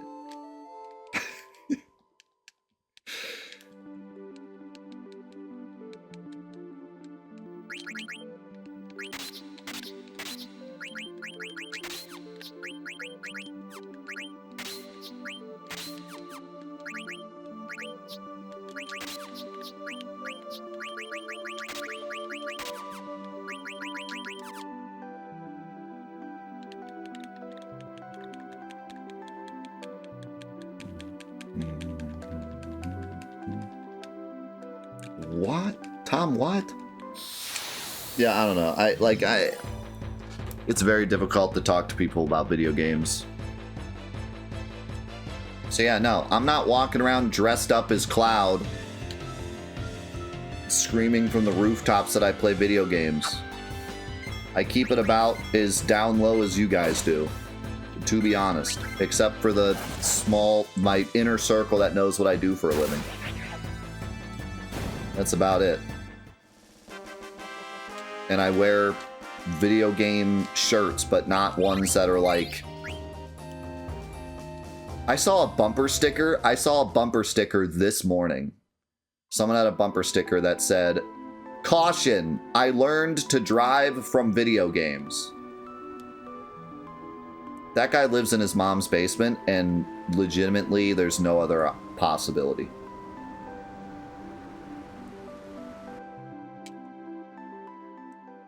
Like, that is the most omega cringe thing I've ever read in my life.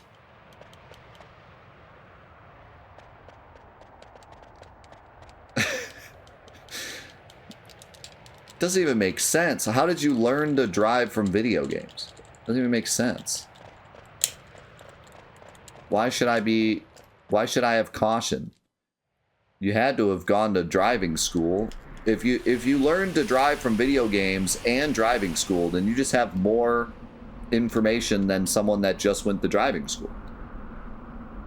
If it said, "Caution, I drive like a video game," then at least it would make sense.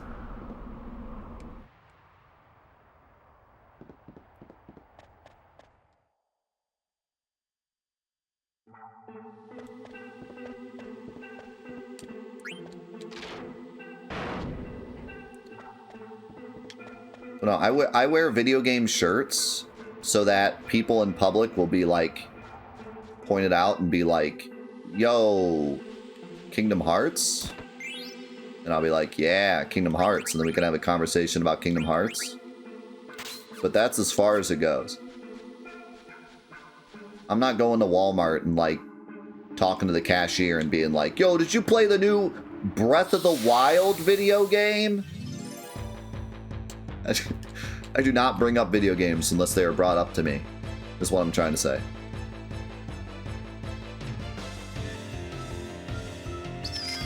Yo, man, I just beat Breath of the Wild.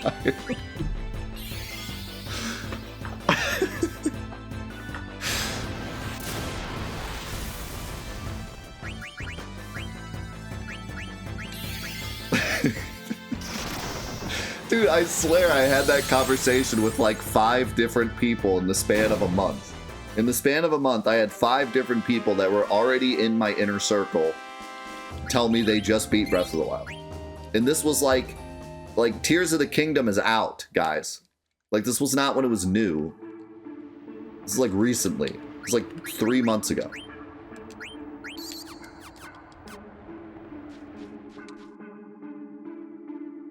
The casuals have caught up.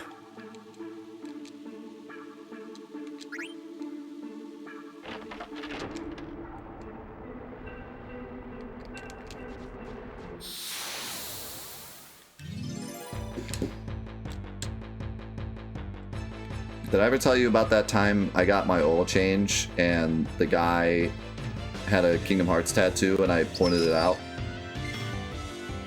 And he, like, almost lost his mind.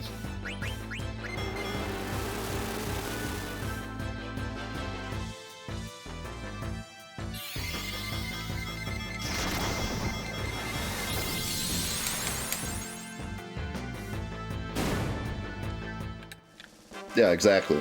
Yep. No, it was just like the thing to do. Get a Switch and buy Breath of the Wild.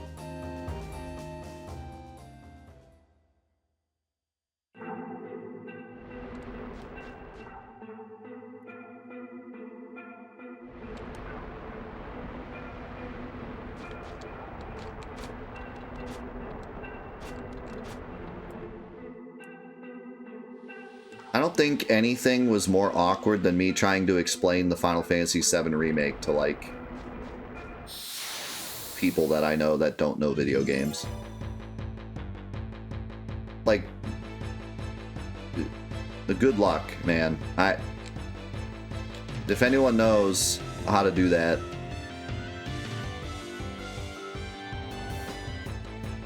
please run. Please run. Please run fast. I don't think I have any chance, oh, I do have Flea, okay.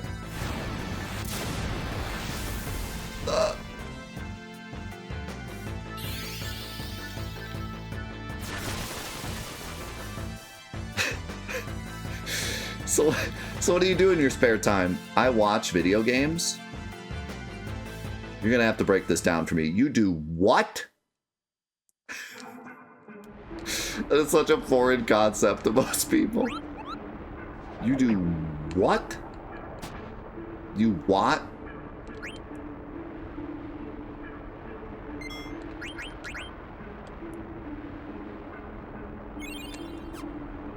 You watch video games?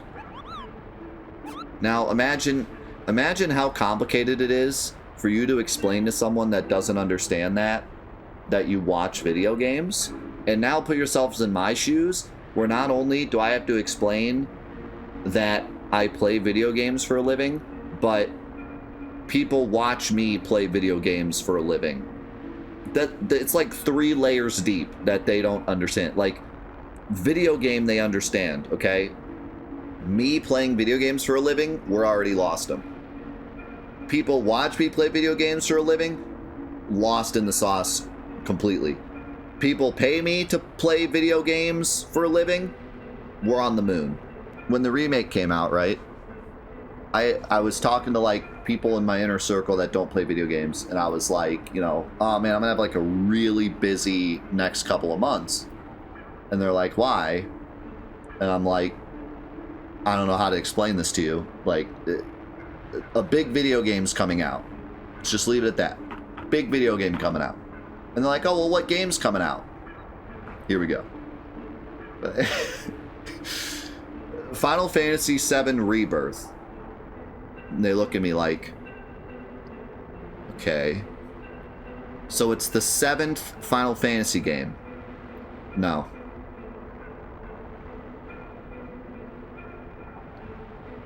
So they re-released the 7th Final Fantasy game. No. So it's the newest Final Fantasy game. No.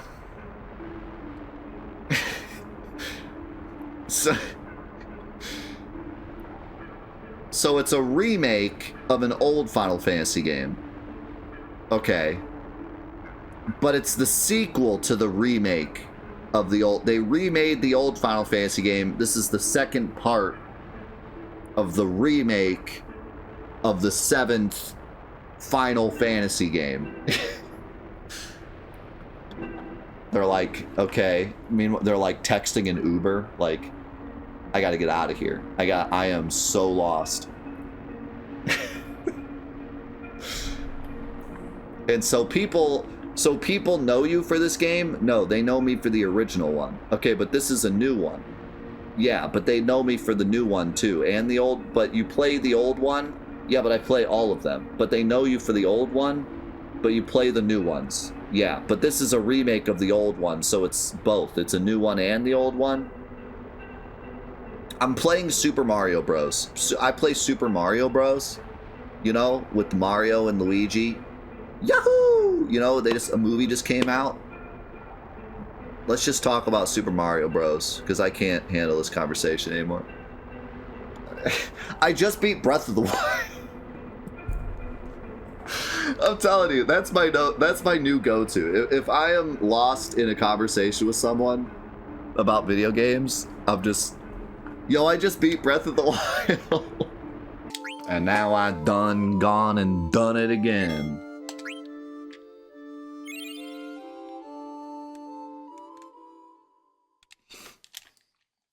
Squall listens to Nickelback.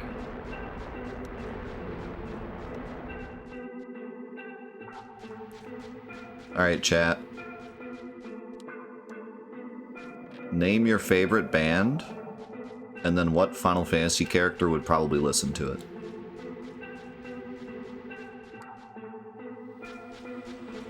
Who is your Final Fantasy character if we're basing it solely on music?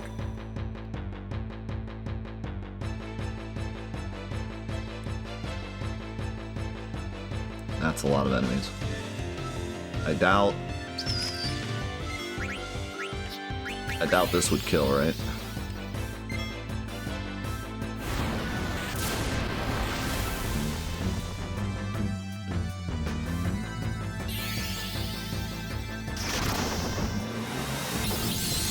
Oh wow, it does. That's some pretty nice XP then.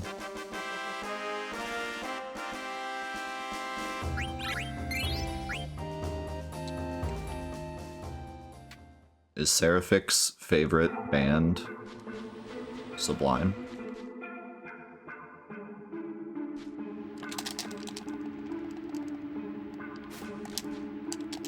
Wow.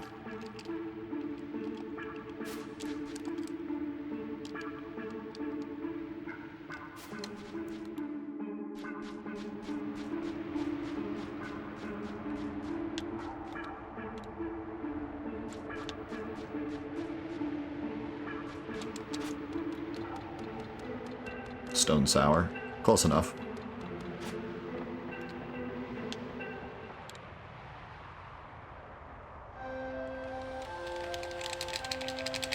Barrett is a Swiftie.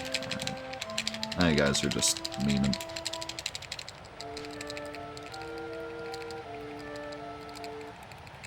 Be serious, guys. This is a serious question.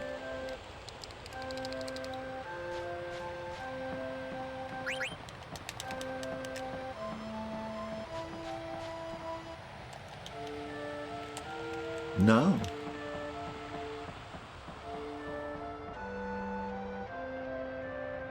Oh, the wrong way.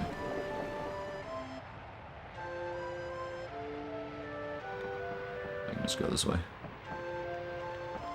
Or not.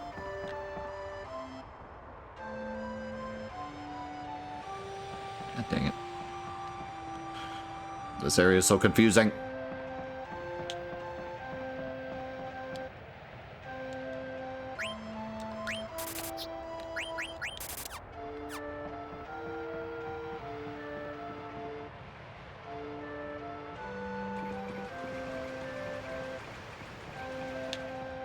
I guess we'll see how the fight goes. If the fight goes like perfectly, maybe we'll keep this. This was definitely slow because I got lost.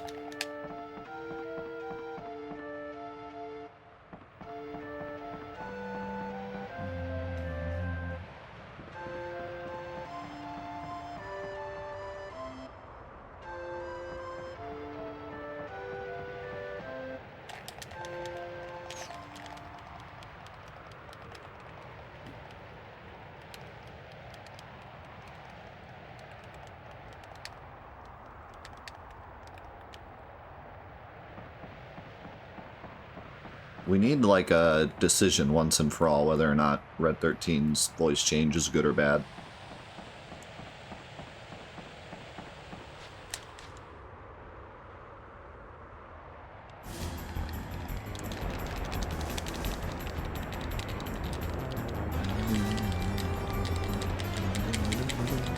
Weird.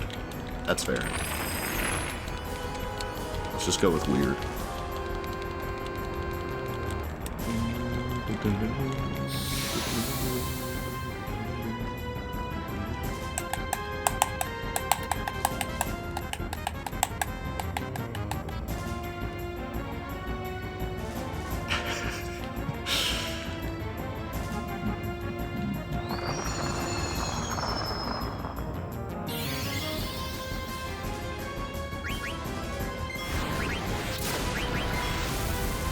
Was it really just a setup for...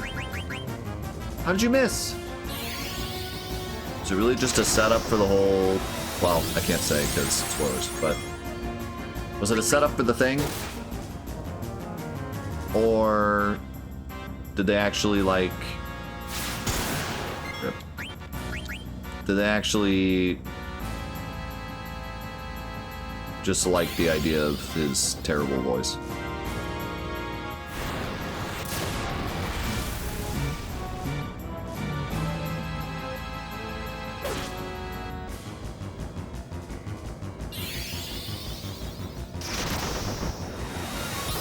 Yeah, no, I feel the same way. Like, I feel like him being wise is like part of his character. And they fed into that quite a bit. So like, why is he also like, being a teenager in dog years doesn't mean you haven't lived on the planet for that many years, you know?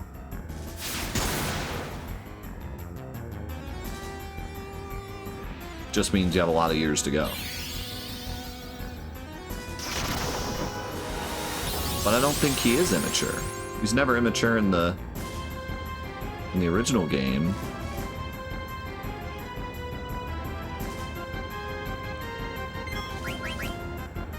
Except when you get to Cosmo Canyon and he's like, oh boy! Like, that was it.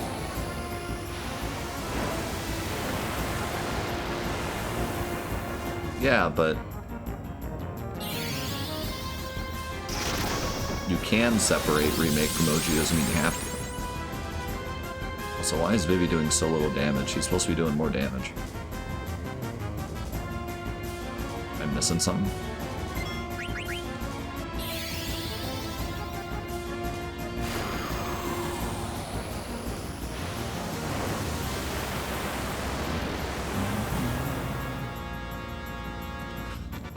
It's a better kill.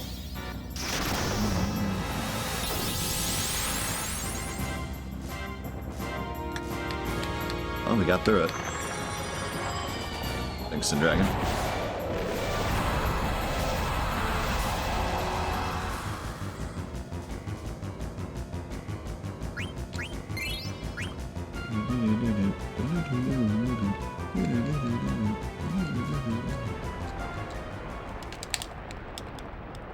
The thing about Bugenhagen that's interesting to me is, like, he's more of a jerk than wise, but then if you do the side quest with him, he, like, changes. And he's like, man, guys, I was a jerk. Sorry. So I feel like that's, like, a big part of his character that you only get if you play the side quest.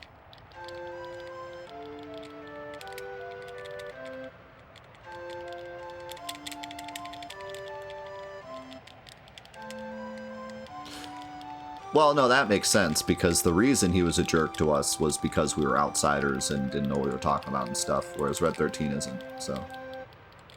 He's not like a jerk, and he's not a jerk, he didn't like us. That was, there's a difference. He didn't like us, he thought we were incorrect. He's still a nice guy, he's still,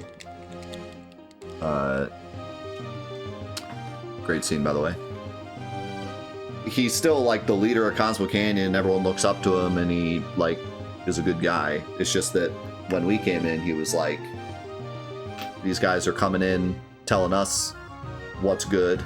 We've been here for a millennia studying the planet, and they come in here and just say they know things. You know.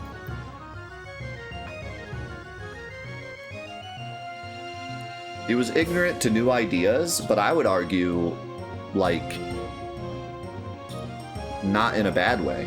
Like, I think I would be the same way.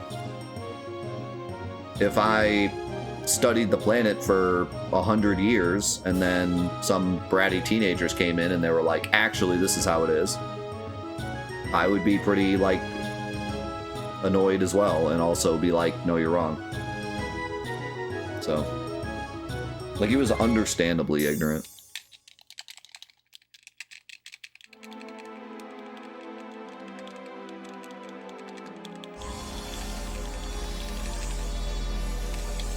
Nah, like Hero said, jerk's probably the wrong word. But, like, he acted jerky towards us. But for good reason. Like, he did kind of act like jerk. Like, he didn't say, like, hey, agree to disagree. He was like, no, you're wrong. Like, he was, like, pretty mean to Tifa. Like, he was like, maybe you should take one of our classes. Like, he was kind of jerky, but for good reason.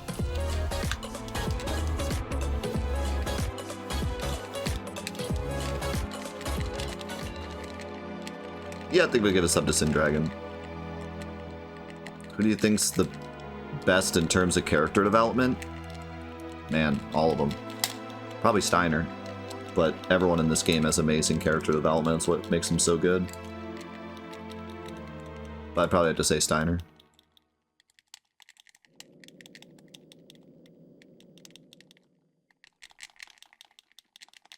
In terms of character development? Yeah.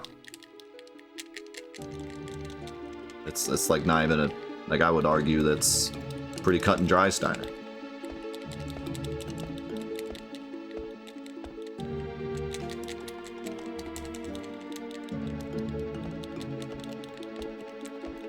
That's cool, you're wrong.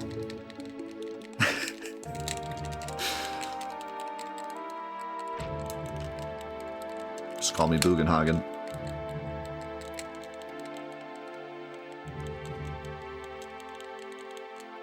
Doing my best Bugenhagen impression.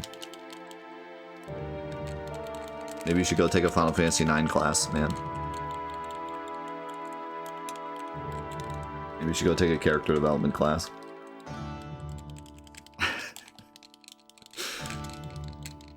What character in this game has better and more prolonged character development than Steiner?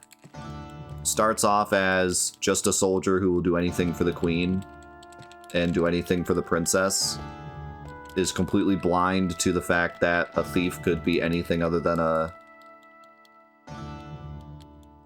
thief. Then he creates a true bond with a random black mage who normally he would just scoff at. Then through that, learns that the queen that he spent his entire life worshipping is evil and has to come to terms with that. Then realizes that protecting the princess isn't everything, and he also needs to look inside himself and know what he wants, like Beatrix. And then by the end, follows the thief that he was scoffing at the beginning of the game down to the depths of hell to save the world. And even has a moment where he saves Zidane against his own, like, puts his own life on the line to save the same thief that at the beginning of the game he was like, you're nothing but dirt underneath my shoes.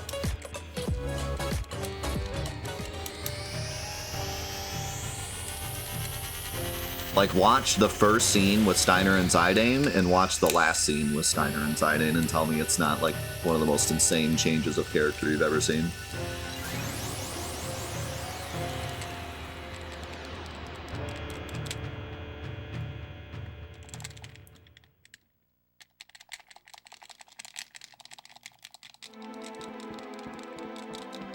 Vivi goes through some dark stuff, but in terms of character development, he does not change as much as Steiner does.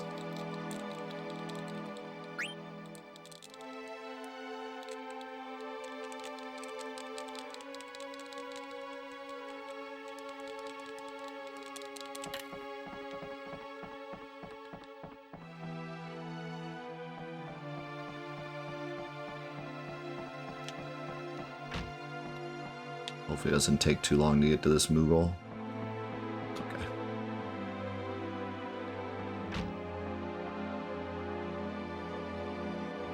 I didn't say it was wrong, but I didn't give you any proof as to it being wrong. Argue that. Tell me a character that goes through more development. I'm listening. I'm not here to tell you I'm right. I'm here to have a debate. Debate me. Which character goes through a more prolonged and bigger change than Steiner does?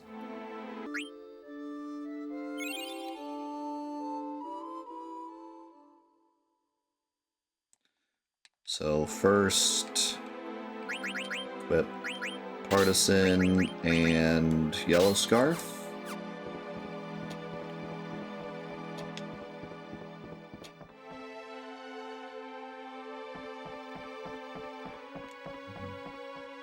Wrong way. But it leads here anyways.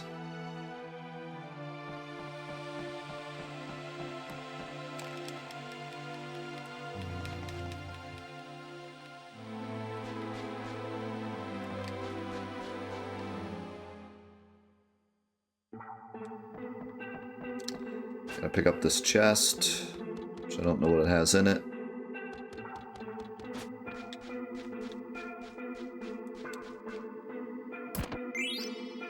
Geisha greens. Taking a chocobo later, I guess.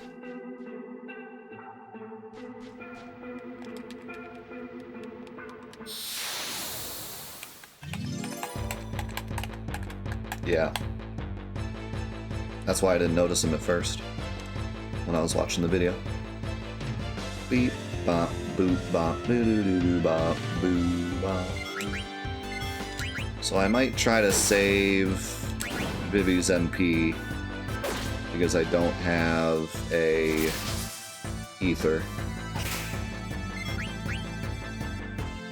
So it'll be a bit slower, but it'll be worth it to have the MP later. Also, I have a feeling we're about to go up a lot of levels because there are a ton of forced fights here.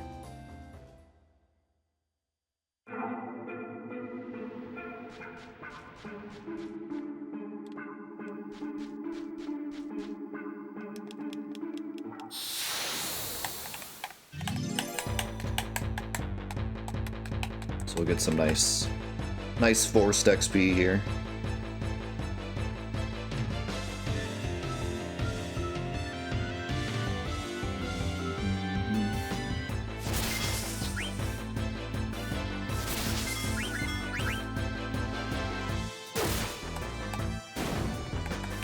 I don't think it actually saves any time in this speedrun because the names pop up automatically. Like, all the text in the text boxes is already there. It doesn't type it out.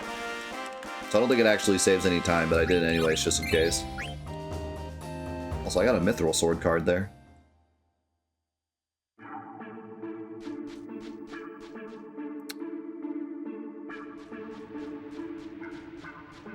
But yeah, I don't think it saves time in this game. The reason it saves time in 7 is because it has to type out each individual letter. Even though it does it really fast, it still adds up.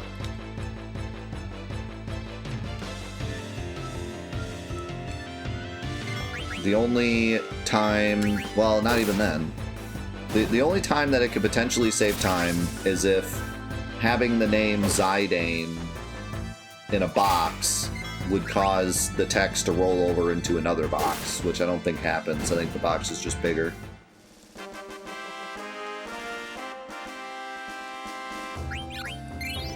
And if that were the case, the time it saves there wouldn't probably be more than it takes to delete all the letters.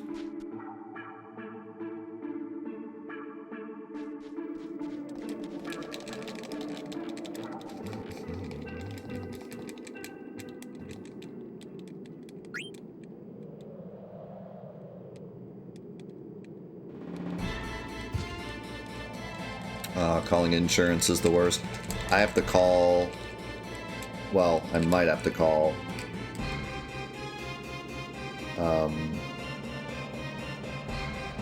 my wife's retirement fund. I'm not looking forward to that.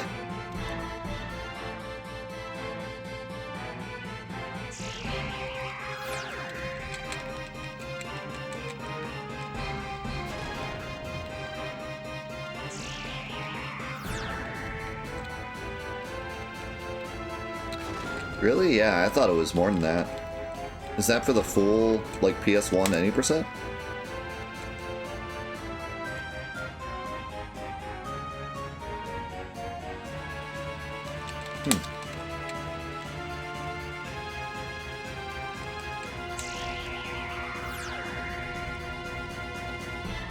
There's a Moogle here I could save at. I'm thinking about doing it just because I got that Mithril Sword card.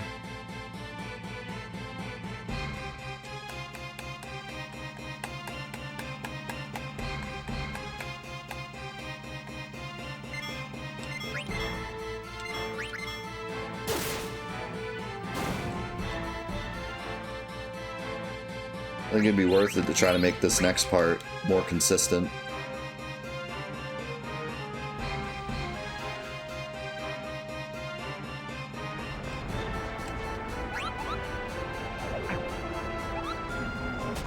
And this wastes, what, 20 seconds? If that. I think it's worth it. Then maybe I can spam Blizzard with Vivi. And see if I run out of MP or not. There is a save point here. I'm thinking about using it. Because then we could, like, really farm a nice fight.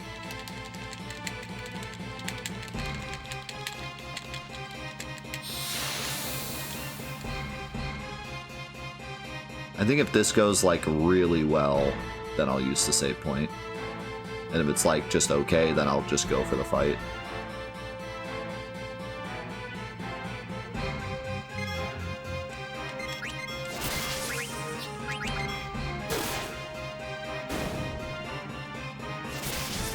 Oof.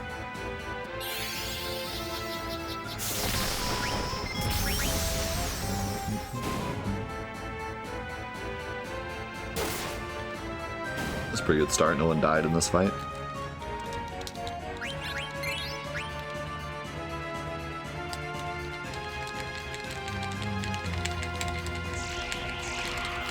Yeah, another thing about Final Fantasy VIII versus Final Fantasy IX in terms of a remake, I don't really care as much to hear the characters in 9 talk, but I feel like hearing the 8 characters talk and, like, their inflections would help the game out a lot. You know, hearing Cypher's smugness and hearing... don't hit Vivi? Okay, this is really good. We got really lucky. Hearing Squall's, like, standoffishness, and then Renoa's, like, bubbliness, and Zell's craziness, like, there's so much that you can get out of hearing 8's dialogue, I think. Whereas 9, not so much. And hearing Angelo's borks as he gets fired out of a cannon. Very important.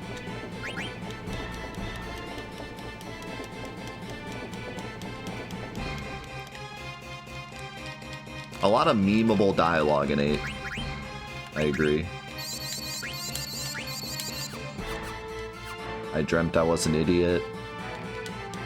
Chicken wuss.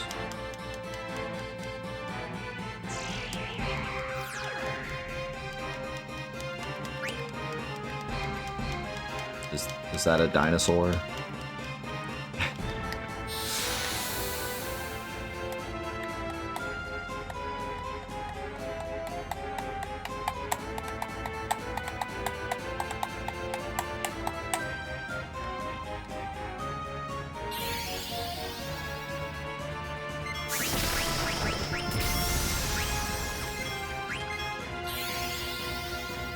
kill Vivi. Good. Signin's taking like all the hits. This is good. This is like... Hey, he took another hit. This is super lucky. I definitely have to save after this.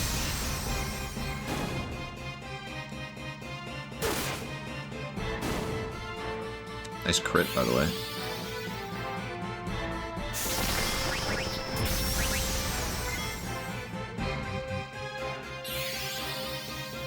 It's more than just a speedrun though, because it's actually an in-game challenge. And it's segmented. So you need to get there with your save file under 12 hours. But yeah, so it's like an original speedrun challenge before speedrun challenges are really a thing in most video games. Especially not in RPGs. Oh no. I skipped through the dialogue too quick. I blew it. God dang it. That was so good too. No.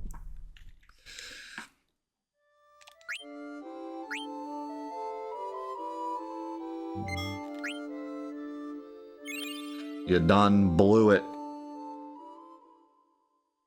You blew it, Carl.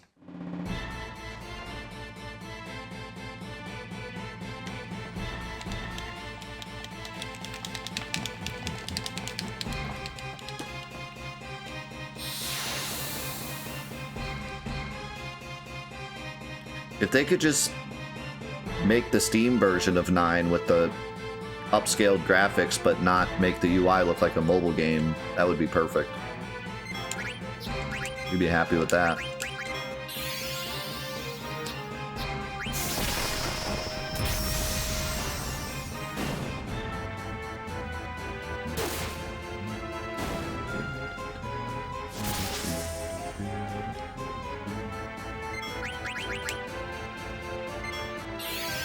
Yeah, I didn't actually realize till someone pointed it out how bad they are. I remembered them being okay, but I went back and looked at them when we started this, and holy cow, they're bad.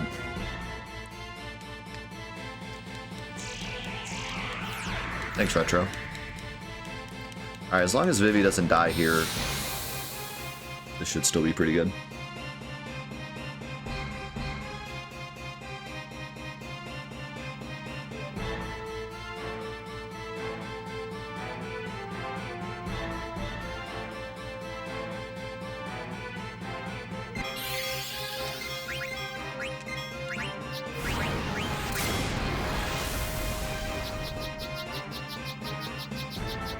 Nice, that's really good. Skipped his turn. Alright, this is good. We like this.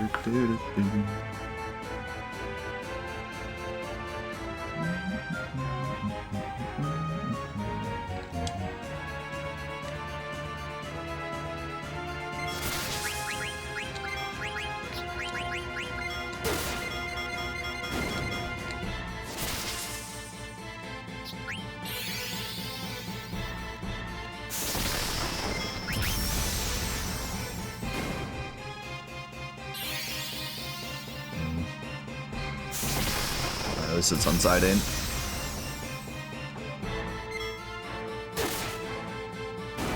Good, good.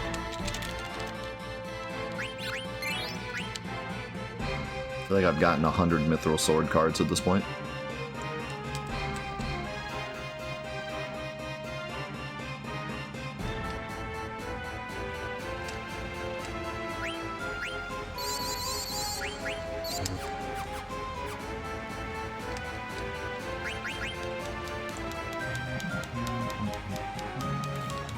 Okay, didn't botch it this time.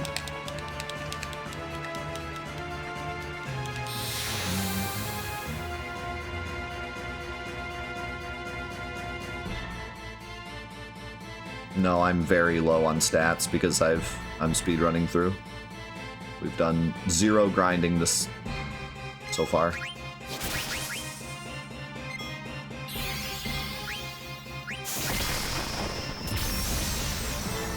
We've not had a single grinding session. We've only fought stuff we've had to.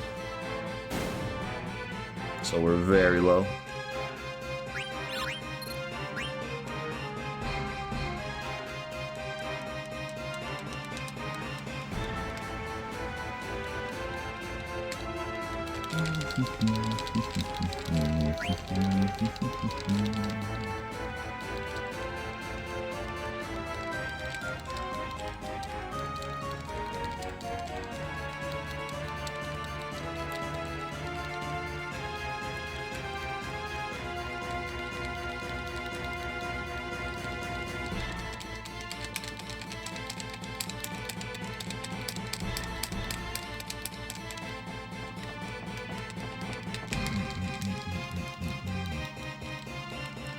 Yeah, the killer abilities help a lot.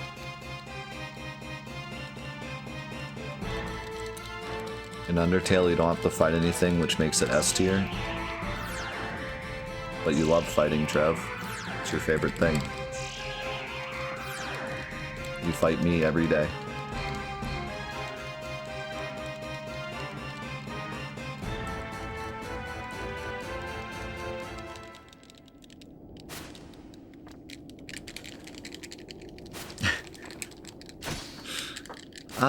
I don't know. I think it's a pretty good mix, honestly.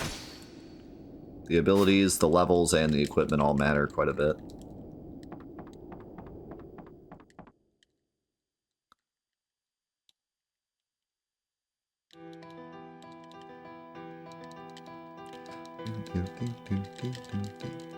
Alright, grab the items.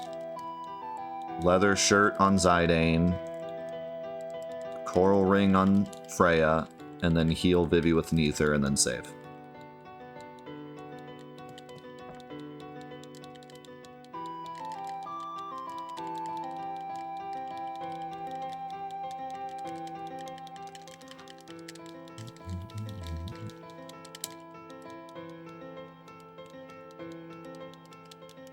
I am not a grinder at all. I enjoy grinding, but whenever I play a game through on the first time, I try to beat everything as low level as possible for the most challenge. I enjoy the challenge more. As I'm sure you've noticed, as I run through a game and get blasted by a boss and then chat tells me I'm bad.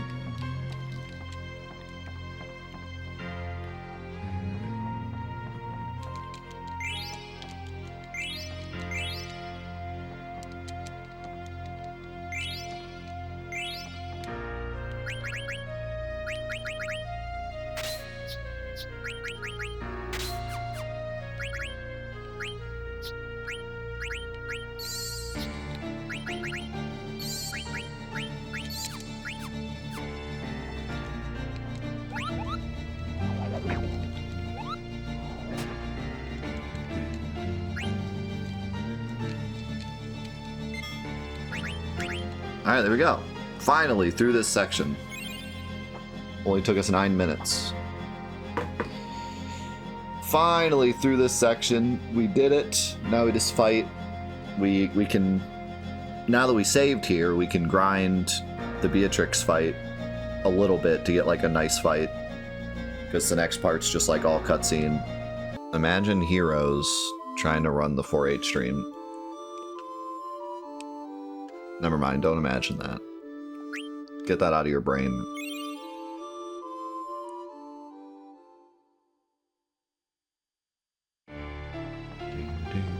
Oh god, what was that lag?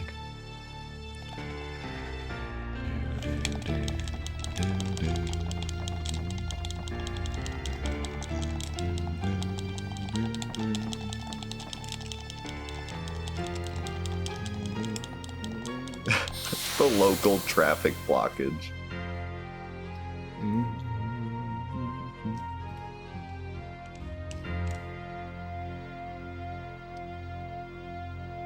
I saw a TikTok the other day. Don't have me arrested. That went like semi-viral of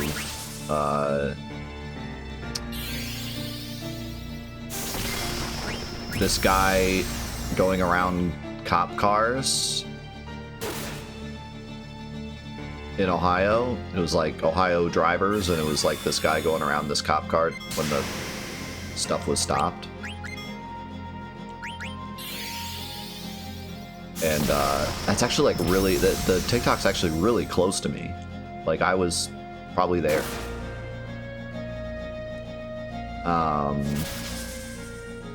She's being really nice right now, but I don't know if we're gonna kill her in time. But it's just funny because like I'm so used to Ohio drivers being like that it doesn't even seem like that big of a deal to me. I went to Walmart yesterday and I was driving behind this car and I guess they like drove in front of a, like someone was waiting on the sidewalk to walk by. Oh, this is lightning, this is big. Okay. If this kills, this is incredible, but I don't think it's going to. If this kills, this is like perfect fight.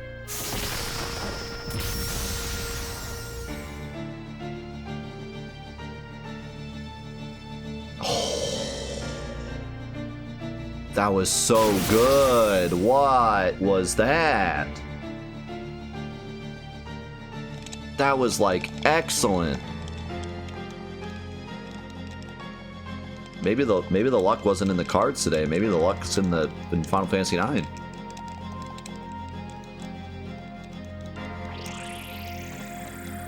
I believe we just have to mash through, and then there's a Mog on the airship we can save at, and then this section is like we're gaming.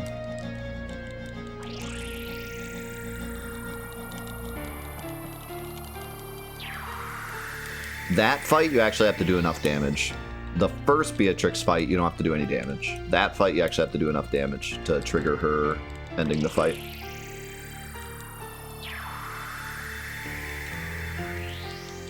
But the first fight, you can just sit there and block the whole time. You still have to survive that fight too. You can actually lose that fight too if she kills you. But you don't have to do any damage. You just have to survive like 6 turns or something. Similar to the Ultimate Weapon fight in 7. But yeah, that fight, you have to kill her. You have to get her health to 0 before she ends the fight.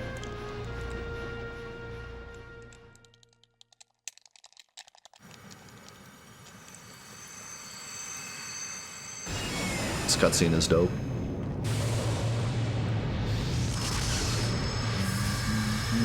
Anyways, I was driving to Walmart and there was someone waiting on the sidewalk to go and a car drove by and I didn't see what happened. I think maybe like the person on the sidewalk started to walk and then the car decided to go or something. I don't know how you mess this up because the person waiting on the sidewalk should have like not gone until the car was definitely stopped. But people do that all the time around here. I'm sure they probably do it where you are too, where like you're driving and you're not slowing down, and the pedestrian just decides to go. But apparently, I think that's what happened, and then the car was like, no, I'm going. So the person had to, like, back up. And then the car went by, and the person started yelling and, like, throwing their fist up, like, what do you mean? And the passenger of the car stuck their middle finger out of the passenger window. And I was just like, all right.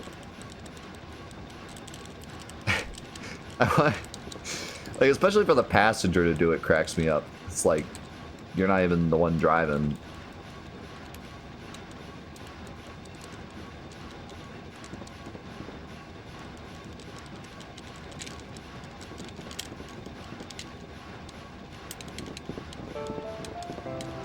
Some moral support.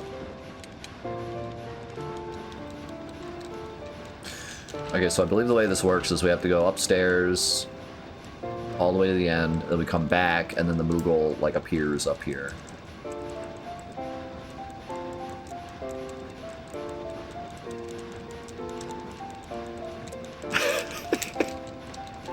So that's how every good story starts. I was driving to Walmart and...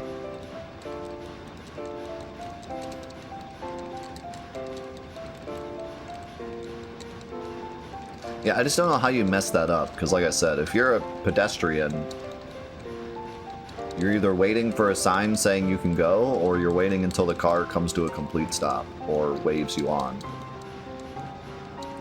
Or else it's your fault. So, like, I don't know. I don't know what they were doing.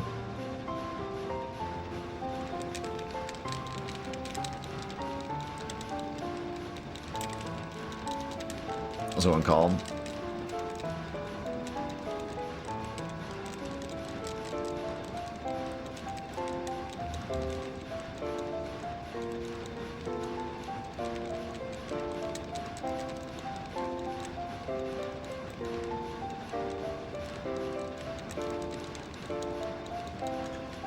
My rule of thumb is if it's bigger than me, I wait for it to pass me on.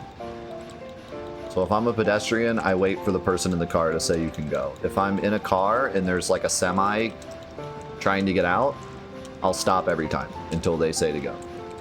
Like, you're bigger than me, you win. That's my rule of thumb. If you can crush me like an ant, I wait for you.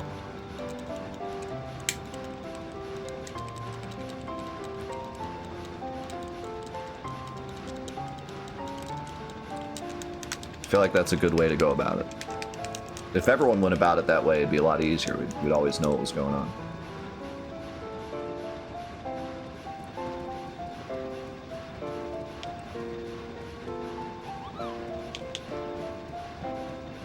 Man, I just have to run away. I'm still taking this save because that fight was so good.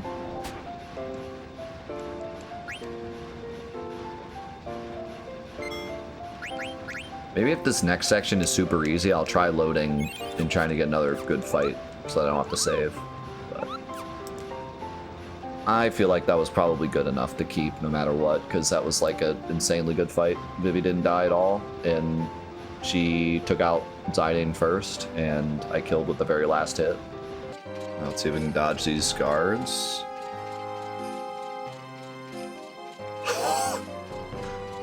Steiner with the fancy feet! No!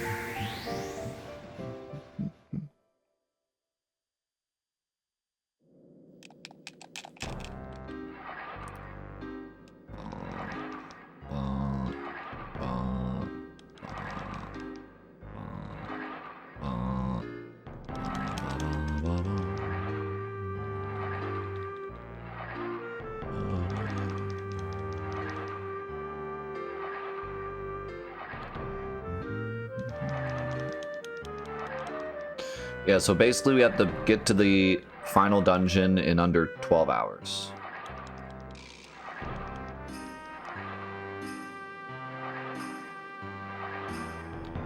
And then there's a secret sword that you get. But more of it's the challenge to get it rather than the actual reward. It was an in-game speedrun challenge. Back before that was really a thing at all. Which is what makes it so cool.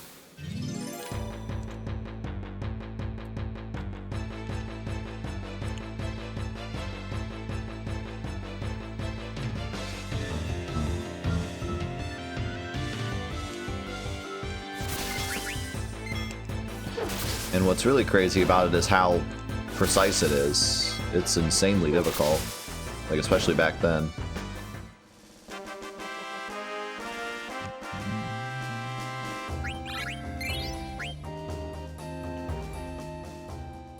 They better, if they make a 9 remake, they better have it. It's like the coolest thing about 9.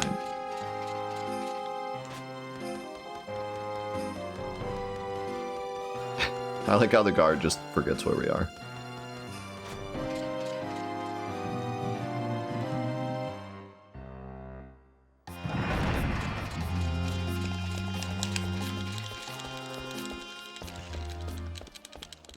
We found her weakness.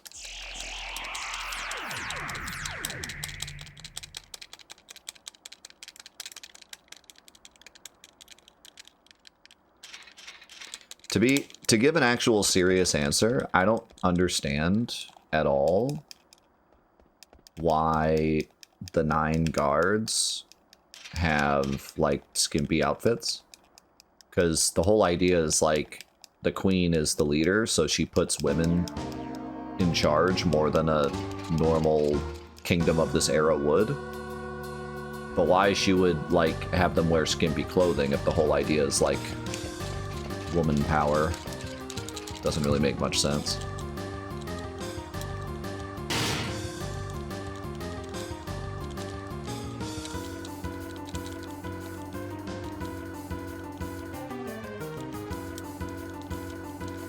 Yeah, it is. It's really good, but it's just like not... you're not getting it for the goodness of the sword because you have to miss so much stuff. You have to miss so much stuff in order to get it that it wouldn't be worth it anyways.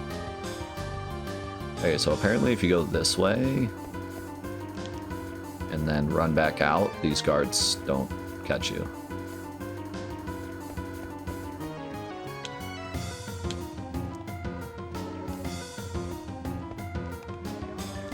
Now you could say, oops. Now you could say, like, you know, female power can come in the form of skimpy outfits, but that doesn't fit like what the queen, because the queen isn't like, she's not trying to say like, oh, sexuality is important or something. Like, no, she's just like crazy. So like, I don't know. It's not like Beatrix has like a skimpy outfit either. So it's like, doesn't make any sense.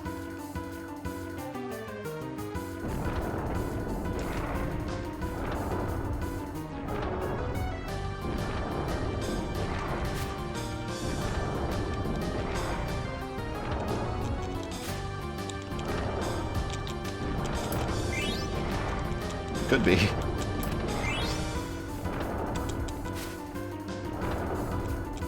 Nice.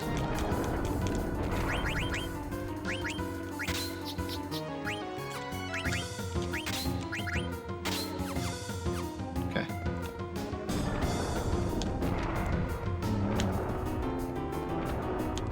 I need to move my microphone back to where it goes, but if I wait till I get into a fight.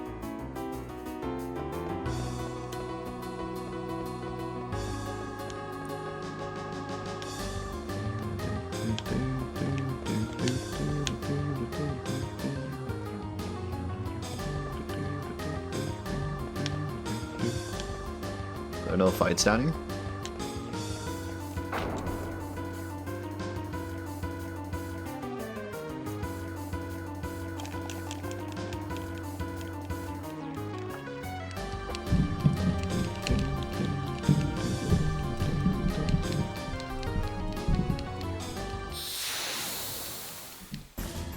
there.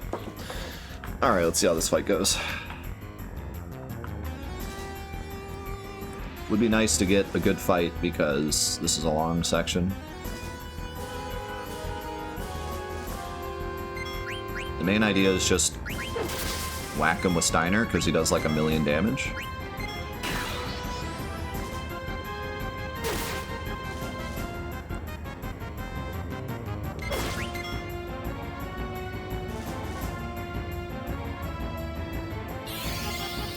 We're going to keep Vivi's turn up in case he needs to revive.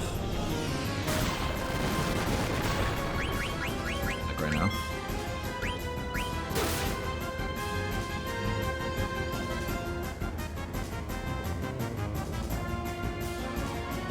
Is that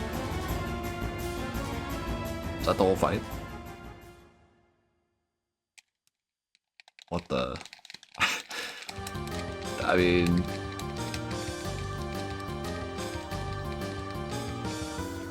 That seemed good. We take those.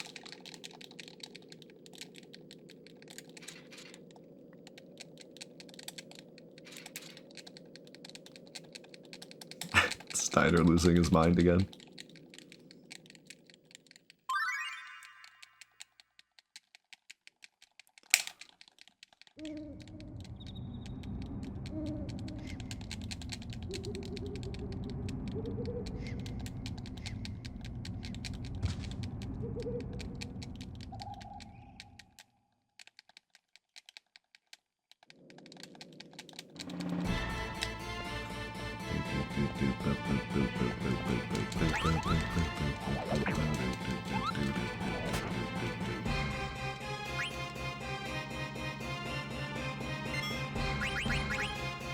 Alright. That seemed like a very solid section. And I should probably revive Steiner now. Also. So maybe I'll do the Freya part now. Actually, I think I have to because she's going to be gone afterwards. Yeah, I think I'm going to give this sub to Wessex. I almost said Essex.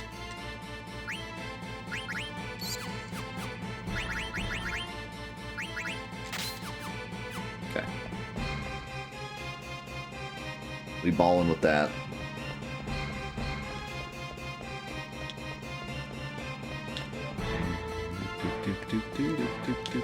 I have no idea how to like move optimally in this game because it's like the D-pad and the camera angles. Like I just have no idea what I'm doing.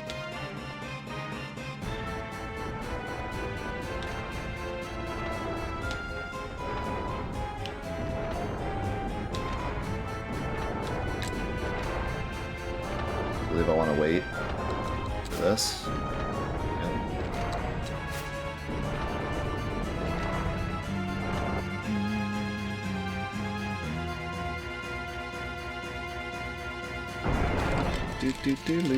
How's it going, Xerxes? Alright, so... we're mostly just hoping that Steiner doesn't get hit.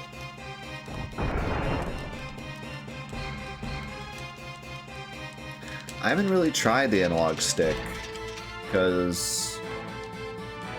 usually I don't like analog with games that didn't originally have it. Or like here, I don't even know if it'll work, actually. I don't think it will work.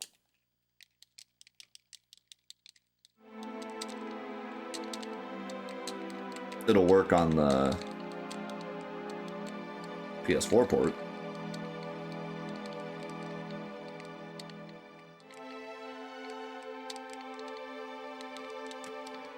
Like, I have analog, the analog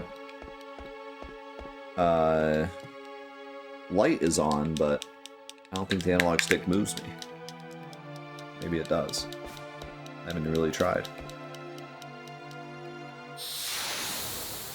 But yeah, I think I would prefer the D-pad. It's just, I'm not used to the movement in the game. Alright, just don't hit Steiner.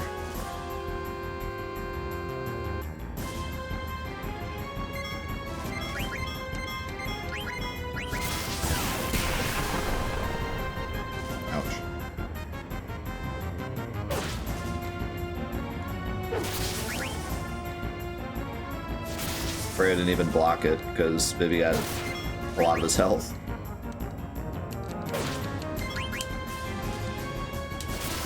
Nice. That should be like the whole fight.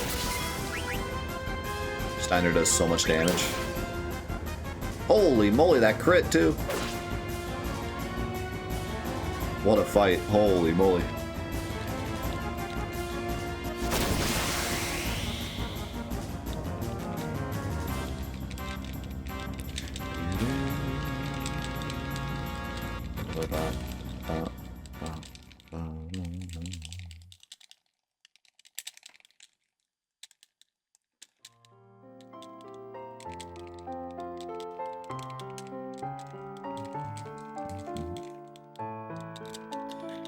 So I think we get a full heal after this, because she puts us all at 1 health, so...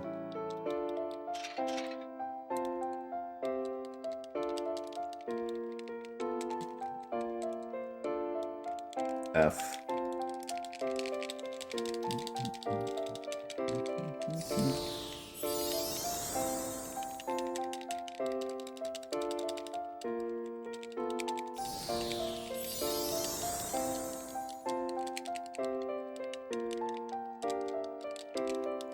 You heal that pile of pixels.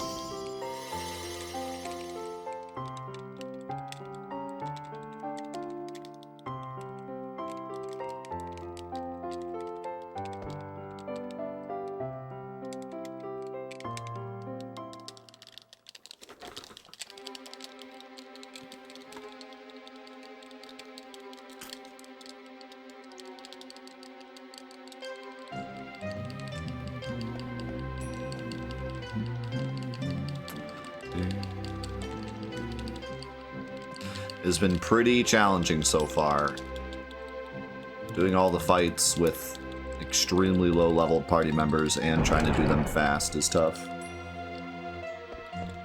And you need to be on, like, insane pace.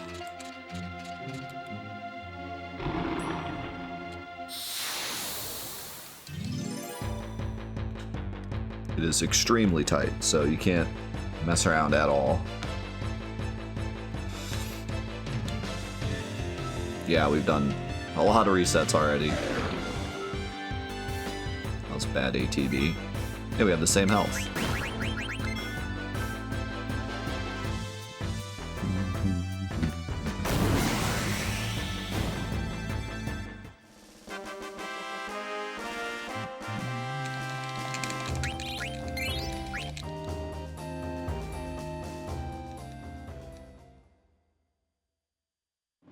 Yeah, it's...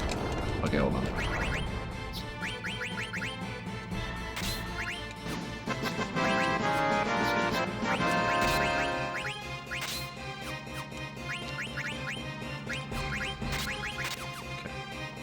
And we're all healed, okay.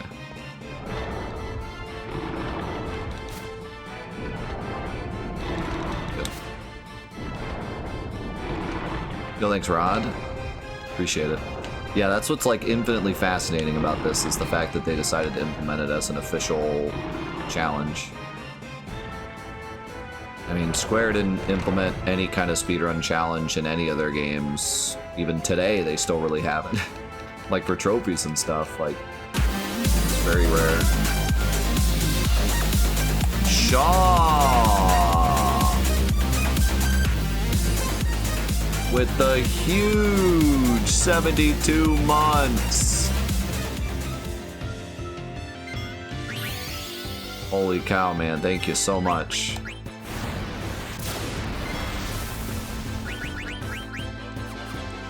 That's a bit of a yikes. Do you one shot? I'm not sure. Yeah, the alert was still a little loud because I had him louder for the card stream. And that alert is a bit louder because it's a big one. Aww. Wasted trance.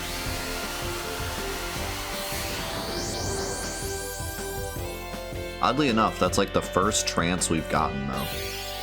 Since like the beginning of the game.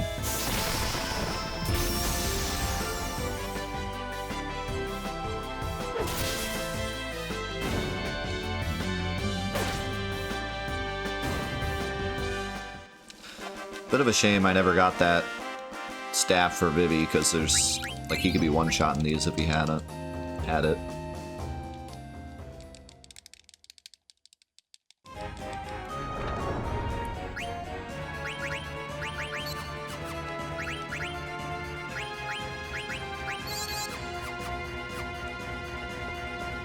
Man, Dagger is like super squish. 180 HP.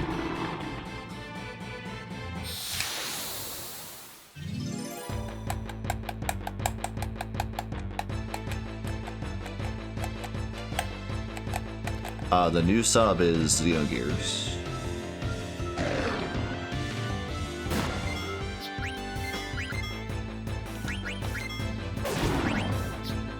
Nice. Ooh. Vivi, you got this. I believe Vivi can get this. No. I thought.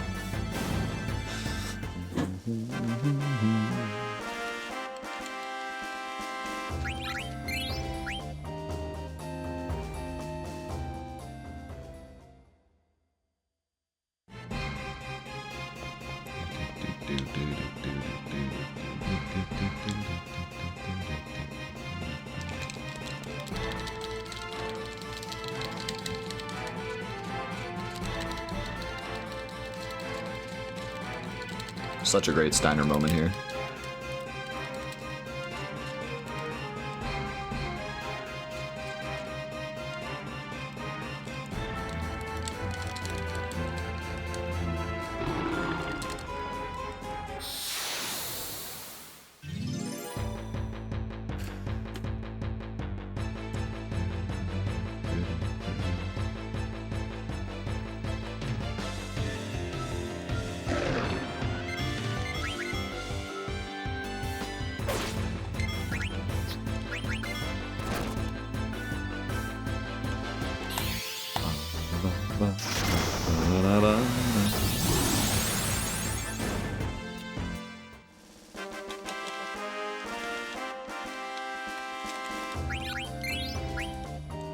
In a lot of Phoenix Downs.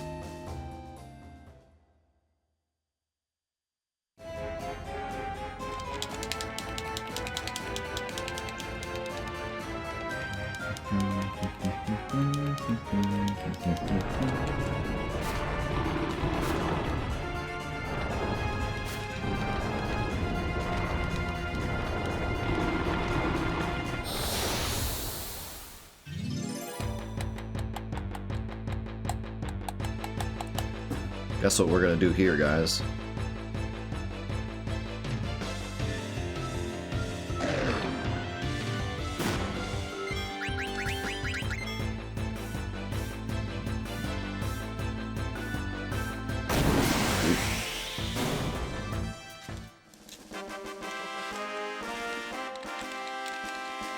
Beatrix, don't mess around.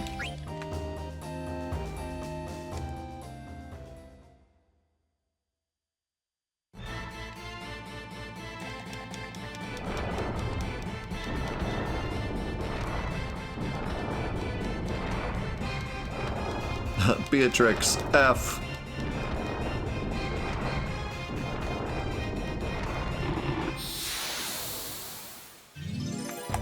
Now guess what we're gonna do here.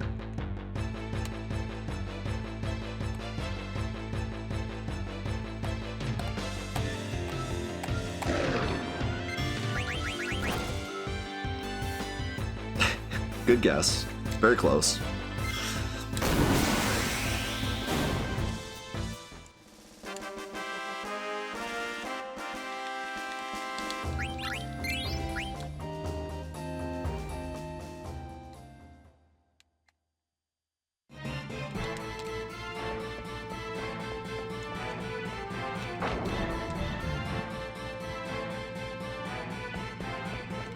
That's the wrong way. I could save, but I don't think I need to. It's mostly just cutscenes from here.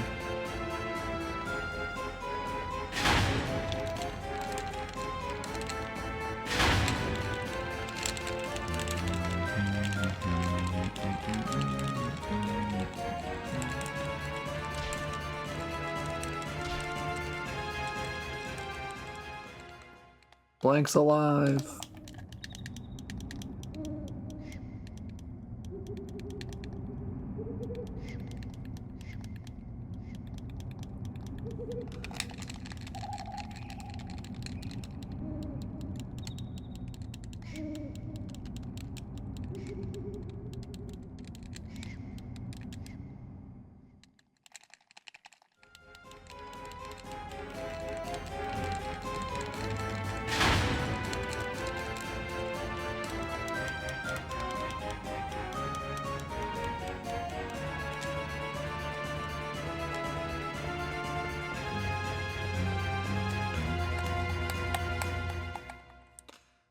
I think we're finally escaping. Oh, maybe I should have saved here because of this boss. Hopefully it goes alright though. I think we're finally getting like past the on-rail section. Game's gonna like open up soon.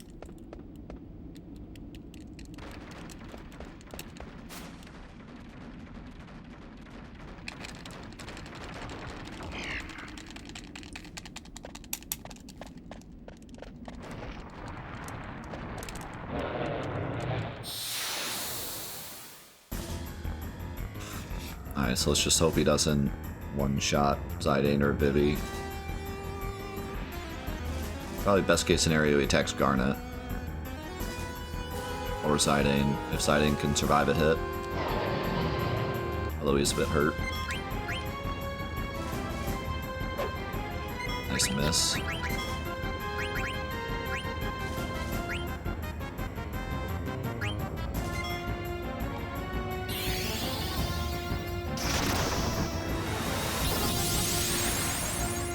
That's annoying. And didn't know he could do this.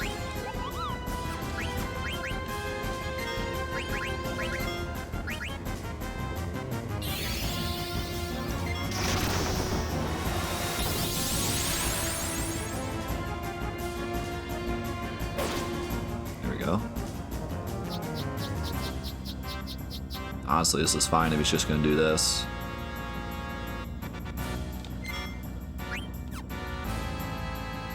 It wastes time, but better than him killing someone.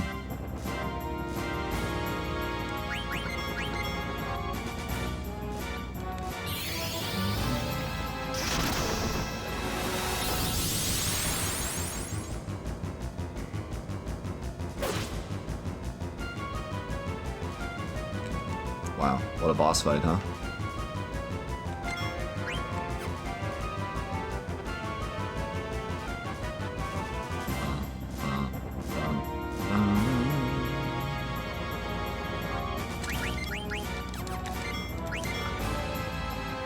I think he's dead. Yep. I guess we take those. I mean, it was a bit slow with him guarding, but...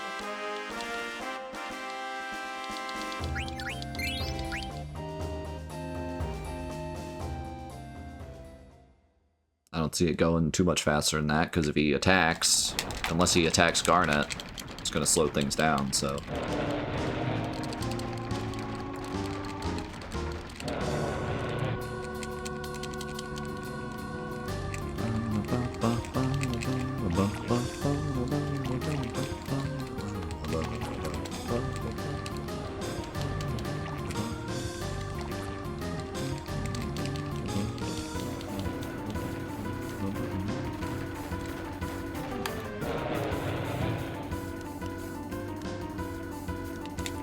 It's definitely a Keck vibe.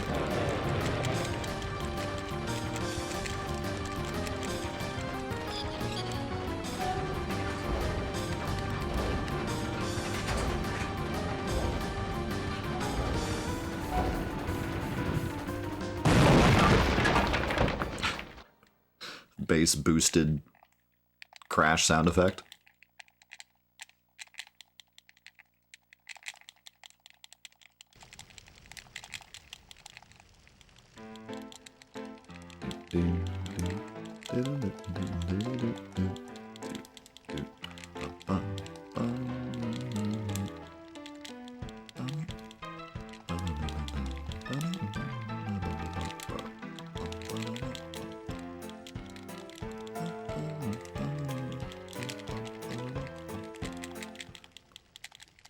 was the one in Thorn got wrecked.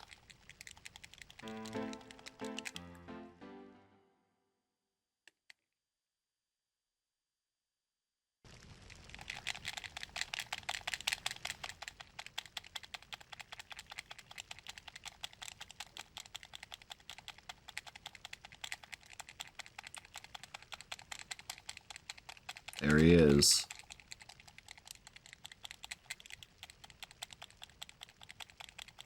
Giraffe Man.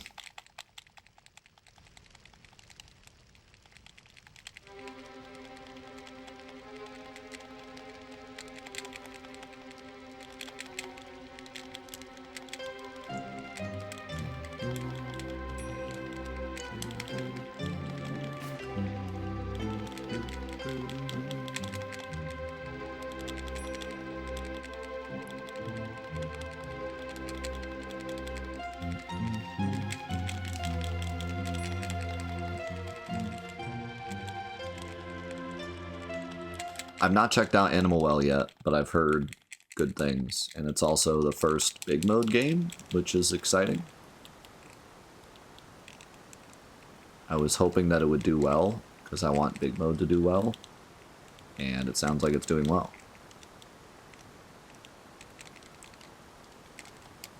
No pun intended.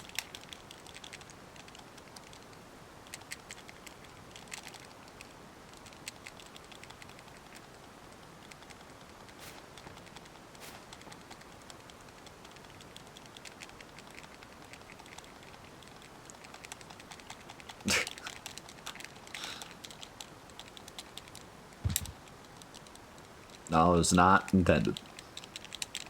Promise.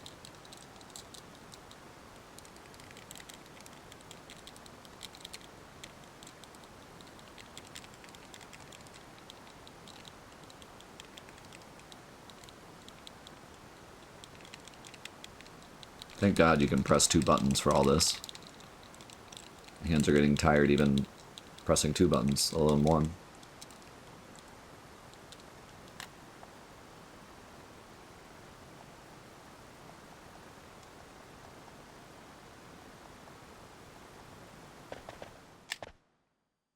Alright, so there's a menu to do here, but I'm going to try to save before doing the menu so that it's a bit easier.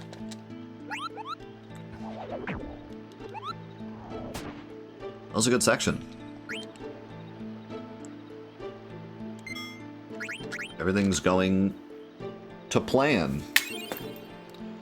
I'm not super familiar with the 9 speedrun, but I'm pretty sure there's no manipping any of the encounters other than stagger walking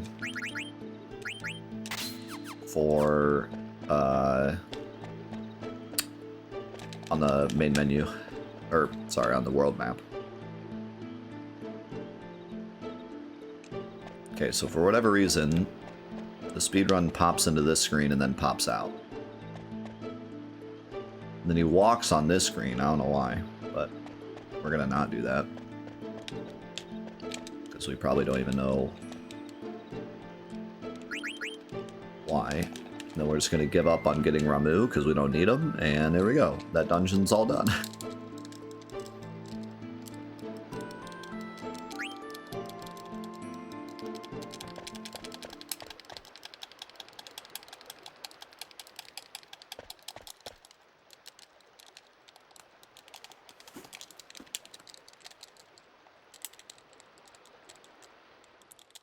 And now, big cutscenes.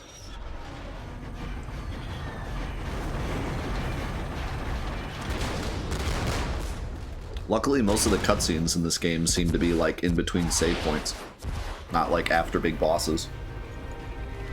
So I don't have to watch any of these cutscenes more than once.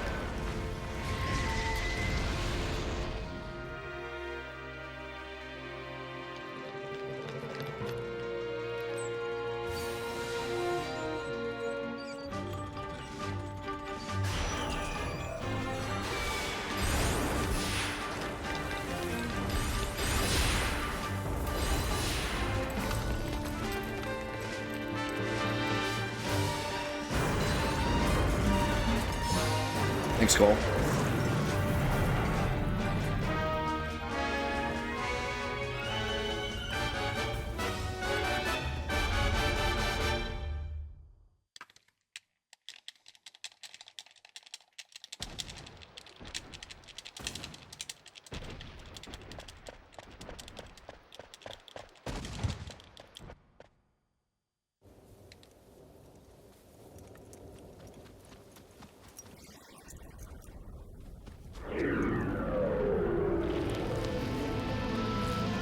Oh no, it's the vacuum cleaner.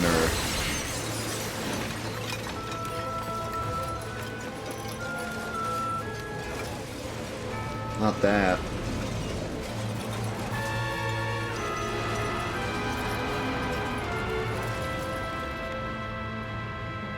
It's the Mega Maid.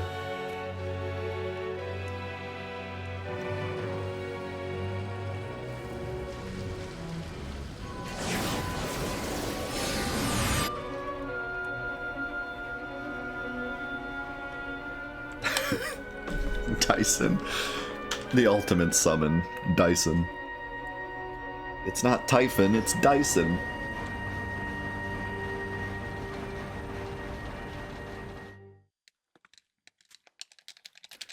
They should have got a sponsorship deal with Dyson.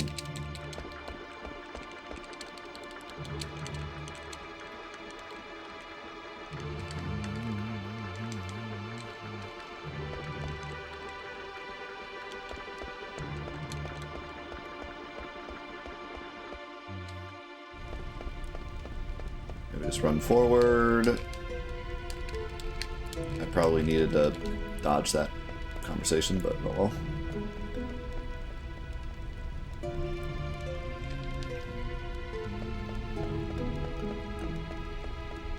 That. We just talk to this guy.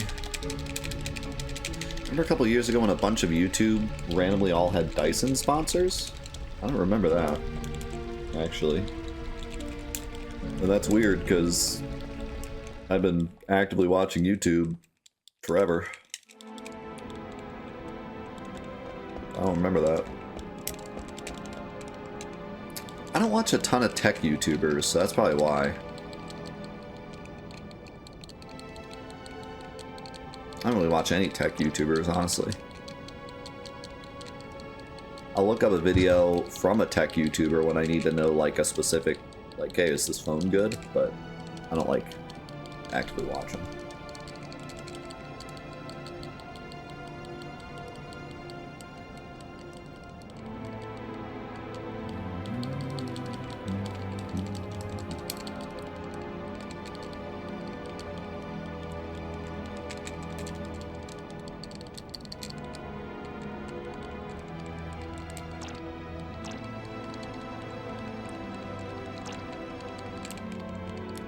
The big one right now that everyone's up in arms about is BetterHelp. Every YouTuber on the planet got a BetterHelp sponsorship all at the same time that people decided BetterHelp was a bad company. Whoops. Alright, so we're just synthing this, and that's it. Easy peasy.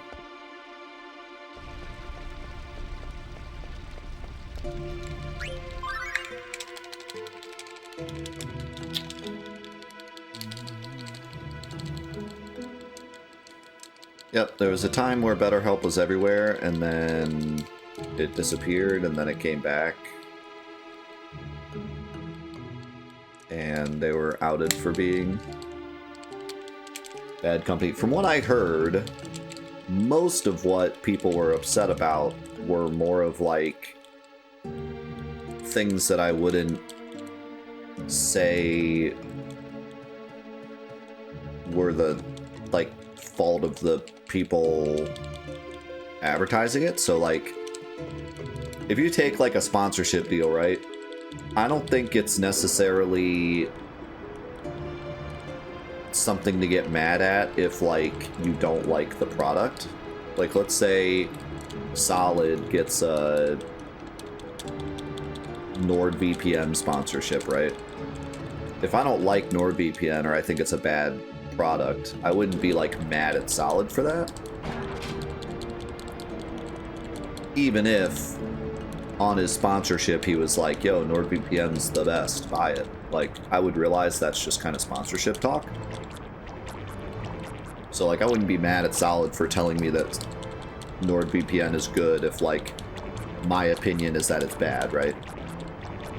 But the problem with sponsorships is when like the sponsorship does something like really bad, and then it just looks bad for Solid to be supporting a company that, like, did something really bad. And the only thing I heard about in terms of BetterHelp that was, like, in that category was they were selling customer information, but it was different than normal. So, like, a lot of companies sell our information to ad companies. Like, you know, when you sign up for a NordVPN, they will most likely sell some of the information that you're giving them to advertising companies or Google so that they can use it for search results and stuff, right? That's pretty common. And people dislike that, but it's just kind of a commonality of the world nowadays. But BetterHelp was selling confidential information. It would, because they do like psychiatrists, and people were giving their psychiatrists confidential information in a session of BetterHelp, and then they were selling that information. So that's big no. That's yikes. That's super yikes. That's go to court and get some money kind of yikes. That is awful. So that's the only thing I heard that was, like, really bad. Everything else was just like, you know, people don't think that psychiatry online is, like, a good thing or, like, worth the money, or they're saying, like, the psychologists weren't trained correctly or not trained at all, or, like, they're not background checked well enough, and, like, all that's bad, but it's stuff where, like, you can just say, oh, it's a bad product. But that's not the fault, in my opinion, that's not the fault of the streamer or YouTube content creator that's selling it. Just because it's a bad product doesn't mean, like, you know, they shouldn't take the sponsorship. I wouldn't take a sponsorship unless I truly loved the product, but that's me. I don't take it against another YouTuber if they're like, they need to take sponsorship. That'd be like, because, like, I grew up in the time period of, like, radio shows, and, like, I would never be listening to a radio show and have the radio host be like, hey, we're sponsored by Dick's Sporting Goods, and then be like, oh, I hate Dick's Sporting Goods, I'm not listening to this radio station anymore. Like, that's just a commonality of, like, the medium, that they have to take sponsorship. That's the only way that radio shows make money. So, like, you know, that's, like, something where I'm not going to blame them.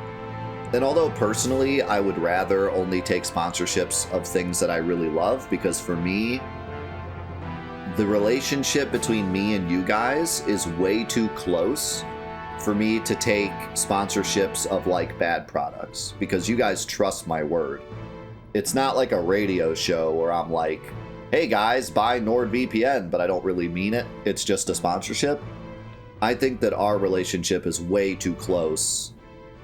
You know, we're way too close-knit of a community for me to shovel something your way and then have the understanding that you think I'm just taking a sponsor. You know what I mean?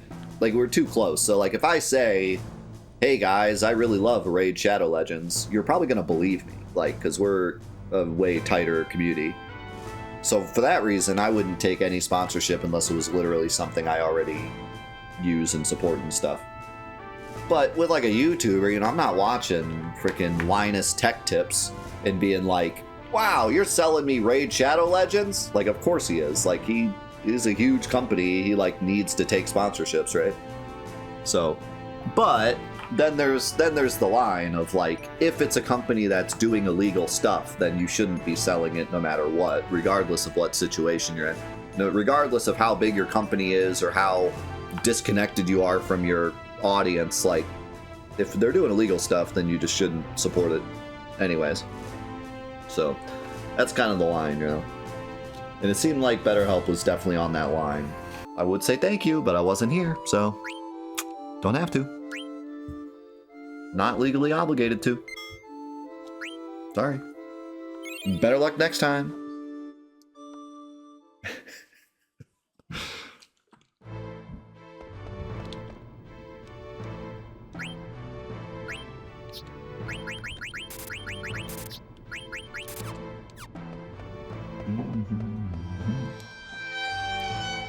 haven't been here much, but did you ever make a top 5 Final Fantasy games now that you played through all of them? Not yet.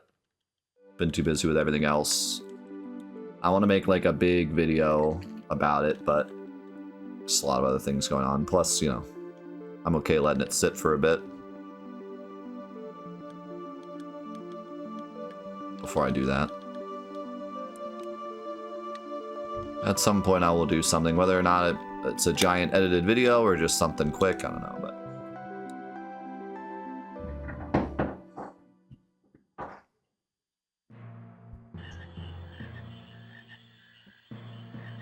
let's not get into a fight this time.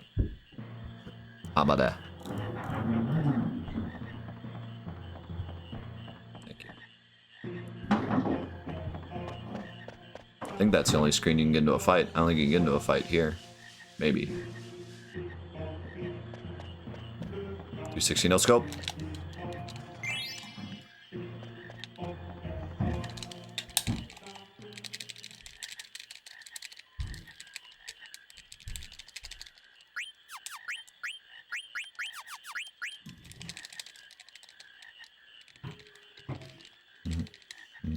What's official?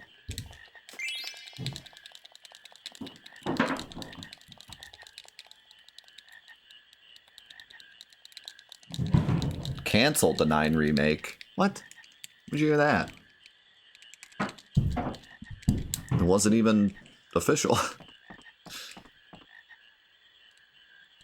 What's that noise in the background? My children trying to break my house.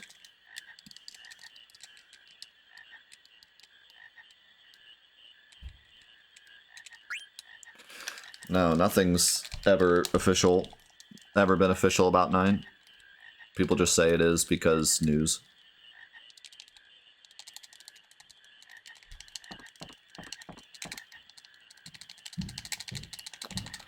They're officially possibly making a 9 remake. What?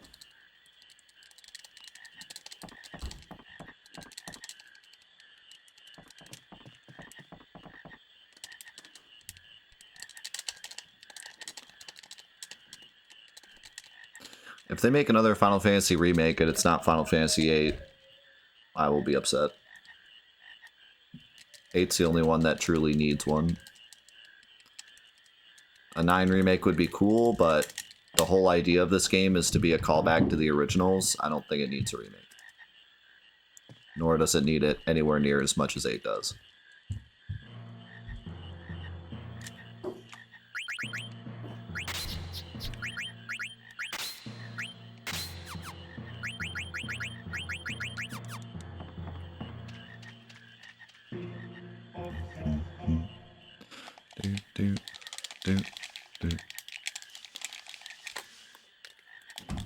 Eight kind of lame, hence the need for a remake. There's a lot of reasons that 8 needs a remake.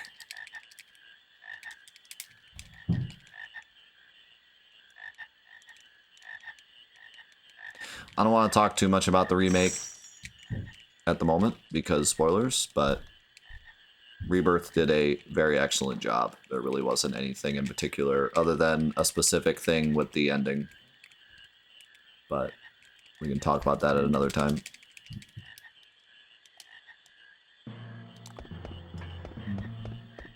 But no, other than that, it did a very good job. And the thing at the end is more of a gripe than a true problem in my eyes. Some might disagree, though.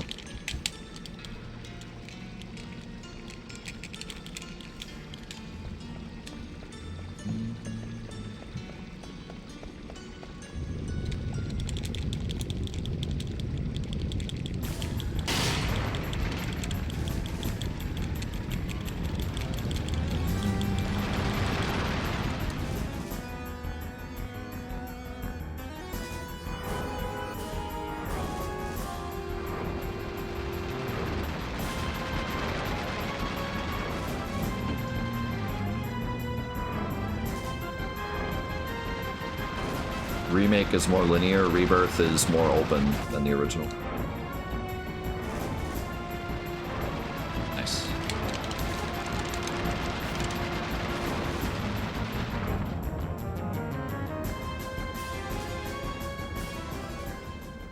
God, just don't screw up this fight.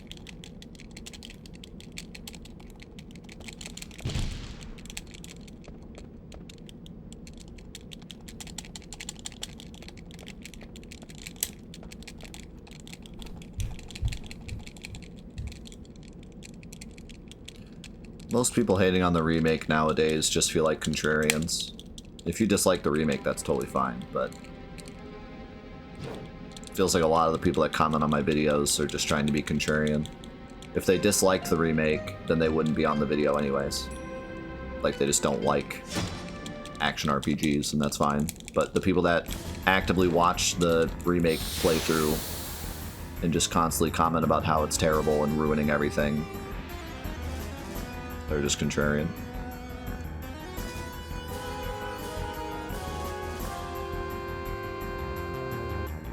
For the most part. Some of them just have, like, genuine good arguments against, like, what the remake's doing. But a lot of them are just trying to be contrarian, and they just dislike action RPGs, just like they would dislike any other game.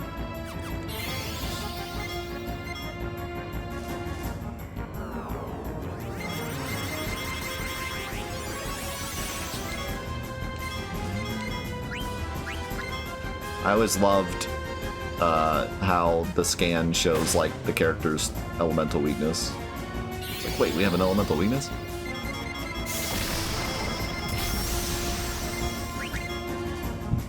What do we call people who hate on 16?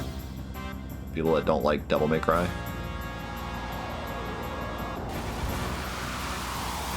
RPG fans?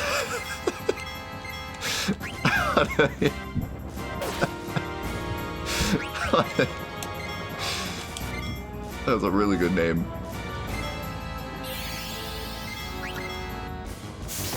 I love 16, but if you hate 16, you're probably just an RPG fan.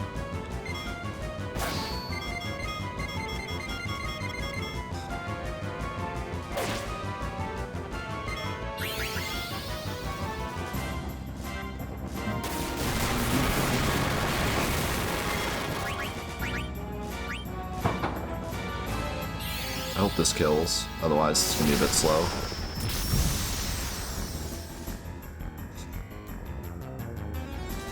Nope.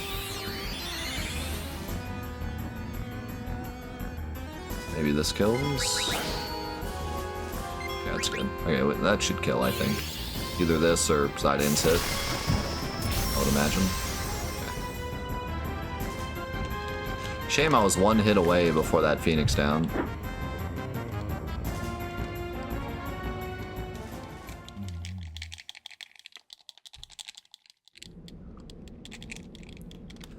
Yeah, no, there's a clear distinction between people who dislike the remake just because they dislike that type of game, and they don't have any problems with anyone else disliking it, they just personally dislike it.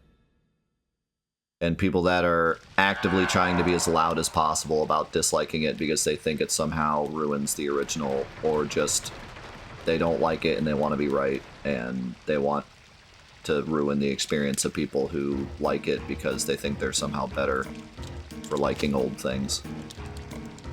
And there's an insane amount of those types of people.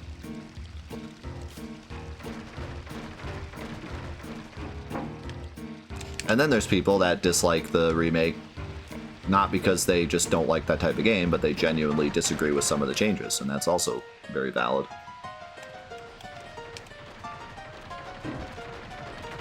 There's plenty of people like that as well.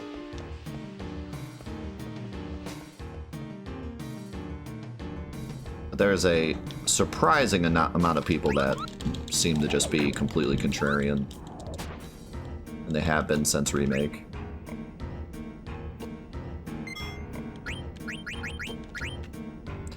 Alright, that was pretty good. I would, take that.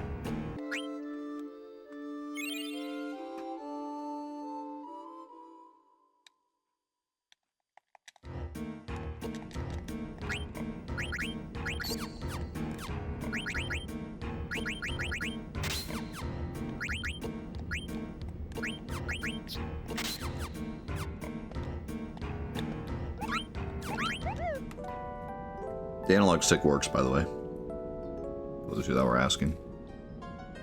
I just stick to the D-pad, though.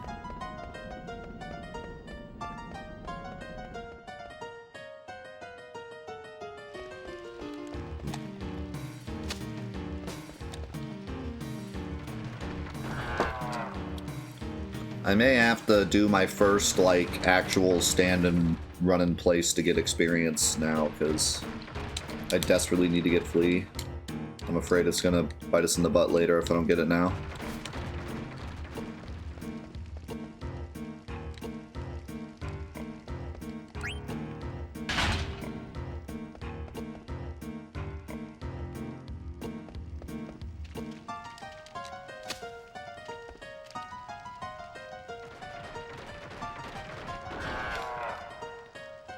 And, you know, it's not all time lost, because if I go up some levels, it'll speed things up later, so...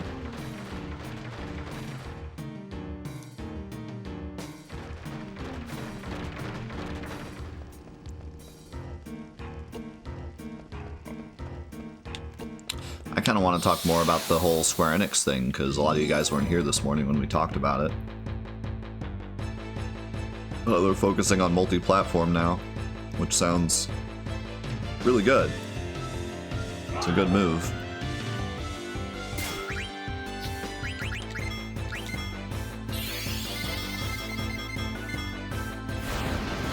Don't kill Zidane. Why does Zidane have, like, no health? Shouldn't the tent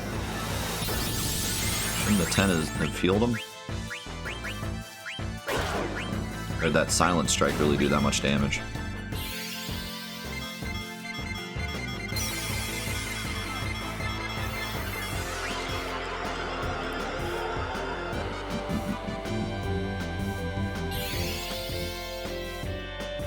What are you worried about?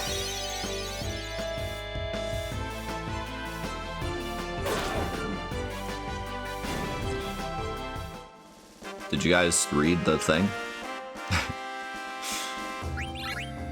It specifically says they want to focus on bigger games moving forward, not mobile games. They said they want to focus on bigger games, they want to focus on multi-platform, which means we might actually get... wait, is this right? Yeah, I think it's right. Which means we might actually get, like, PC ports of Kingdom Hearts 4 and Final Fantasy, the next Final Fantasy, like, on release. Which is what everyone wants.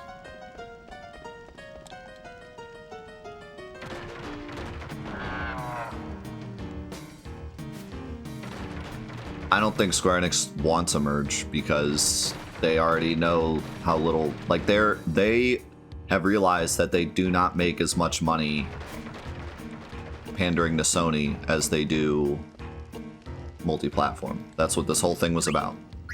They're saying Sony doesn't pay us enough to keep our stuff on their platform. We're losing money because we're pandering to Sony. That's like what the whole thing is about.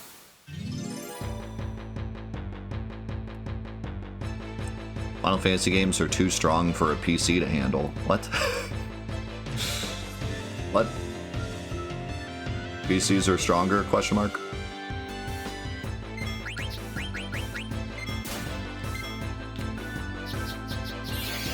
Okay, this is the fight we wanted, but we have to attack with Vivi twice.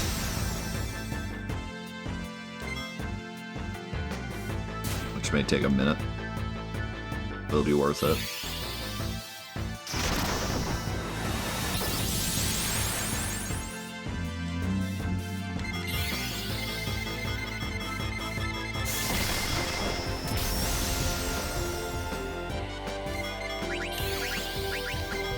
Please don't hit Vivi again.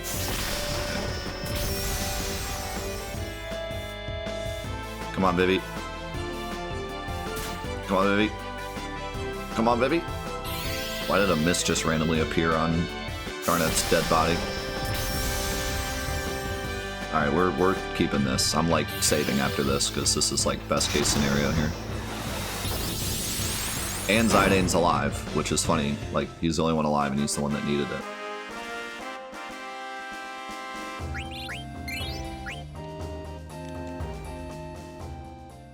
Oh, I should have equipped the dagger, though. I just realized I didn't get the double AP because I don't have the dagger equipped.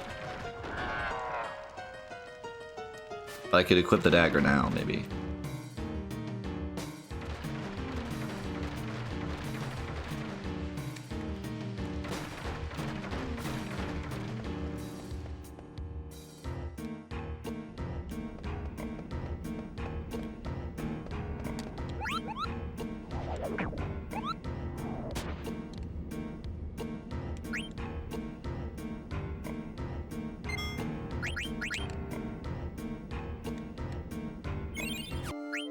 I'm gonna eat a burrito tomorrow. I'm planning on eating a burrito tomorrow.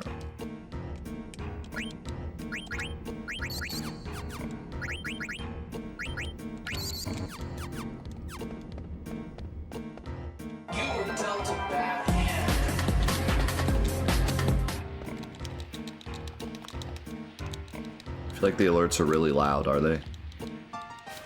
Or is that normal volume?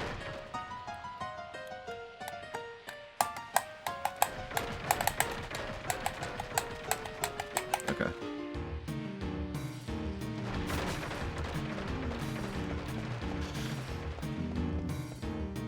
Burrito alert. What would that even be? What does a burrito sound like? Nothing. It's a burrito.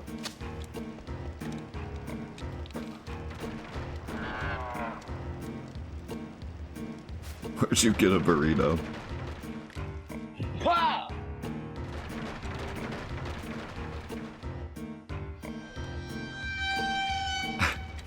It's the start of the where'd you get chili, but then my voice over top, and it says burrito.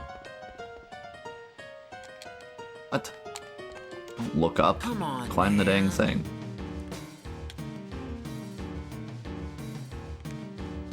Where'd you get a burrito?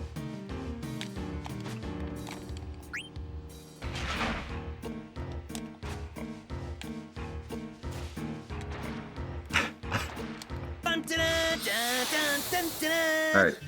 More than one enemy, please. More than one enemy.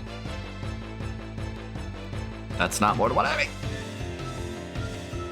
I mean, that's it. That is enough AP, though. But I gotta win the fight. Which is a bit of a problem. No. Okay, he survived. This might be okay. 2 birds.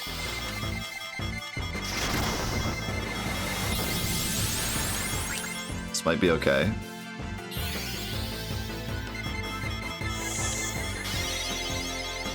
Especially since I used Cure, so Vivi had enough time to get another turn. Wow! Okay, that was good. We take that.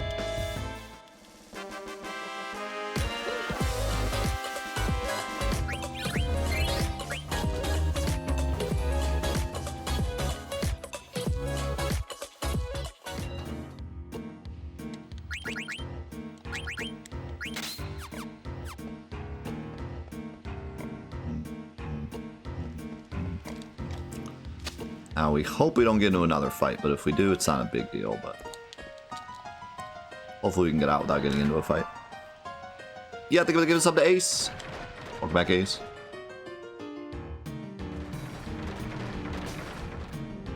That one actually was a new sub. Or no, it wasn't. Never mind, I'm lying. It wasn't me. Streamlabs is still broken.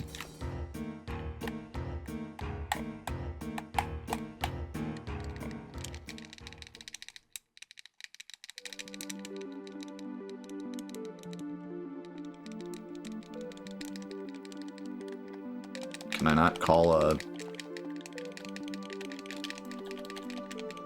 I can't call the Moogle here? Okay. I just had to tell me about the outer continent first. I was gonna say.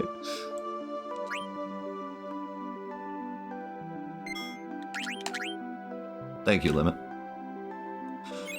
That'll be nice to know. Alright, that was good. That was good. ZB! Think of it 22.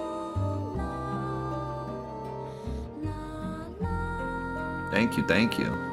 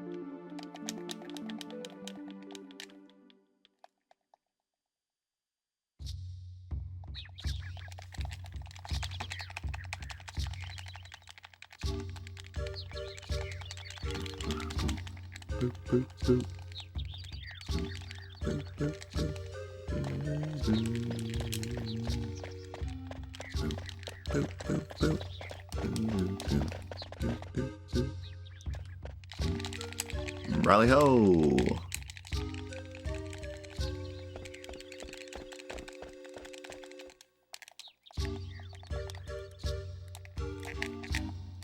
Rally ho!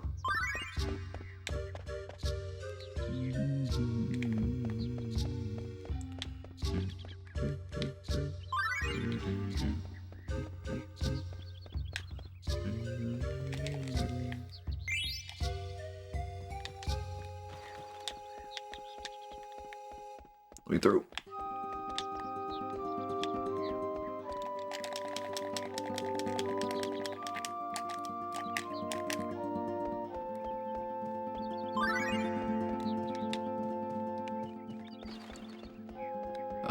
This way.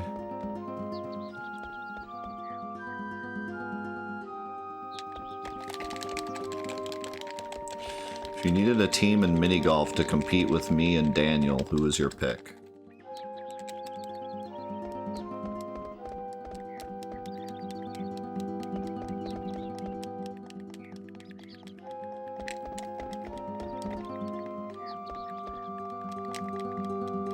I don't think any of the regulars around here has told me their current abilities in mini golf.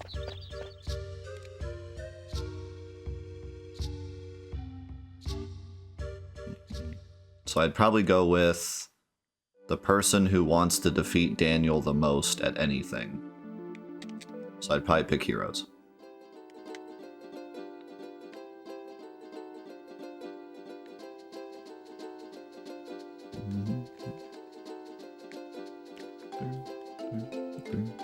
See, he's got the spirit.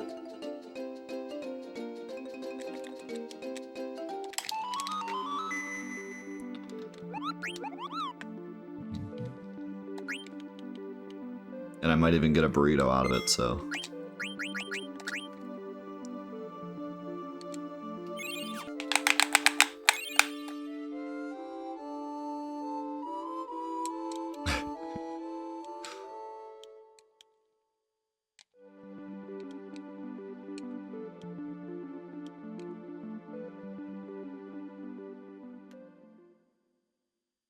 Hopefully we only get into one fight again.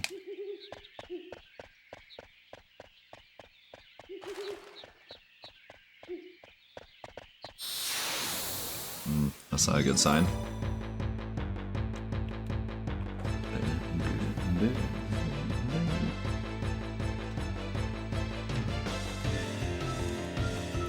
At least it's this big slow boy. Alright, never mind.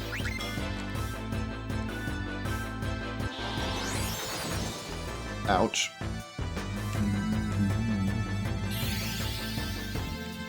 Kind of looks like Arrow 3 from 7.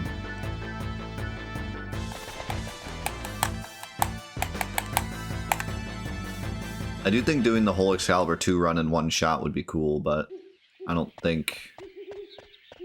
It would take a lot of work because this game's really volatile. It's very easy to die at any time.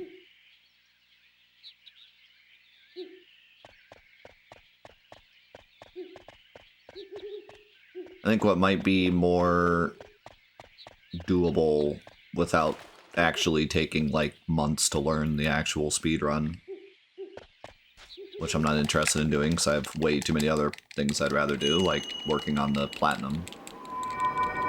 But one thing we could try to do is do like a segmented run, but in one day. So like I can die and reload, but try to do it all in one day.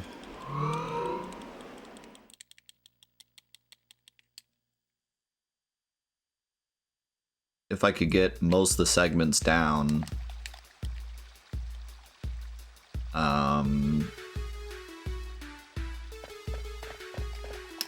then,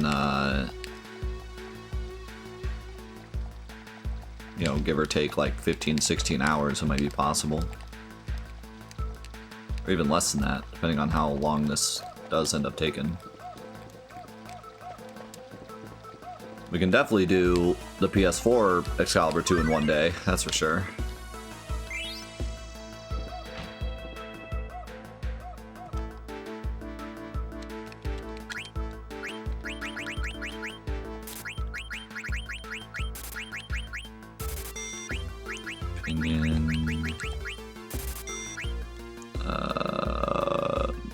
Mithril Sword. Age Masher, 2 daggers, Lightning Staff, Gladius, Glass Armlet, Bone Wrist, Magic Armlet, Mage's Hat, 2 tiaras, Ritual Hat, and Magician's Cloak.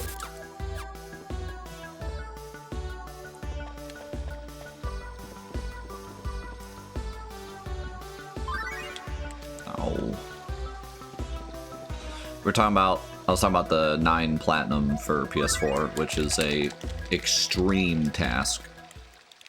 But that's why we're doing this, because I want to get the platinum for Final Fantasy IX, but I didn't want to do the cheapo Excalibur II run that you can do on PS4. I wanted to do the legit one first. Then we'll do the cheapo PS4 one as a victory lap.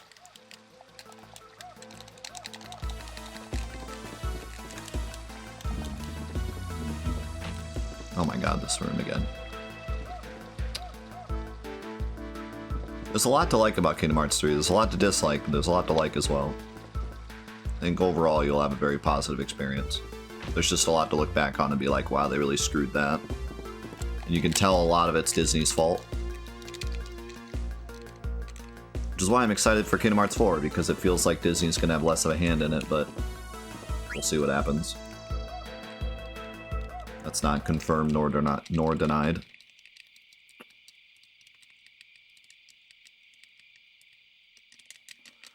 It gets less cringe near the end, but it also gets like hilariously bad paced.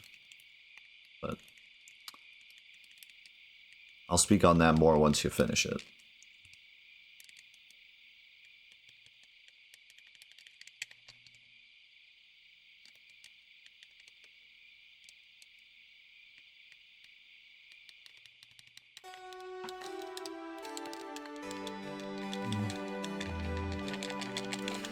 I think you'll get what I mean when you play it.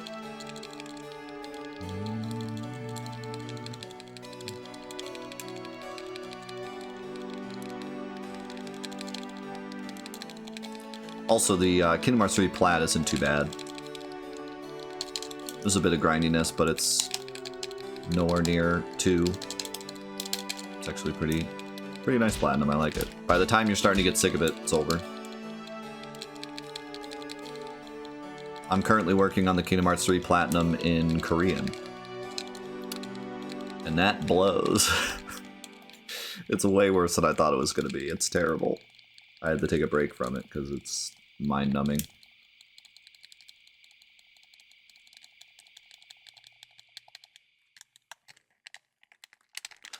It wasn't that bad just to beat the game, but now I'm doing synthesis stuff and it's miserable. I have no idea what I'm picking up. I have to translate like everything in the menu to figure out what I need, and then I don't even know if I'm getting the right thing, so I gotta check it like every time. It's terrible.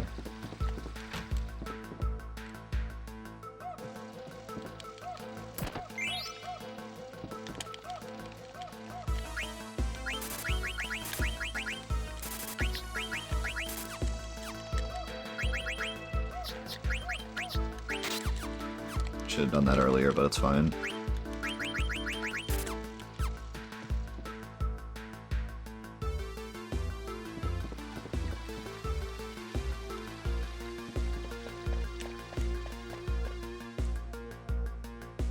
Actually, my bad, it's not Korean, it's Chinese.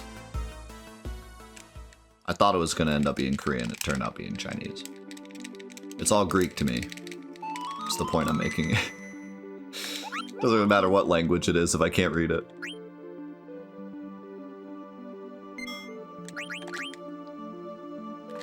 Alright. I'm pretty happy with that. Wasn't perfect, but everything is so slow. The load-in is slow, the animations are slow, the leaving is slow, the attacks are slow, the ATVs are slow, everything's slow.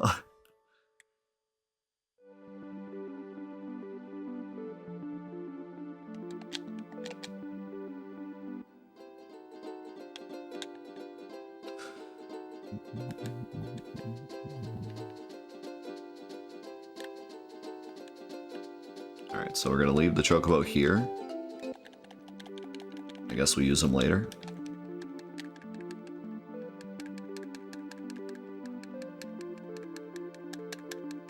Ozoniac.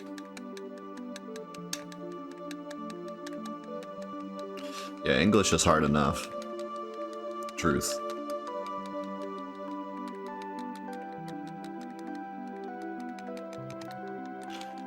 Yeah, I don't really mind it too much, like, casually. My only big complaint about this game, even casually, is that the ATB is just way too slow. On fastest, it's like as fast as Final Fantasy VII's slowest speed.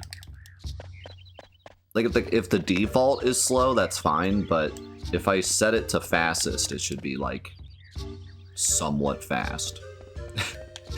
Fastest is still, like, mega slow.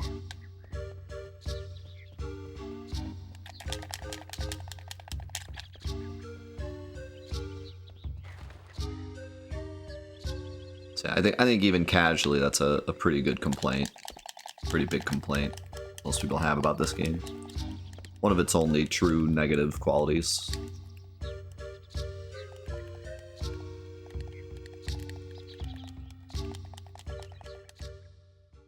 Very fair criticism.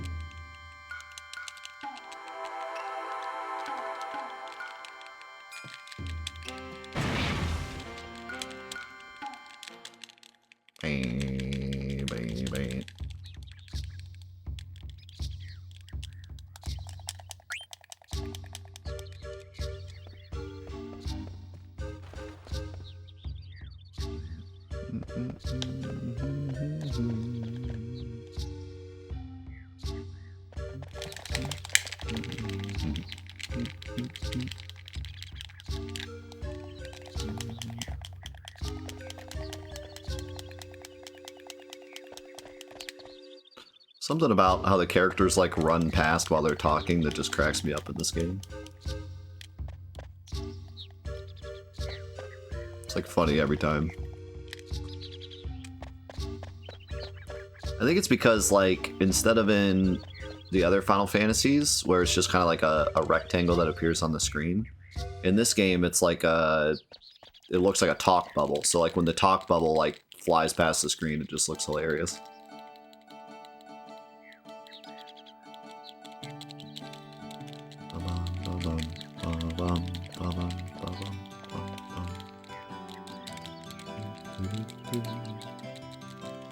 Oh, that's another genuine criticism about this game is how bad the stealing is, especially given the main character's a thief.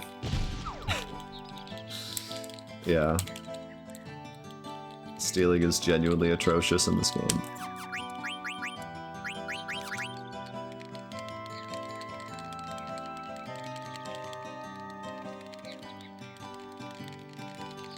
I don't know why it's so bad, because it's not like a challenge to steal from most fights.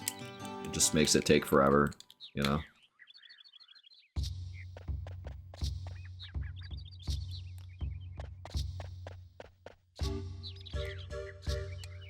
Doesn't come across as like a, oh, I gotta survive long enough for the steal to happen, like, nah, you're really just wasting time. It's not that hard to sustain in this game. The main characters are, you know, you have your white mage most times, and you can buy a ton of potions.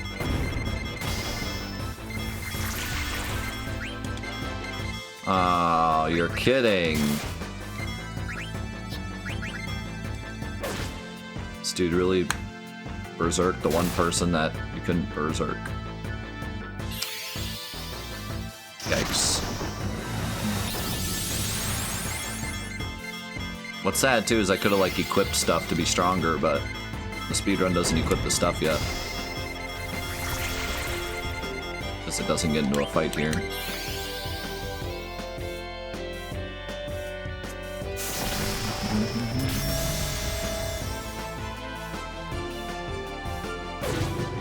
If this kills, I'll keep this, otherwise I'm resetting. Holy crap! Dagger with 300 damage attack.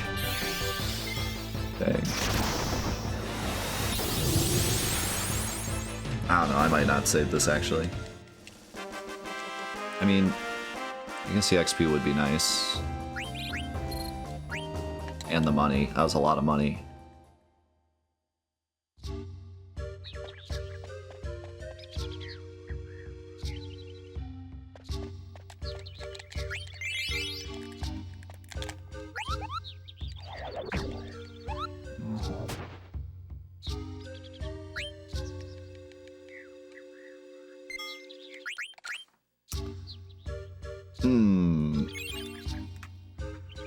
Well, we could, because this is segmented. Like, we could sit here and reset till we got it. Then we'd have an advantage over the speedrun. But am I going to do that? No!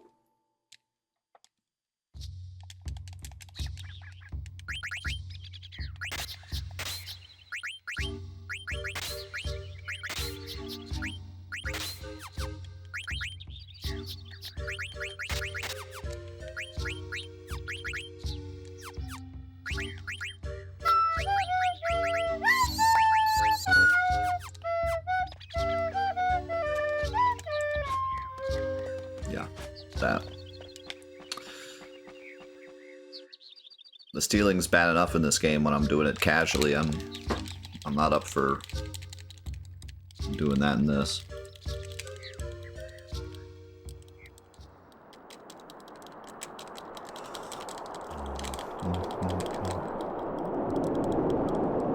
The no flute anthem. This game sucks.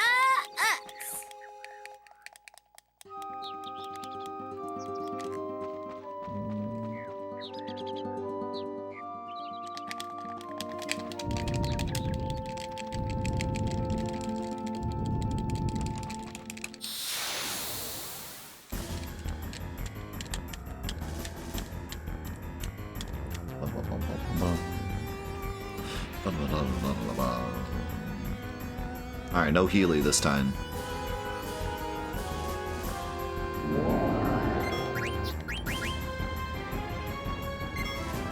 Ooh, good start.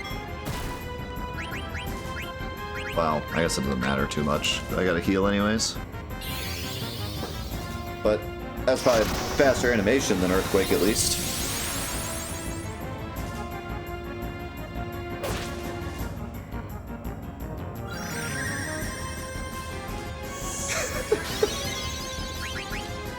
You guys got all the jokes about this enemy.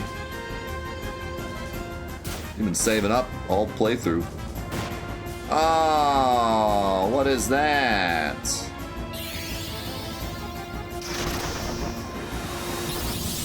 Oh, that's not good. I don't think we'd survive this. Dodge. That's not a dodge. You got punched in the face.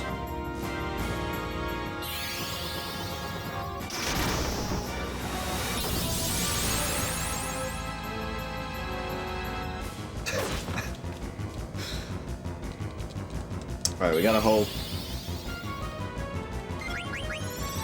We gotta hope he attacks Vivi.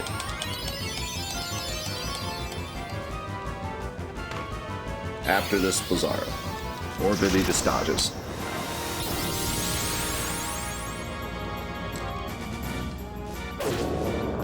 Or Zidane could just get a crit. Gaming. Absolute video gaming. I hope Aiko didn't need that AP though.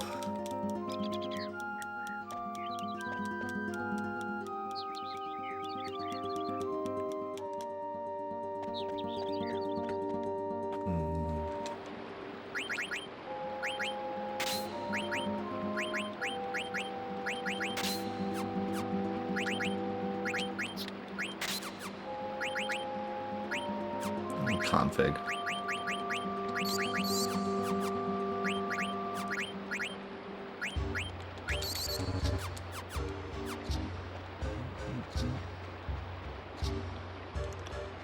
Good shot, kid. No fight.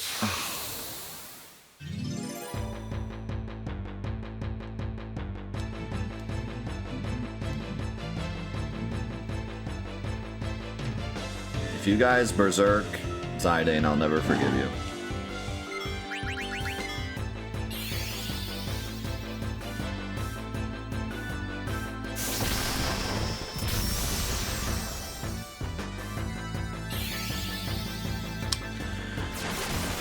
Well, I'm not sure how I feel about this section. I feel like it was pretty good. The crit definitely helped. Aiko didn't get AP. Vivi got hit. I got the menu done already, which is nice. Pretty good. I feel like I should take that crit and be happy with it, though. You know.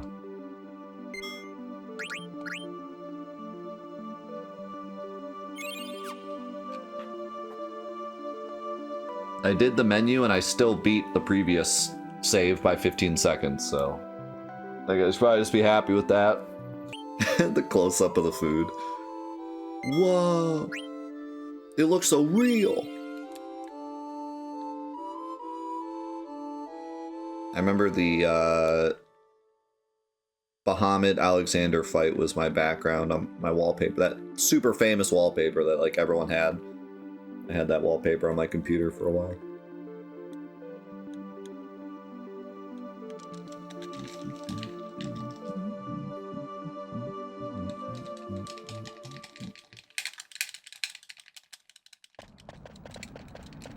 I've always wanted to try watching House of Cards. That show looked good.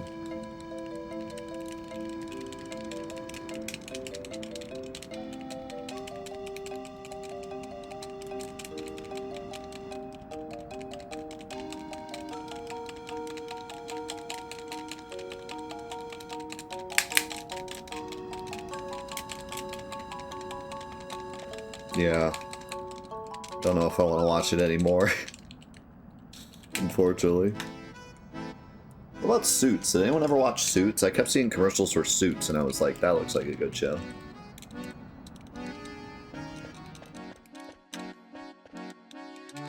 Yeah. I'll have to try that one someday.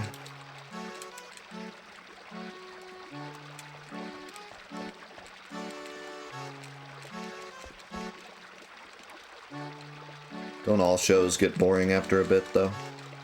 How's it going, Craggle?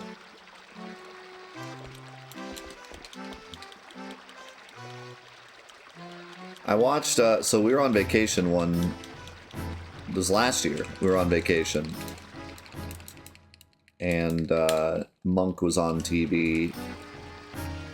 And, like, the family was going to do something and I wasn't involved in it, so I stayed home with my father-in-law. And Monk was, like, on the TV, and we were just sitting there, and then, like, suddenly we were both, like, super invested in it and watched, like, 4 episodes.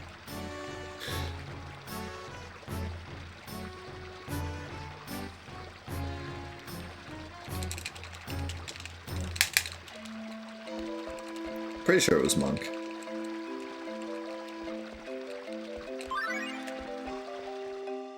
I'd be getting it confused with another show, but I think it was Monk. It was the one with the really... Maybe it wasn't Monk. The one with the really eccentric detective. I know that's like every detective show ever. Who, like, knows everything, but he's annoying. Yeah. Okay.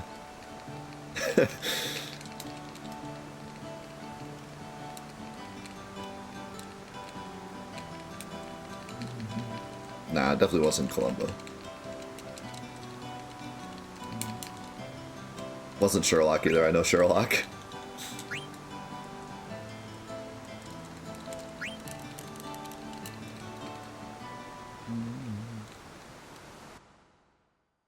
Okay, so for some reason, if you do that cutscene on that screen, then it makes this activate right away. Which is incredibly strange. I don't understand, but saves a lot of time.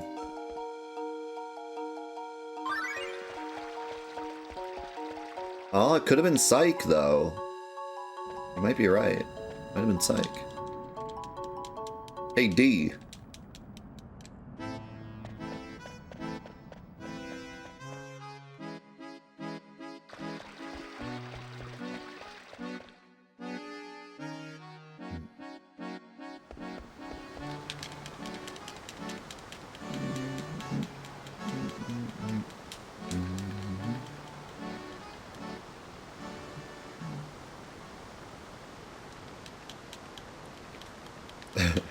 I feel like those shows, yeah, like Monk, Psych, Sherlock, are like the mom's house special, or every time you go to your mom's house, it's just randomly playing on the TV.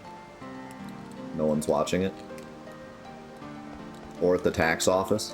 One of the two.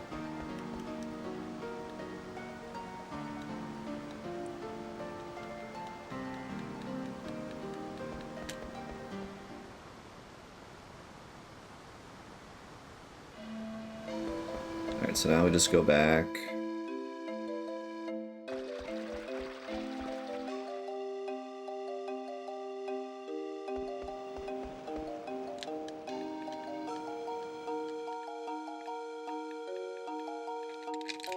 I feel like I remember this chest having something good in it, but the speedrun doesn't pick it up. Kinda curious what's in it.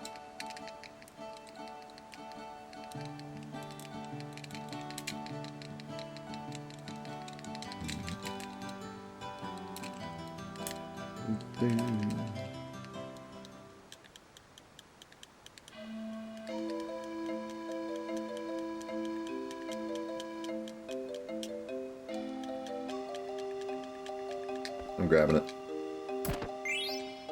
Wasn't worth it.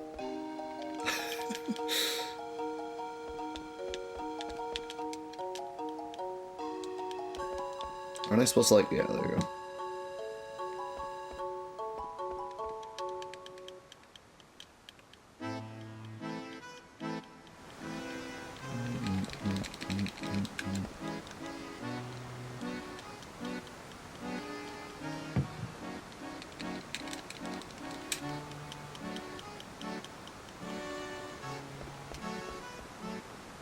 I think we just leave now.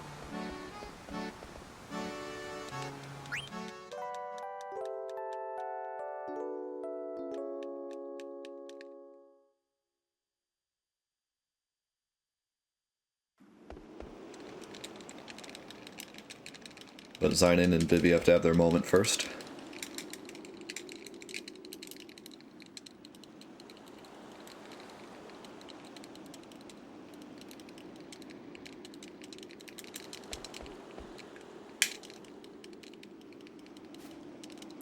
I have this really fond memory.